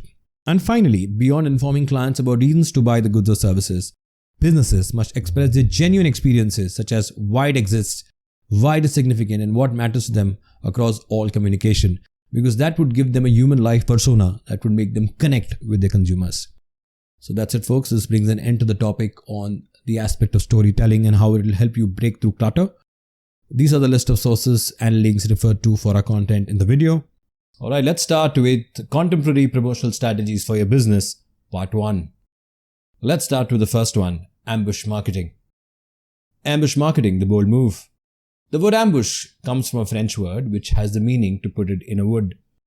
The term ambush marketing was coined by Jerry Welch in the 1980s when he was working as a global marketing manager for American Express. Ambush marketing is a form of marketing in which an advertiser ambushes an event in order to compete for attention against other advertisers without paying for the event. Moving on. For instance, In its efforts to ambush McDonald's customers, Burger King Finland placed out-of-home advertisements right in front of McDonald's restaurants all over Helsinki. The advertisements offered free delivery for a limited time on all orders made near the McDonald's location. Moving on to the types of ambush marketing. First, direct. Ambush marketing strategies that take the form of direct marketing require marketeers to promote themselves as being part or associated with an event, which eliminates the appearances of the official sponsors. The marketer may try to draw attention to their brand by having people wear clothing linked with the business during a publicity stunt within the venue. For instance, Burger King, to the It movie audience, came up with a campaign which says, "Never trust a clown," with clown being the central part of the movie. That's Burger King trolled arch rival McDonald's with ambush advertising during the screening of Stephen King's movie It. Moving on to the indirect type of ambush marketing. In this case, indirect forms of ambush marketing use representation of images relating to an event in its advertising to provoke a mental connection without explicitly naming it. For instance, as you can see on the left, Pepsi advertised a promotional campaign in India with the slogan "Nothing Official About It" during the 1996 Cricket World Cup, mentioning to its long-time rival Coca-Cola, which was the official beverage sponsor for the World Cup. Moving on to the next contemporary strategy of word-of-mouth marketing. Word-of-mouth marketing is the practice of leveraging satisfied customers and fans to help promote a company. This process isn't only about getting individuals to discuss your brand, it's all about converting them into devoted followers. To do so, any type of media may be utilized, including video, pictures, blogs, and so on. Word-of-mouth advertising as a form of social media marketing has the ability to have an equally powerful impact as word-of-mouth marketing, but it generally entails payment to an influencer in some cases. Moving on to strategies. First, as I said, influencer marketing. Influencer marketing is an excellent approach to exercise some control over your word-of-mouth advertising. You must pay an influencer for influencer marketing and to have them post about your products on their social media account. With 15.1 million Instagram followers, Michelle Lewin, a Venezuelan bodybuilder and fitness model, makes social posts about her life and fitness routine and earns money out of it by charging brands. Moving on to the next one, hashtag effect. Hashtags are a very subtle, easy and effective method to conduct word-of-mouth marketing with your consumers. For instance, hashtag share a Coke by Coca-Cola, hashtag like a girl by Always, and finally, hashtag my Calvins by Calvin Klein. Moving on to the next, user-generated content. With the expansion of your business, pleased consumers will begin to share user-generated content. An article on their website or an Instagram post with their goods will be beneficial for organic marketing. For instance, GoPro. GoPro invited its customers to use the hashtag $1 Million Challenge to submit their videos, choosing the best to create a short film or the release of the Hero 7 Black.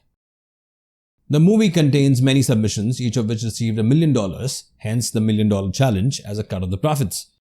Over 25,000 entries were received from all around the world, suggesting a watershed moment in GoPro marketing strategy, that is, getting the users to promote your brand. Finally, the benefits of word-of-mouth marketing. First, free marketing. Word-of-mouth marketing is cost-effective. It takes effort to attract and retain customers. Next, more sales. You not only get some money from your customer, but also the additional money from their free referral to others. Grows the brand at a faster rate. If you hype your brand or offer a memorable experience to consumers, it's likely that a well-known consumer will spread the news about your company. So that's it, folks. This brings an end to the topic on contemporary promotional strategies for your business, part 1. These are a list of sources and links referred to for our content in the video. Alright, let's start with the contemporary promotional strategies for your business, part 2. Let's start off with influencer marketing. Influencer marketing is one of those areas of social media marketing. It includes endorsements and product placements from influencers, corporations, and individuals. They are people who appear to have considerable expertise or social clout in their area. The content offered by influencers may be used as testimonial advertising. Influencers can also act as potential customers. Instagram is the most widely used social media platform, accounting for about 90% of influencer marketing campaigns. Following Instagram, Facebook, Twitter, TikTok, YouTube, Snapchat, and Pinterest are the top social media platforms where influencers have their clout. Moving on, the most famous influencer in the earlier days was YouTube celebrity PewDiePie. He is a YouTuber and comedian from Sweden. He is mainly known for his Let's Play videos and comedic formatted shows. His channel had approximately about 111 million subscribers and had received more than 28 billion views as recorded in August 2022. Now let's look at the top paid influencer on Instagram. The list as per 2020. Their followers are as of 5th of August 2022. And the costing is as per a 2020 ranking. And in this case, as you can see, Dwayne "The Rock" Johnson charges about $1 million for a single post on Instagram, followed by Kylie Jenner, Cristiano Ronaldo, Kim Kardashian, and Ariana Grande, roughly in the range of $800,000 to about $1 million per post on Instagram. Obviously, the numbers have gone higher since 2020. Moving on to categorization of influencers. First, the number of followers an influencer has on social media might be classified. Outside celebrities with huge followings are also included. Internet celebrities who specialize in social media sites, for instance, some in YouTube, Insta, Facebook, and Twitter, are also included. The amount of followers they have varies greatly, reaching into millions and even a mere 1,000. There are several types of influencers, each with a different number of followers. The categories are mega influencers, macro influencers, micro influencers, and nano influencers. Initially, the rationale was to look at influencers with a large number of followers, but that has changed due to the element of engagement now. Moving on, how do influencers get paid? Influencers are compensated before or after a marketing campaign is launched. There are numerous criteria that influence compensation for influencers. It might be determined by their reach, significance of their endorsement, maybe a deliverable, and the efficacy of their prior endorsements. Next, top-tier influencers and celebrities make, as we witnessed before, 6 or 7 figure payments for a single social media post, probably over $1 million for a post. In addition to or instead of money, compensation might be in the form of complementary items of services. Now, this typically happens for people who have less number of followers but with good engagement. They are paid in kind. Influencers with less than 1 million followers could receive free stuff as their only payment option. Moving on to some of the latest trends in influencer marketing that we need to follow. First, the aspect of product demonstration in their videos. Influencers can demonstrate the advantages and usage of the items. So when individuals are unable to test the product, they are buying what the influencer has to say. This is especially evident in the case of skincare or cosmetic companies. Next, influencer commerce. Very few companies have 10,000 followers. They rely on influencers to drive traffic to their website and generate revenue. Influencer commerce is the term used to describe this pattern. That is, Instagram story swiper feature when influencers create interesting story material and take advantage of the swiper function so that customers can swipe and go straight to the brand's e-commerce page to make a purchase. Obviously, the influencer gets paid a commission for this. Next, the engagement-based model. Advertisers in the future may look at the data history and see what conclusions such as installs or sales they obtain from these influencers. They might also establish pricing or even inclusion in campaigns. The engagement rate will be a crucial indicator. Just having a lot of followers isn't enough. Rather, influencers must engage with their audience and encourage two-way conversations with it. As you can see on the list on the left-hand side, most of these celebrities have a lot of followers, which runs into millions, but the engagement rate is just about 3.8% for Kylie Jenner, 2.55% for Cristiano Ronaldo. This number typically stems from a percentage of their total followers. So when I say 5.1 million is the authentic engagement for Kylie Jenner, that is about 3.88% from her total list of followers, which runs into millions, right? Moving on to the fourth trend of live short video content. First, in terms of short video content, Instagram has an extremely strong emphasis on Reels. In comparison to lengthy films, it is less expensive. It provides greater genuineness and interaction. Because of the content reliability and authenticity, live sessions have seen a surge in popularity. Number 5, rise of micro and nano influencers. Micro influencers are people between 1,000 and 40,000 followers on a single social media platform. They must have specialized followings that they frequently engage with. In today's market, authenticity, engagement, and low cost are critical as most brands are involved in slicing budgets. Moving on to the next technique of guerrilla marketing. Guerrilla marketing is a form of marketing that uses tactics to launch a campaign at a specific cost and in a unique way. It's an excellent substitute for conventional, boring marketing techniques. It requires creative thinking and imagination with creativity and originality, providing the ad with bang-on effect, as you can witness in the pictures above. The one on the left is a guerrilla marketing campaign for Red Bull, and on the right is for Nike. Moving on to an example of guerrilla marketing is of the Game of Thrones launching one of their seasons in a newspaper, but with the shadow effect of the dragon. Next, Shark Week or Discovery Channel nailing its marketing promotion for Shark Week by placing these bitten boards along beaches. Next is the King Kong 3D on the beach. This guerrilla marketing campaign for King Kong 3D had people snapping photos and sharing their experiences on social media. Next, an Adidas liquid billboard which won a Cannes Outdoor Grand Prix award. The unique activation by Adidas was conducted to encourage women of various backgrounds to take to swimming. The unique liquid billboard was created on Dubai beach by Avis Middle East. It entailed a large transparent pool that women could dive into with their swims visible and live streamed online. The campaign won the prestigious Outdoor Grand Prix at the Cannes Lions Festival. As reported in the Adweek, the outdoor activation promoted Adidas' inclusive swimwear collection and addressed 32% of women globally who say they don't feel comfortable swimming in public. Moving on to some guerrilla marketing strategies. First is graffiti. Graffiti marketing takes advantage of road and path as giant painting surfaces. Next is publicity stunts, as we saw earlier. Publicity stunts are staged events that involve the audience by encouraging them to perform particular acts of veneration and astonishment. Next, treasure hunt. Personalized high-quality treasure hunts are used to pique audience interest in this form of promotion. Prizes for the same are given out as digital codes, rides, or clues for the next stage of the hunt. Next, street marketing. Street marketing is a relatively new buzzword for outdoor guerrilla marketing. It refers to all of the outdoor advertising actions carried out using street elements. Using wall art to deliver a loud message is one way street marketing that has been used in the past. So that's it, folks. This brings an end to the topic on contemporary promotional strategies part 2. These are the list of sources and links referred to for our content in the video. Let's start with the key marketing metrics that will keep your campaign on track. Marketing teams use values that can be measured to show the success of campaigns across all marketing channels. These set of measurable values that make it easy for marketers to quantify, compare, and interpret their performance are called marketing metrics. Many different types of measures are employed to evaluate these effects. Marketing metrics function over a range of different channels that we'll witness in this video. These channels range from website to email and even social media. Choosing the right metric for every channel is very crucial. Let's look at some marketing metrics case study, starting with the first one on Budweiser's What's Up marketing metrics. Budweiser's What's Up campaign, aired during Super Bowl in 2000, focused on the old-fashioned way of greeting people, that is, by shouting a shared greeting "What's up" via in a landline. According to New York Times, the What's Up campaign drove a lot of business for the beer giant. In fact, it boosted sales by a whopping 2.4 million barrels. Now that's how you get to know whether your marketing campaign is effective or not.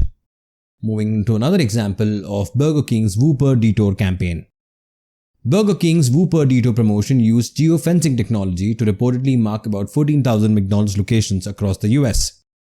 Unlocked when users came within a 600 feet of a McDonald's restaurant, all they had to do was download the Burger King app, drive to McDonald's, and automatically receive a mobile coupon for a 1-cent Whopper. Masterstroke. This is how the entire process looked like. So you download the app or Burger King on your route, pass through a McDonald's geofenced area, receive an ad with a message and a call to action button, order through the Burger King app, and drive to the nearest Burger King to pick up your free Whopper. What do the metrics say? Well, mobile sales tripled during the promotion with more than 500,000 Whoppers redeemed, that is more than 40 times during Burger King's past digital coupon redemption record. Burger King's app rose to number 1 in the US Google Play and Apple App Stores in 48 hours. And after the promotion, Burger King continued to sell twice the amount through its app compared to sales before the campaign. Let's look at marketing metrics now for your business, starting with the first one: consumer satisfaction, customer acquisition cost, customer retention, customer lifetime value, purchase funnel, customer attrition, customer engagement, return on marketing investment, return on investment, sales qualified leads, market share, and brand awareness. Let's look at each one of them briefly, starting with the first one, brand awareness. It tracks how the people discover the brand on social media and search engines. Next, market share. It is the percentage of total sales generated by a company in the entire industry. Sales qualified leads. It is when a prospective customer is willing to engage with the sales team. Next, return on investment. That is, this is the gain or loss incurred on an investment in relation to the amount invested. Number 5, return on marketing investment. Measures the capacity of all marketing campaigns to create new revenue. Customer engagement. It is the interaction between an external customer and an organization. This could take place through various online or offline channels. Next, consumer satisfaction. It is a measure of how the expectations of the customers from a company's products and services are met or even exceeded. Next, customer acquisition cost, which is the measure, the gross amount of funds needed to acquire a new customer. Customer retention, it is a company or product's ability to hold on to its customers over a specific period. Customer lifetime value, which is a measure of the amount of gross profit that one customer can generate over the entire span of the time they do business with the company. Moving on. Purchase funnel, it is the understanding of the customer acquisition process right from awareness to purchase. Next, customer attrition, it measures the rate at which the company loses a customer over time. And finally, net promoter score. It is a measure of the likelihood that a customer might recommend a product. It is most commonly recorded on a scale of 1 to 10 by the customer, and typically you count those customers that give a rating of 9 and 10 because they are the ones who are going to stick with the company at the same time promote the product. Moving on to the importance of marketing metrics. First, using metrics productivity can help in overcoming the giant hurdle of unpredictability. Next, marketing metrics help in gaining information about competitors, gauging their strengths and weaknesses, and make critical budgetary decisions which impact the success and the return on investment. Next, all the in-depth and data-driven marketing knowledge can be used to help inform marketing decisions during the planning of a campaign. The marketing performance and success of the strategies can also be evaluated. And finally, through analyzing metrics that are relevant to a campaign, a company could definitely succeed. So that's it, folks. This brings an end to the topic on marketing metrics. These are the list of sources and links referred to for our content in the video. Let's start with the Porter's 5 Foes analysis. The Porter's 5 Foes model is used to evaluate a company's strength in the industry. This business strategy tool aids in the analysis of an industry's attractiveness.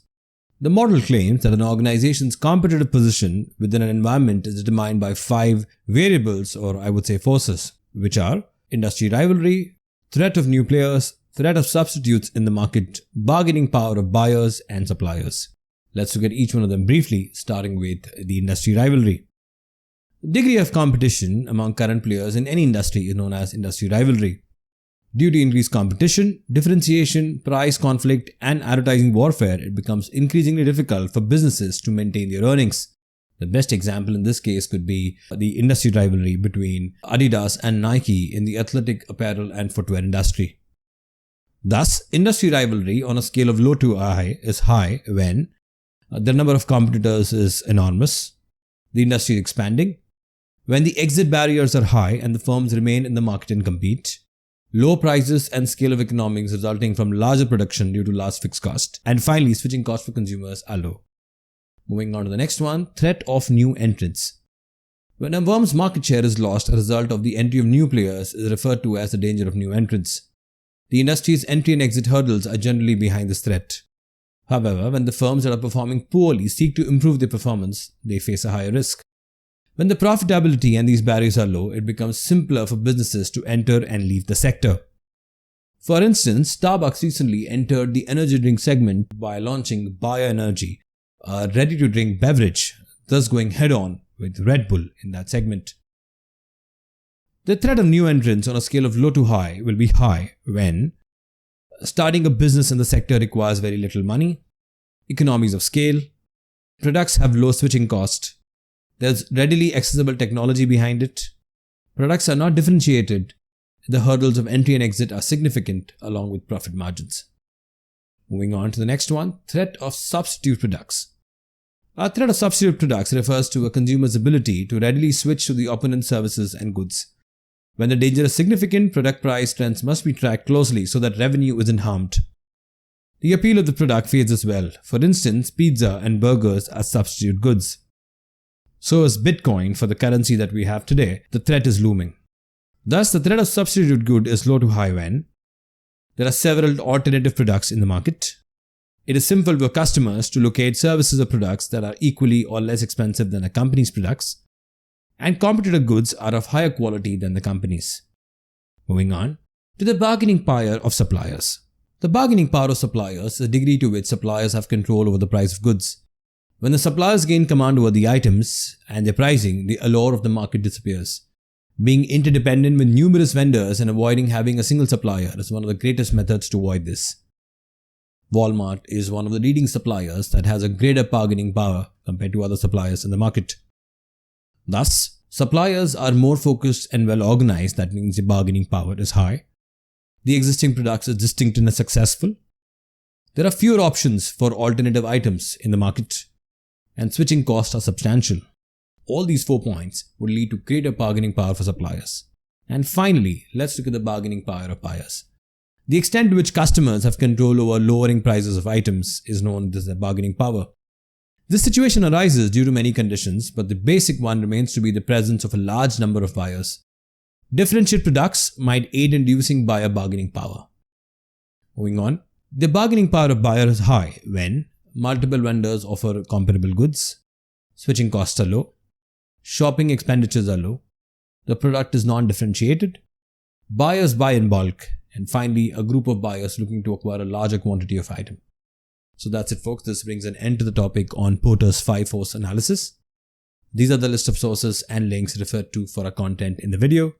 Let's nail the strategies required to gain or defend your position in the market. Well, the battle between McDonald's and Burger King indicates one of the greatest rivalries the fast food business has ever seen. McDonald's has always been the leader in the space, but Burger King has been quite relentless in its campaigns by taking on the leader in several campaigns. Now let's look at the strategies to gain a market position. Well, there are 3 options typically for any good company. First, finding new users. Second, new users for your brand. The third, more usage for your brand. Right? Let's look at each one of them briefly with suitable case studies, starting with the first one, new users. The Nike Pro hijab was designed to solve the performance constraint of a traditional hijab in sport. The style of Muslim countries and the cultural function of the garment was taken into consideration while working on its new design.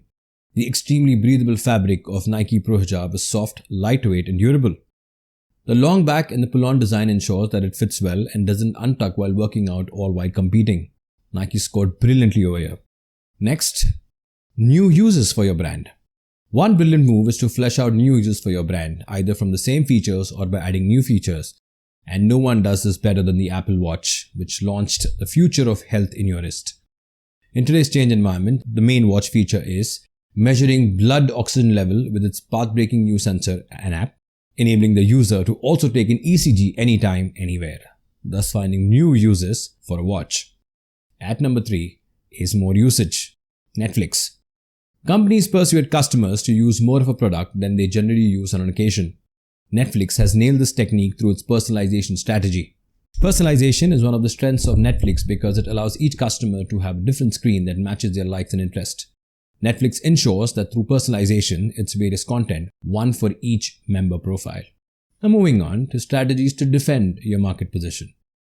Well, while gaining market position is considered the ultimate strategy to grow your business, there are times when the company plays on the back foot. And the strategies are, first, position defense, preemptive defense, counter-offensive defense, and finally, mobile defense. Let's look at each one of them briefly with suitable examples. Starting with the first one, position defense. Developing strong brand power helps ensure that the brand is unbreakable or unpenetrable. Firms must employ constant innovation to prevent such imitation from other brands. Current successful brands receive the greatest amount of support in this plan. For instance, Google as a brand has sub-elements such as the Google search engine, YouTube and Google Maps, which are leaders in their own segments. Next is of preemptive defense. An enemy is attacked by the leader even before the enemy can begin an attack. A leader began a fight against an opponent before the opponent had the opportunity to start one. This ensures that the leader preempts any potential attack. For instance, Nike's app's new tool, that is Nike Fit, scans your feet with the camera in your smartphone and helps provide hyper-accurate sizing recommendations. Thus, a new step in a new direction vis-a-vis other competitors in the market. At number 3 is counter-offensive defense. This leader drives the competitor to pivot its resources in order to defend its own turf. This is accomplished by attacking the opponent's weakest point with vigor. This move unsettles other players in the market. For instance, Apple tries to take on Samsung's smartwatch with features in the Apple Watch Series 7. In fact, the features keep on increasing with every release that Apple does. And finally, the strategy of mobile defense. A leader likes to diversify in order to extend and complement its presence in new market areas. The rationale is to ensure that eggs are spread in different baskets. Sometimes the leader may find new opportunity in other areas in spite of doing well in the current space. For instance, Apple, Now, iPhone accounts for more than 50% or probably $200 billion of sales for Apple. But still, Apple has diversified into Apple Music, Apple Pay, iCloud, App Store and iTunes. That is known as mobile defense. So that's it, folks. This brings an end to the topic on how do you nail strategies to defend or grow your segment. These are the list of sources and links referred to for our content in the video. Let's start with niche marketing strategies. The essence of niche marketing lies in the fact that a firm can become a leader in a lesser known or specialized market rather than being a follower in a larger market. A niche brand is one that has more customer loyalty and less market penetration that would be predicted based on its market share. Niches have the potential to maintain a longer lifespan than traditional brands. Moving on to niche marketing strategies that would suit your business. First, geographic specialist, in which a product is just sold in a particular geographic location by firms or is famous from that location. For instance, Scotland is famous for several single malt brands. Next, by end user specialist, in which serving one kind of end user is a specialty of the firm, and no one does this better than Johnson & Johnson, which is considered a specialist in the manufacturing of infant care products. Next, specific customer specialist, where a company just sells to a few specific customers. For instance, a customized luxury tour such as the Four Seasons private jet experience by Four Seasons. Next, product or product line specialist, in which a firm or brand focuses on just a single product or product line. No one does this better than Levi's, which is famous for a complete lineup of denim apparels. At number 5 is job shop specialist, in which the firm's manufacturing is based on the orders of the customer. Best example in this case is of Subway, which offers personalized sandwiches alongside a wide range of products to the customers. Next, service specialist, in which a firm offers unique or rare services to customers. Now, this was done brilliantly by Airbnb at one point of time, which started off as a very unique service offering at the beginning. Now it has become much more common. At number 7 is quality price specialist. The firm satisfies either high quality or low price needs of the markets with its store. In this case, the example of IKEA sits perfectly because it offers quality ready to assemble furniture at affordable prices. And finally, product feature specialist, in which the provision of a specific type of product or product's feature is a firm's specialty. For instance, GoPro is involved in manufacturing of action cameras used for death-defying stunts. So that's it, folks. This brings an end to the topic on niche marketing strategies. These are the list of sources and links referred to for our content in the video. Let's start with the importance of collaboration in today's digital age. Collaborators are individuals or groups that assist a firm in promoting value for its target customers. Collaborators for firm include suppliers, distributors, R&D organizations, and advertising agencies. These collaborators help the company in creating a successful product and expanding its client base. Today, even two brands come together to collaborate to offer a better offering to the target customer. The best example in this case is of the collaboration between Apple and Kim Kardashian.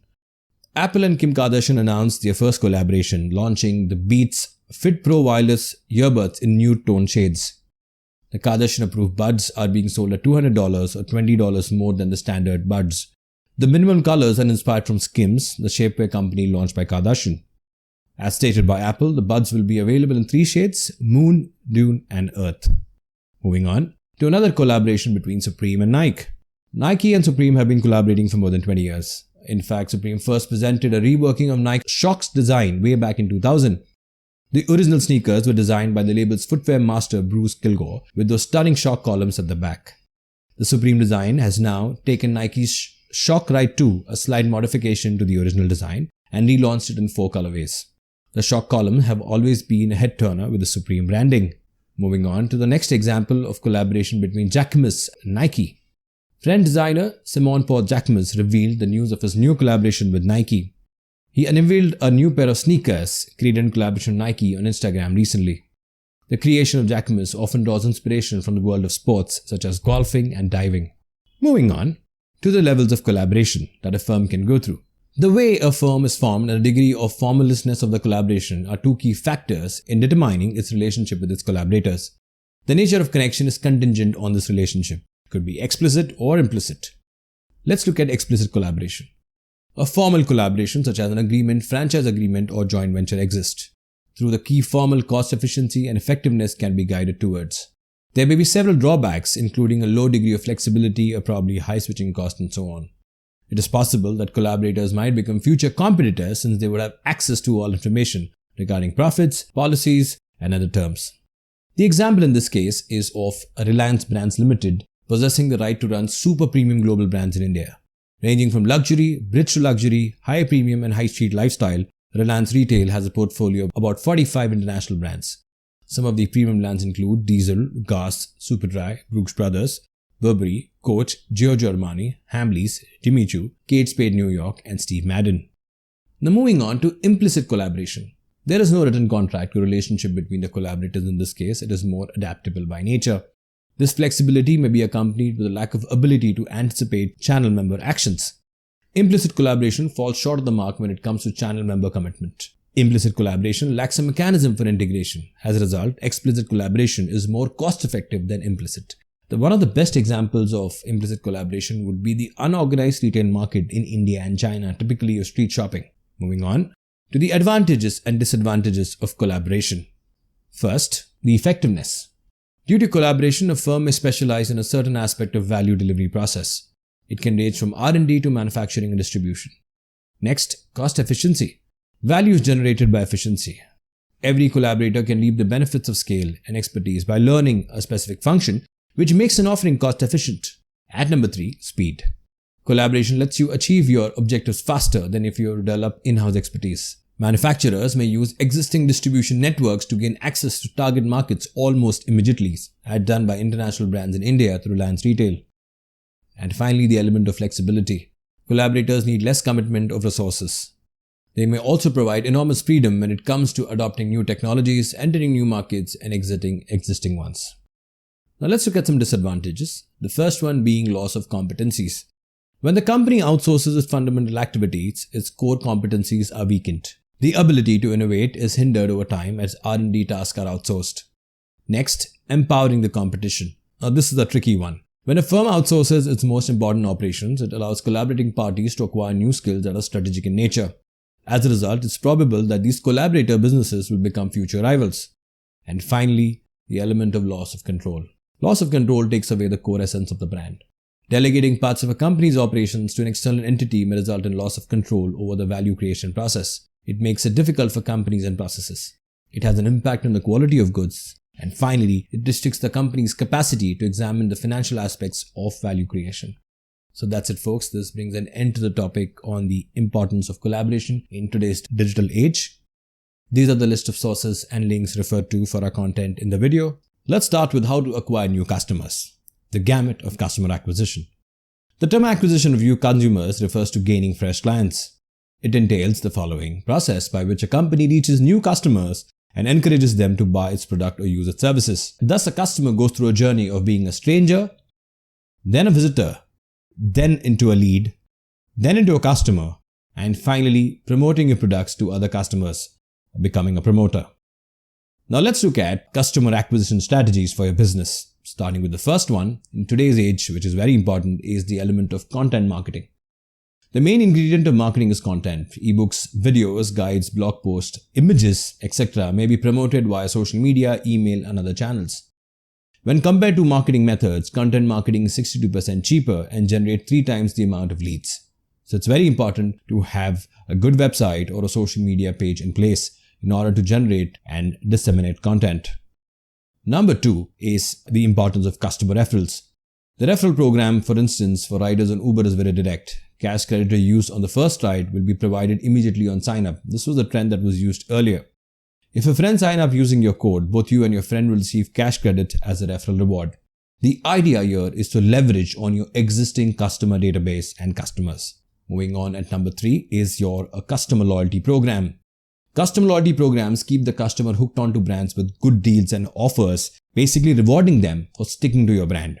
And no one does this better than Starbucks, where more than half of Starbucks sales are now driven by reward customers. This ultimately incentivizes new customers to come and purchase your brand because they can already see the existing customers being rewarded. So a very unique way of getting to new customers by highlighting your rewards.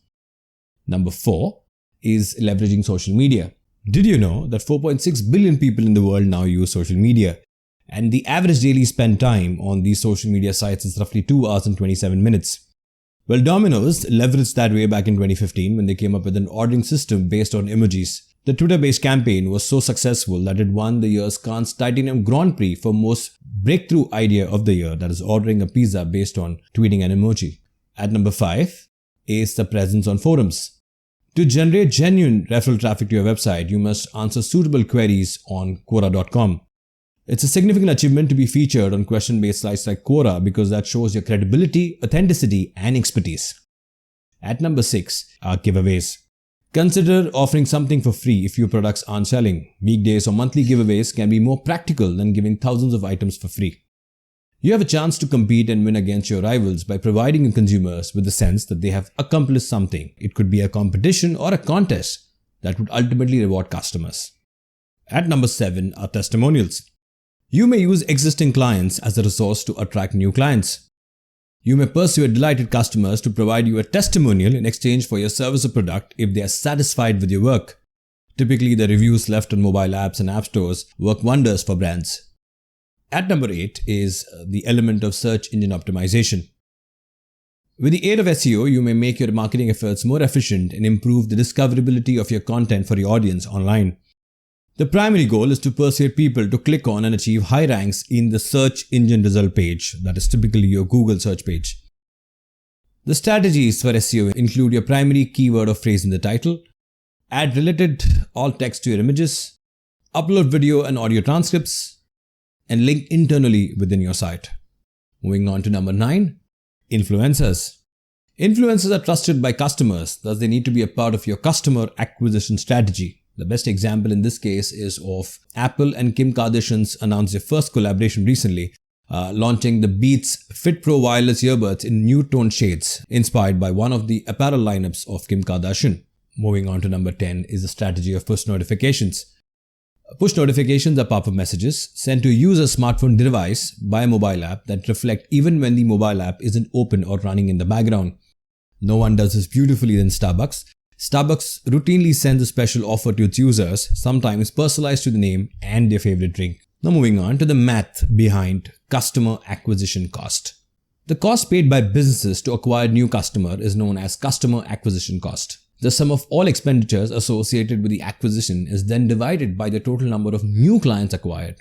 The formula is pretty simple. Customer acquisition cost is equal to your total sales and marketing cost divided by the total number of new customers. So let's say if a business spends about $900,000 on sales and marketing and gains 900 new clients, then their customer acquisition cost is about $1,000. So that's it, folks. This brings an end to the topic on how to acquire new customers.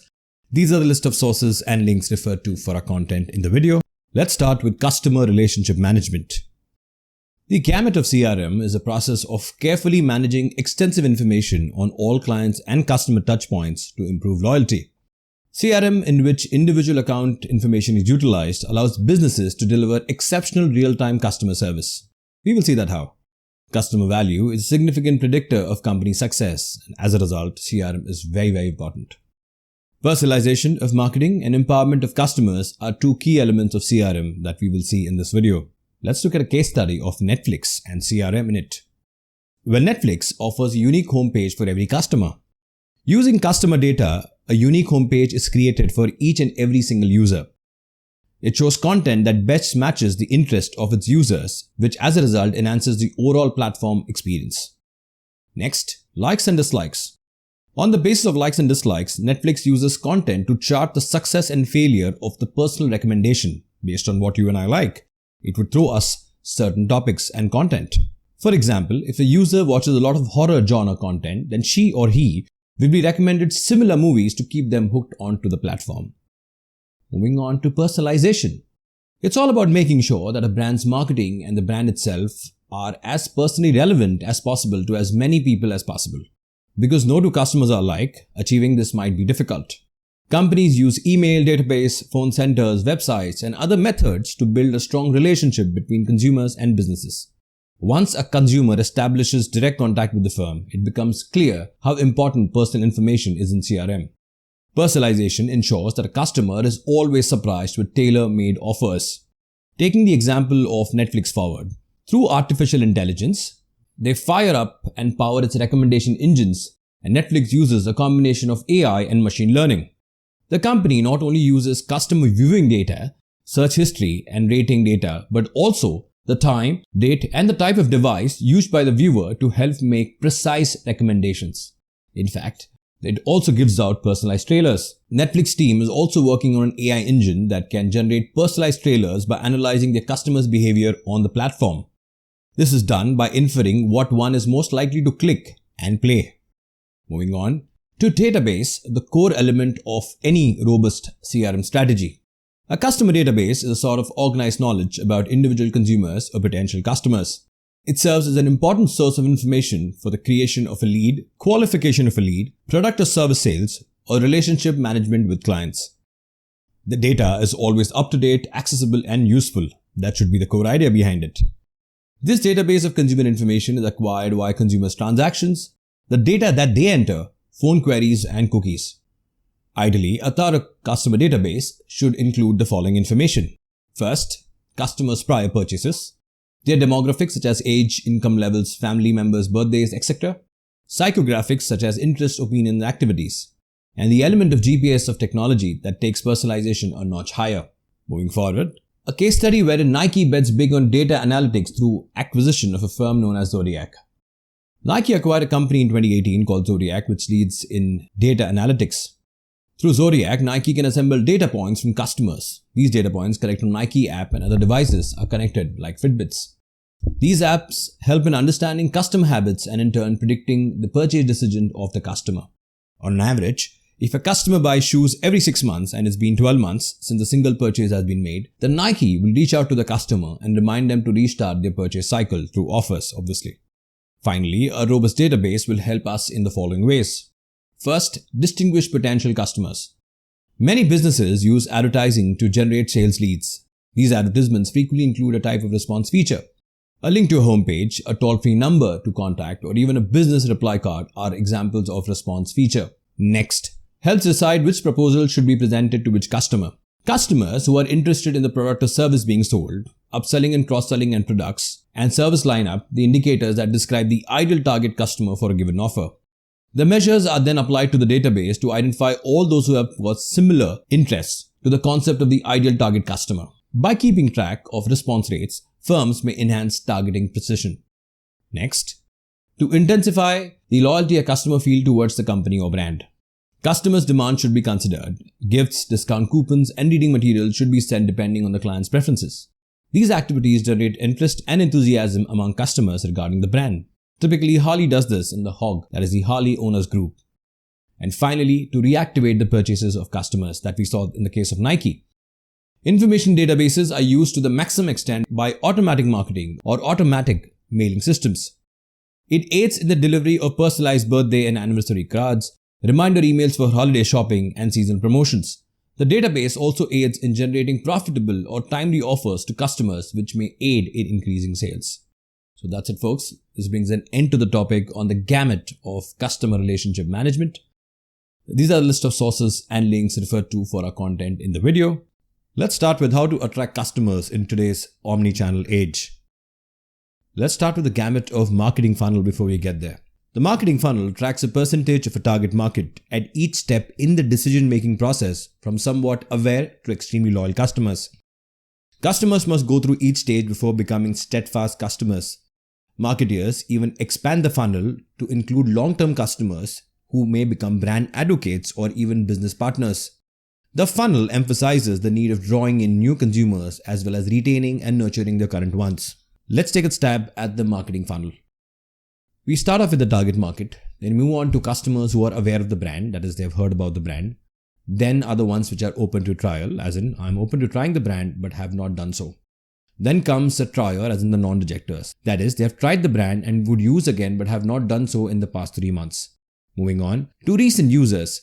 They have used the brand in the past 3 months but I am not a regular user. Next, recent user at least once every 2 weeks. Then comes the most often used, as in, I use this brand most often even though I do use other brands. And then comes the loyal customer. I always use this brand as long as it is available. So that's the marketing funnel. Once we understand this, then we move on to the element of attracting customers, which is ultimately inevitable. It costs 5 times more to acquire new customers than it does to keep the old ones. It takes a lot of work to persuade delighted clients to move from their existing brands, as in your competitor brands. Moving further, the example of Burger King. Burger King in Japan launched world's first Ice Whopper burger. First of its kind in the world, the Ice Whopper is the classic Whopper burger with ice shavings on the patty. A very normal way of attracting customers to the burger franchise. Next example of Burger King is in Burger King in India launched the first all-veg, non-onion, non-garlic restaurant in Katra, Jammu. The city of Katra is popularly known for the highly revered goddess Vaishno Devi temple. With this launch, it marks the brand's 325th restaurant in India. Moving on to how to attract customers in today's omni-channel age. Companies who want to grow their profits and sales must devote time and resources to efficiently finding new customers. At times, promotional initiatives designed to promote the value of the brand may not only appeal to loyal consumers but also to potential high-value fresh consumers. Moving on to certain key points in attracting customers. First, conducting a contest. Next, leveraging social media. Improving the website SEO to attract more customers online. Offering discounts and deals. Interacting and retaining loyal buyers so that they spread a good word of mouth.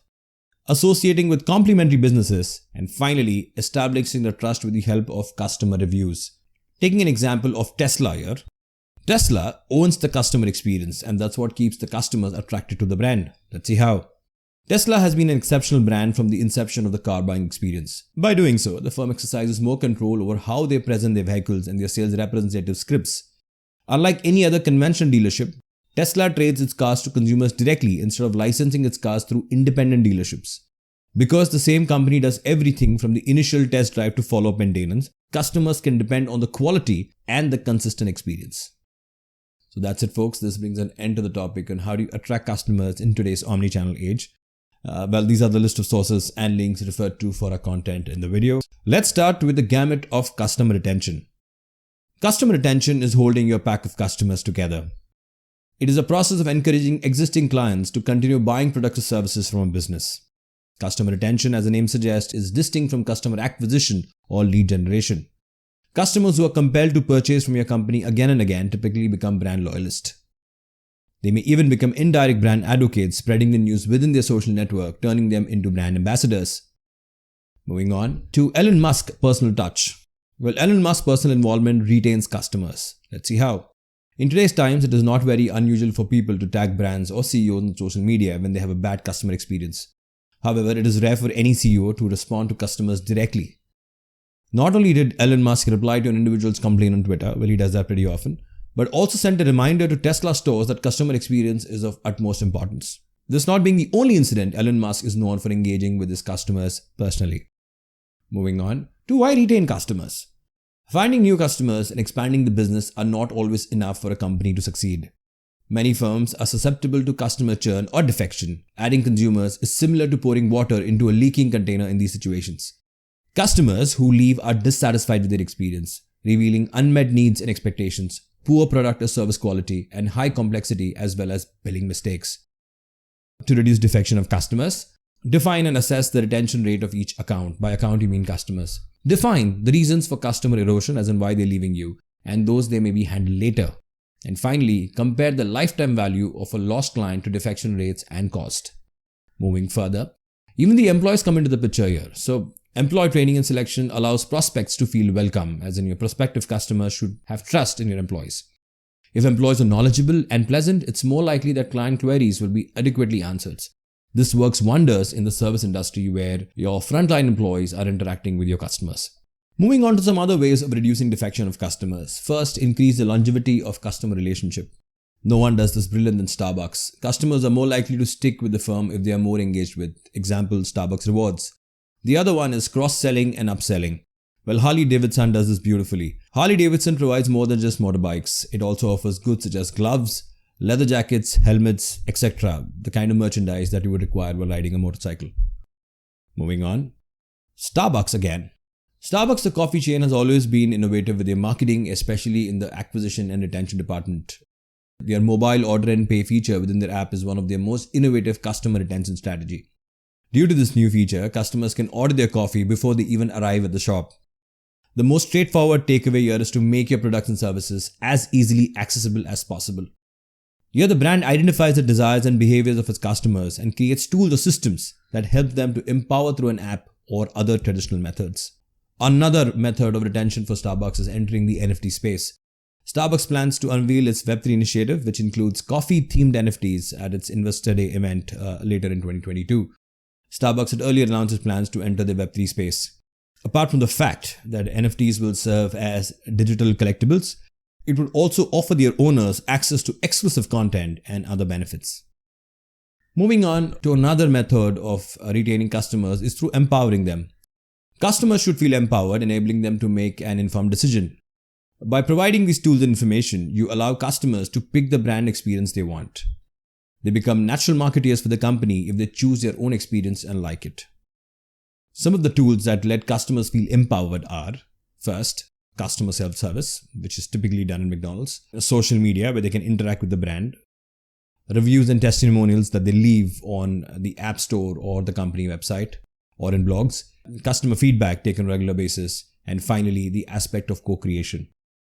Let's take a stab at one of the examples of DHL. DHL invited a number of consumers to innovation centers in Germany and Singapore to find out how the company could improve its logistics and to talk with its employees and brainstorm new ideas. Parcelcopter was one of the outcomes of this. It was an initiative to use drones for last mile deliveries. The idea was to deliver packages in challenging weather at places with difficult terrains and also to reduce the time taken in deliveries. So an aspect of customer empowerment, the outcome was a parcelcopter for DHL. So that's it, folks. This brings an end to the topic on customer retention. These are the list of sources and links referred to for our content in the video. Let's start with how to measure your customer satisfaction level. Customer satisfaction is a sensation of pleasure that a consumer gets when they compare a product or service perceived performance to their expectations. A customer is dissatisfied if the experience he or she has with the product or service does not meet their expectation. If a product or service is able to exceed clients' expectations, they are extremely delighted. But usually, the customer is pleased or satisfied if the performance of the product meets their expectation. Moving on to a very famous case study of Amazon's one-click technology that got their customers delighted. Known as the one-click checkout way back in early 1999, Amazon secured the one-click patent idea in September 1999. This concept was unearthed that customers could enter their shipping and payment information just once and then later anytime could simply click a button to buy something without having to re-enter the details. That is way back in 1999. This was a major breakthrough in the concept of hassle-free online shopping then. Amazon's proprietary one-click patent made it extremely famous and led on the path from being a bookseller to an e-commerce mammoth that we see today. The one-click technology was extremely valuable because it was refining customer experience in action. Ultimately, the patent expired on September 12, 2017 and was placed in public domain and is being used by other e-commerce companies. Moving on, a highly satisfied customer will do the following for you. First, continue purchasing more items as the firm introduces upgraded versions and new products. Next, be less sensitive to the price of the goods.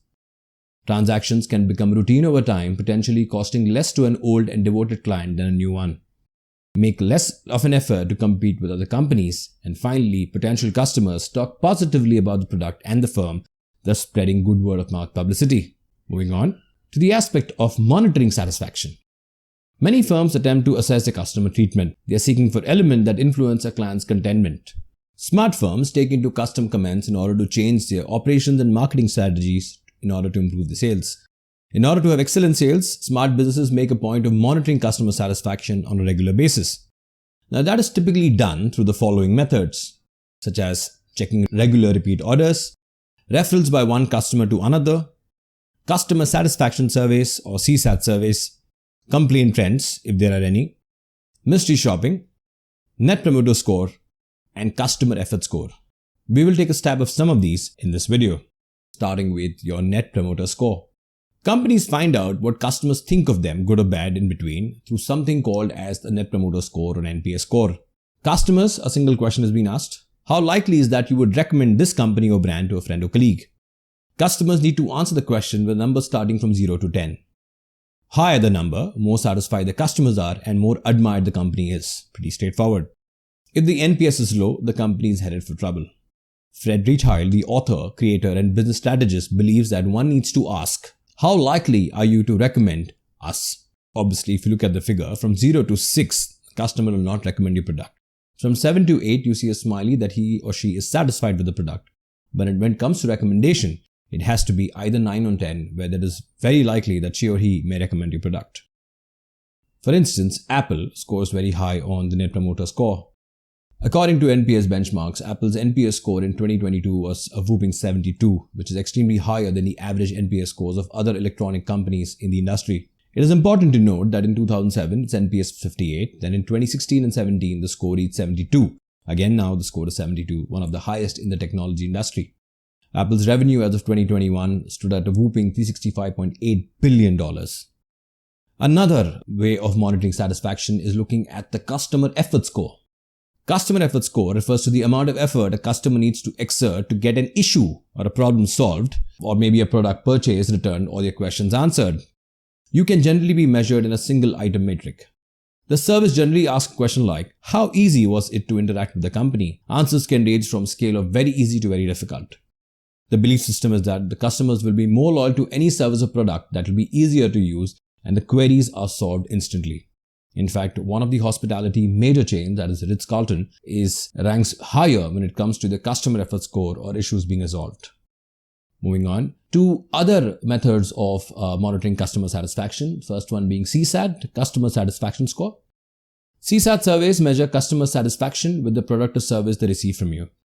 They can be expressed with a 5 or 7 point scale or through binary yes or no answers. CSAT is different from Net Promoter Score, which asks consumers to assess how they feel about a brand or whether they would recommend a brand. And finally is the time to resolution. Time to resolution is the mean length of time customer service staff takes to fix a problem.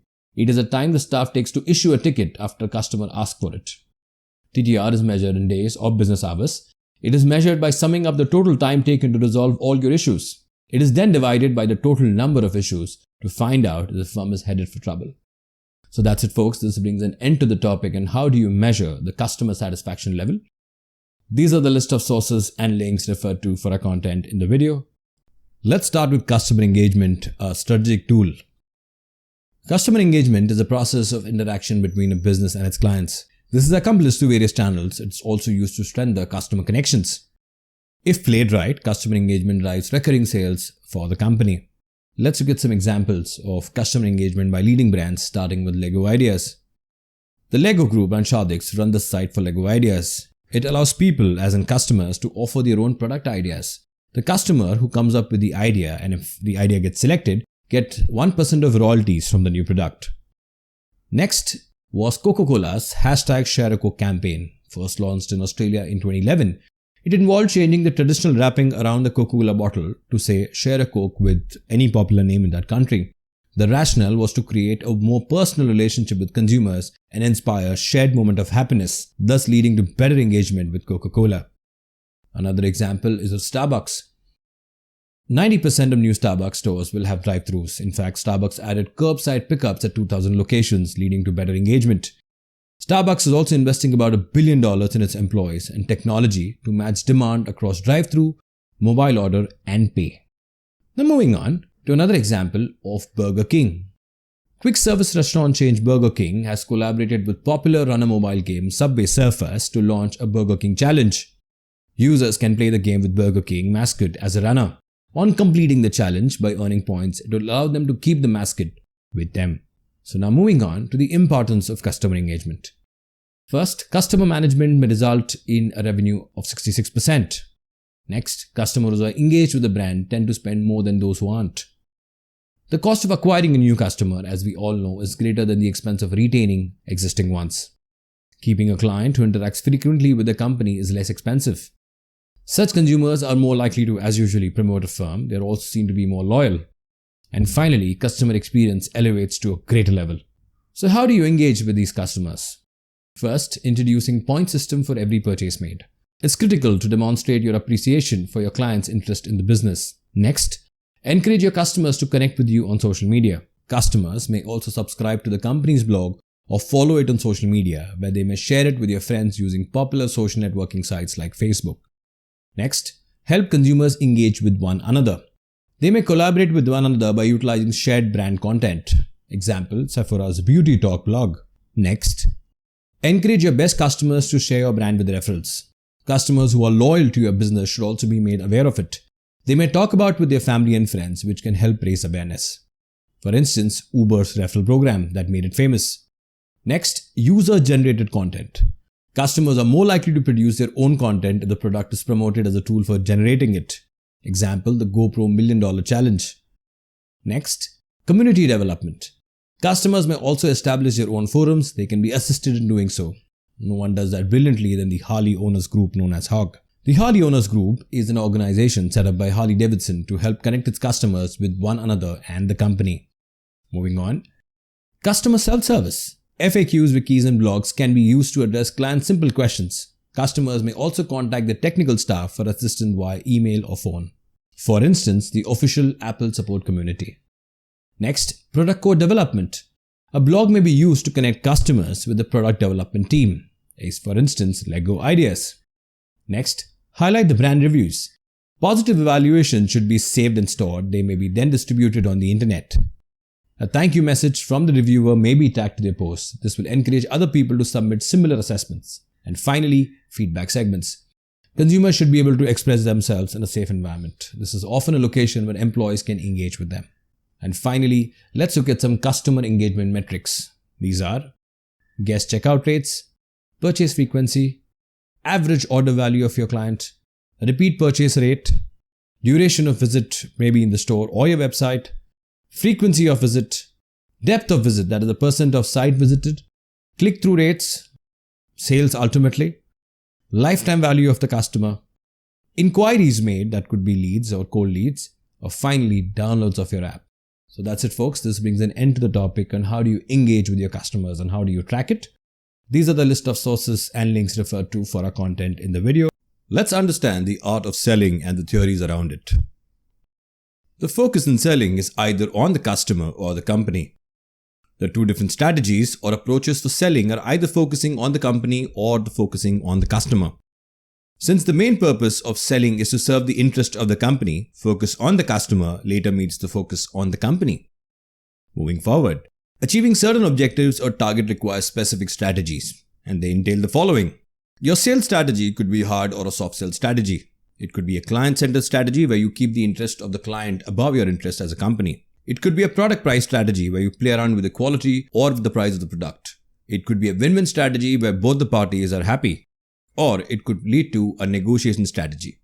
Now moving on to theories of selling, which aid you in selling any kind of product. They are centered around behavioral theories, and they entail the following. Stimulus response theory, product orientation theory, and need satisfaction theory.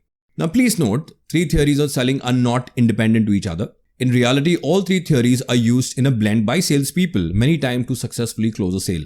Now let's take a stab at each one of them briefly to understand which theory would blend which with theory. Let's start with the first one, and that is the stimulus response theory. According to this theory, the buyer will respond in the way the salesperson wants him or her to. That is, if the salesperson uses the correct stimuli, by stimuli I mean motivation, in the right strength or dose, it will work in their favor. The stimuli are, first, personality projection, as in the physical appearance of the salesperson, his skills or her mannerisms. Next, product campaign. The company's product is presented as leading or with the price without overdoing it. Another stimuli could be competitor killing, that is, the competitors' brands or products are skillfully buried by the salespeople. Or it could be price concession, to provide price concession or price discounts on purchases which would work in the favor of the salesperson. The next theory is the product orientation theory. Here the focus is on the product. In this theory, it is assumed that the buyer is unaware of recent technological developments and it's only on the salesperson to make the buyer aware. In doing so, the salesperson would be able to introduce the buyer into using or buying his or her product. In product orientation theory, the salesperson relies on explanations and presentations instead of the more aggressive approach taken in the stimulus response theory. Sometimes, subtle psychological pressure can also be applied. This selling approach is most commonly used for computers, pharmaceutical products, smartphones, etc. And the final theory, need satisfaction theory. According to this theory, the selling process leads to the mutual satisfaction between the buyer and seller. Unlike the other theories mentioned, this theory is based on a win-win situation. In this theory, before proposing a sale, the needs and expectations of a prospect, as in your customer, must be ascertained by the salesperson. The buyer's points and objections, if any, must be carefully noted down by the salesperson. You must then answer the queries to satisfy the buyer. Unlike stimulus response theory that focuses on the salesperson and her or his skills, this method focuses on the customers and is hence majorly accepted by the prospect. Moving further, this theory has a high level of sales effectiveness as well. The relationship that lead to a satisfied and happy customer can be predicted by this theory. The importance of developing professional partnership between the seller and buyer is highlighted in this approach. Many feel that the seller and buyer relationship can yield profits to the company only through this particular theory. And finally, the art of negotiation, which is helpful in all the three theories. There are 5 negotiating strategies, the first one being accommodating. Here, the relationship between the two parties must be maintained at any cost. This is highly prioritized. The outcome of the negotiation is given secondary priority. Next is collaborating. Here, both parties achieve their goals through the proper management of negotiation by maintaining interpersonal relationship, win-win strategy. Next, compromising. The approach as humans that reaching a win-win situation is not possible. Hence, the compromise made by one party results in the success of another party, a win-lose arrangement. Next, controlling. In this strategy, the power of aggression is used by one party to achieve its objectives over another party, heavy bargaining. And finally comes avoiding.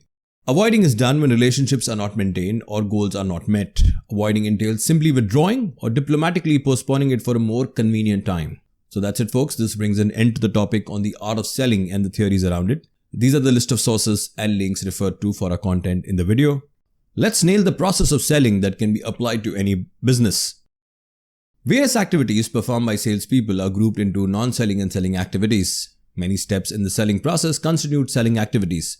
Preparation of salesperson, collecting payments, collecting information, traveling, etc. are part of non-selling activities. Now let's look at the process of selling that can be applied to any business, and it entails the following steps. First, opening the sales call. Next, sales proposition, presentation to the prospect, motivating the prospect or the customer, and finally closing the sale. Let's start with opening the sales call.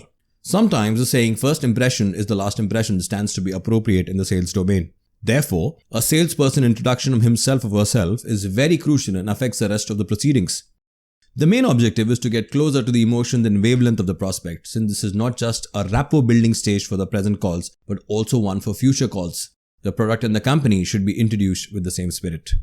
Next in line is the sales proposition. Sales proposition is made on the base of quality, product, price, delivery package, and payment. 2 very important functions are performed at this stage by the salesperson. First, the need level of the buyer is understood, as in the quantity required. And the other part is the salesperson probes the buyer to discover his or her inner thoughts. By probing, I mean questions. And probing, a psychological tool, seeks answers to the following types of questions. First, what is the buyer's real action to the sales proposal as compared to his verbal reaction? Next, what does the prospect understand about the market of the product? Then comes, what are the prospect's attitude towards the competitor's package? Does the prospect have knowledge of competitor brands? And finally, does the prospect have any idea about the pricing mechanism in the market? All these questions are answered through probing. Moving on to stage 3 of presentation. Presentation is crucial in supplementing or strengthening the sales proposal. Establishing the product and sales package is the main objective of a sales presentation. This involves studying the competitors' levels, market structure, uniqueness, or distinctiveness of the sales proposal. A presentation can be a simple conversation or a discussion. The first step towards stimulating a customer is your presentation. At number 4 is finally motivating the customer to buy the product. 2 separate actions are called for in order to stimulate or motivate a customer. First, all the objections that are raised by the customer should be managed, as in all the questions should be answered. And next, urgency or climate for sale, which could be done in terms of pricing, offering last minute deals or deals that only last for today. Once this is done, then you move to stage 5, that is closing the sale. This is the pinnacle of the sales process. The salesperson finalizes the sale at this stage and receives the commitment of the buyer. The logical conclusion of sales call must be its closing. The salesperson should be aware of when to strike, that is, close the sale. Timing is very important. Things shouldn't be postponed to the next day because a buyer might change their mind. While closing a sale, every salesperson goes through the majority of these 5 steps that we went through. So that's it, folks. This brings an end to the topic on the process of selling that can be applied to any business. These are the list of sources and links referred to for our content in the video. Let's start with how to close a sale and overcome the objections. Let's start with the methods of closing a sale. Various methods are used to close a sale. The prospect's behavior towards buying and the nature of the content of sales presentation influence the applicability of these methods.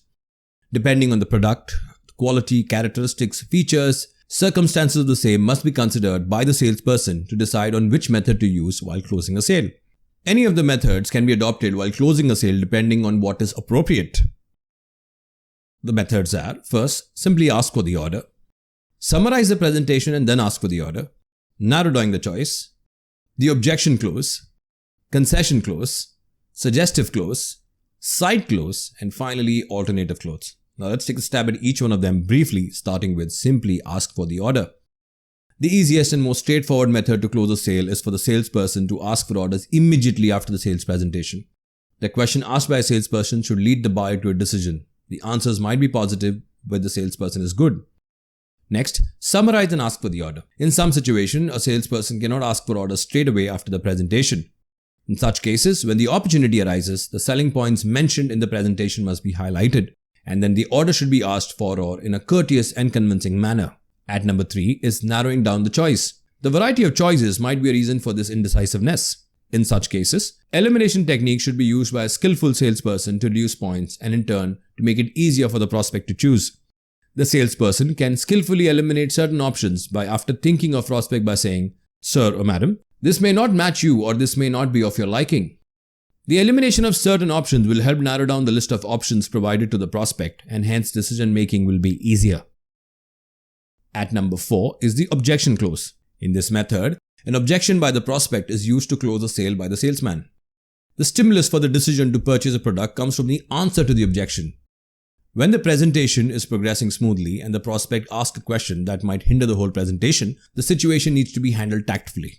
Obviously, the salesperson should have some wisdom and knowledge from his or her past experiences on such instances of answering questions. At number 5 is concession sale. This is more commonly used and the most straightforward approach. A final concession is given to close a deal. The concession acts as an inducement or a motivation to buy the product. It is also called as the inducement clause. Price discount is a very common concession method. Deferred payment, free home delivery, the form, guarantee or extended warranty, credit with attractive rate, etc. can be forms of concession. At number 6 is your suggestive clause. Sometimes appealing suggestions given by a salesperson might induce a buyer into placing an order. Example, a client may want to buy a window air conditioner. The salesperson might suggest a split air conditioner instead of a window air conditioner. The benefits of a split conditioner could be that it doesn't block any window and it is completely noiseless. The options of suggestion should be well thought of in advance by the salesperson. At number 7 is your side clause. Sometimes the buyer and the seller don't agree on various points after the sales presentation. These points or side issues might include delivery, size, color, payment schedule, etc. In such cases, the salesperson realizes that the side issues are hindering the closing of the sale. Hence, inviting questions on the basis of difference on inside issues are asked. The sale may be closed after coming to an agreement about the side issues. And finally, at number 8 is alternative clause. Extension of the side clause is similar to and can also be called an alternative clause. When a prospect is indecisive about a few points like features, delivery, quality, etc., but is willing to buy the product, this method is used. The salesperson gives the prospect 2 options to choose from in order to lead the discussion on these points. The prospect is confused and pushed into an indecision if too many options are provided. Selecting one of the alternatives out of the 2 might lead to closing the sale. This is a very commonly used method which makes the buyer feel like he or she got the alternative choice they wanted. Now look at the reasons for unsuccessful closing. Every salesperson works towards successfully closing all their sales, but they are not successful every time.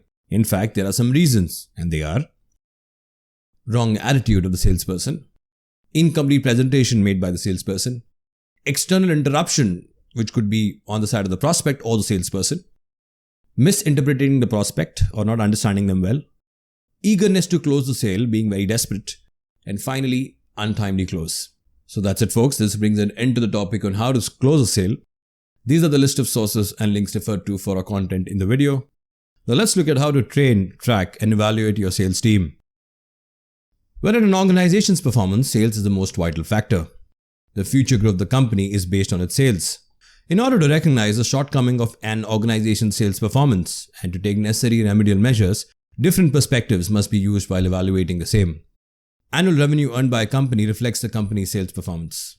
Higher revenue suggests better sales performance and vice versa. Similarly, every sales performance should also be evaluated and measured. Now let's look at how to train your sales team. First, courses. Courses could entail offline or online sessions, as in e-learning. In the end, it is a great way to transmit your knowledge to your teammates. Next, in-person workshops. In-person workshops break up the monotony and are an excellent way to build excitement surrounding your ongoing sales program. Next, hiring outside consultants. Now, hiring an outside consultant has its own benefits, such as saving on time for your team members and a fresh perspective of an industry expert. Next, conferences. Conferences enable employees to learn from senior managements which are spread worldwide and also from thought leaders in the industry. Next, field training feedback is key. On-the-ground training in real-life scenarios ensures that the sales team gets a hands-on experience of the kind of work that is coming their way. Share success stories. Sharing success stories of your sales team or individual team members boosts the overall morale of your existing and new employees. Use empathy whenever possible. If a salesperson learns to put himself or herself in their prospect's shoes, they will understand the prospect's problem and hopefully a problem that the prospect was never aware of. That is something that was in their subconscious. Next, use the buddy system. For people new to the team, creating a buddy system ensures a hand-holding mechanism. Next, incorporate data into development. The gamut of sales works on the element of data. The habit of taking 15 to 30 minutes to reflect on sales calls to understand what went well and what can be improved upon works wonders for the team. Next, scripts to deal with the most common queries. Identify common objections that come up time and again during sales call. Brainstorm with your team and collaboratively flesh out a script to help them deal with these issues. Next, what to train them for. First, train them to spot the bad customer. Train your salespeople to spot the bad customers, which could be window shoppers and irate customers, so they can focus on selling to the ideal customers because they are the ones that will drive your business. Next, overcoming fear. In the sales domain, many freshers have a fear of rejection. Let your salespeople know that they will get rejected time and again. Next, the gamut of cold calling. The very basic issue. If your team members are making a sales call, they have to be trained on what to say or do when their prospect answers. Next, the frequency of follow-ups. Follow-up is the key to higher conversion rates, and without it, a firm may find it very difficult to reach its target. Next, ways to ask for the close. Now, we have done this in our video before. One of the most important elements of sales training is to know how to close the sale, where there are many steps which are highlighted in one of our videos in the sales module. Next, how to track and evaluate the performance of your sales team. Management of sales force refers to supervision and control. Only proper control and supervision can lead to effective management of the sales force. In spite of salespeople having good caliber, being trained and being motivated, optimum performance requires direct and necessary supervision and control. Controlling and directing the salespeople's day-to-day activities is a part of leadership known as supervision. Several methods are used to supervise and control a sales force. Let's look at the first one, direct supervisory methods. They entail the following. First, through telecommunication, tracking your software, through iPads. Next, having weekly sales meeting. Personal contacts to get the data from the market. And finally, coaching of your team. Ideally, indirect supervisory methods work wonders for your team. They include the following. First is the sales report. Sales reports help monitor and evaluate a salesperson's activities. They generally include information related to order contained, calls made, competitive activities, new customers obtained, customer needs and complaints. Next, sales analysis. The performance of salespeople can be evaluated through sales analysis reports. This is done by comparing what and how much sales happened within the sales quota. After this, the salespeople can be helped and guided by sales managers to achieve their sales target quotas or targets. Next, expense reports. Expense reports keep a check on the money spent on meals, stay, travel and entertainment. It helps in controlling of expenses. Many sales managers provide a leeway when it comes to the expense account provided the targets are achieved by their team. Next, checking your representative's calls and email volume. Keeping a track on the volume of calls and emails sent by your team members will eventually give you a bird's eye view of the daily efforts. Checking their report on a daily basis will indicate their actual progress. Next, average conversion time. This approach will help to differentiate between the reps who take more or less time to wrap up a deal. Thus, as a manager, you'll be easily able to track the progress of your sales team. And finally, average follow-up attempts. Follow-ups in the gamut of sales is an important responsibility. Keeping a track on the average follow-up attempts made by your sales rep to ensure they close the deal from existing prospect is a must. So that's it, folks. This brings an end to a comprehensive take on the subject of marketing strategy. Do subscribe to our channel where you'll witness such videos daily. Thank you and stay tuned for more videos.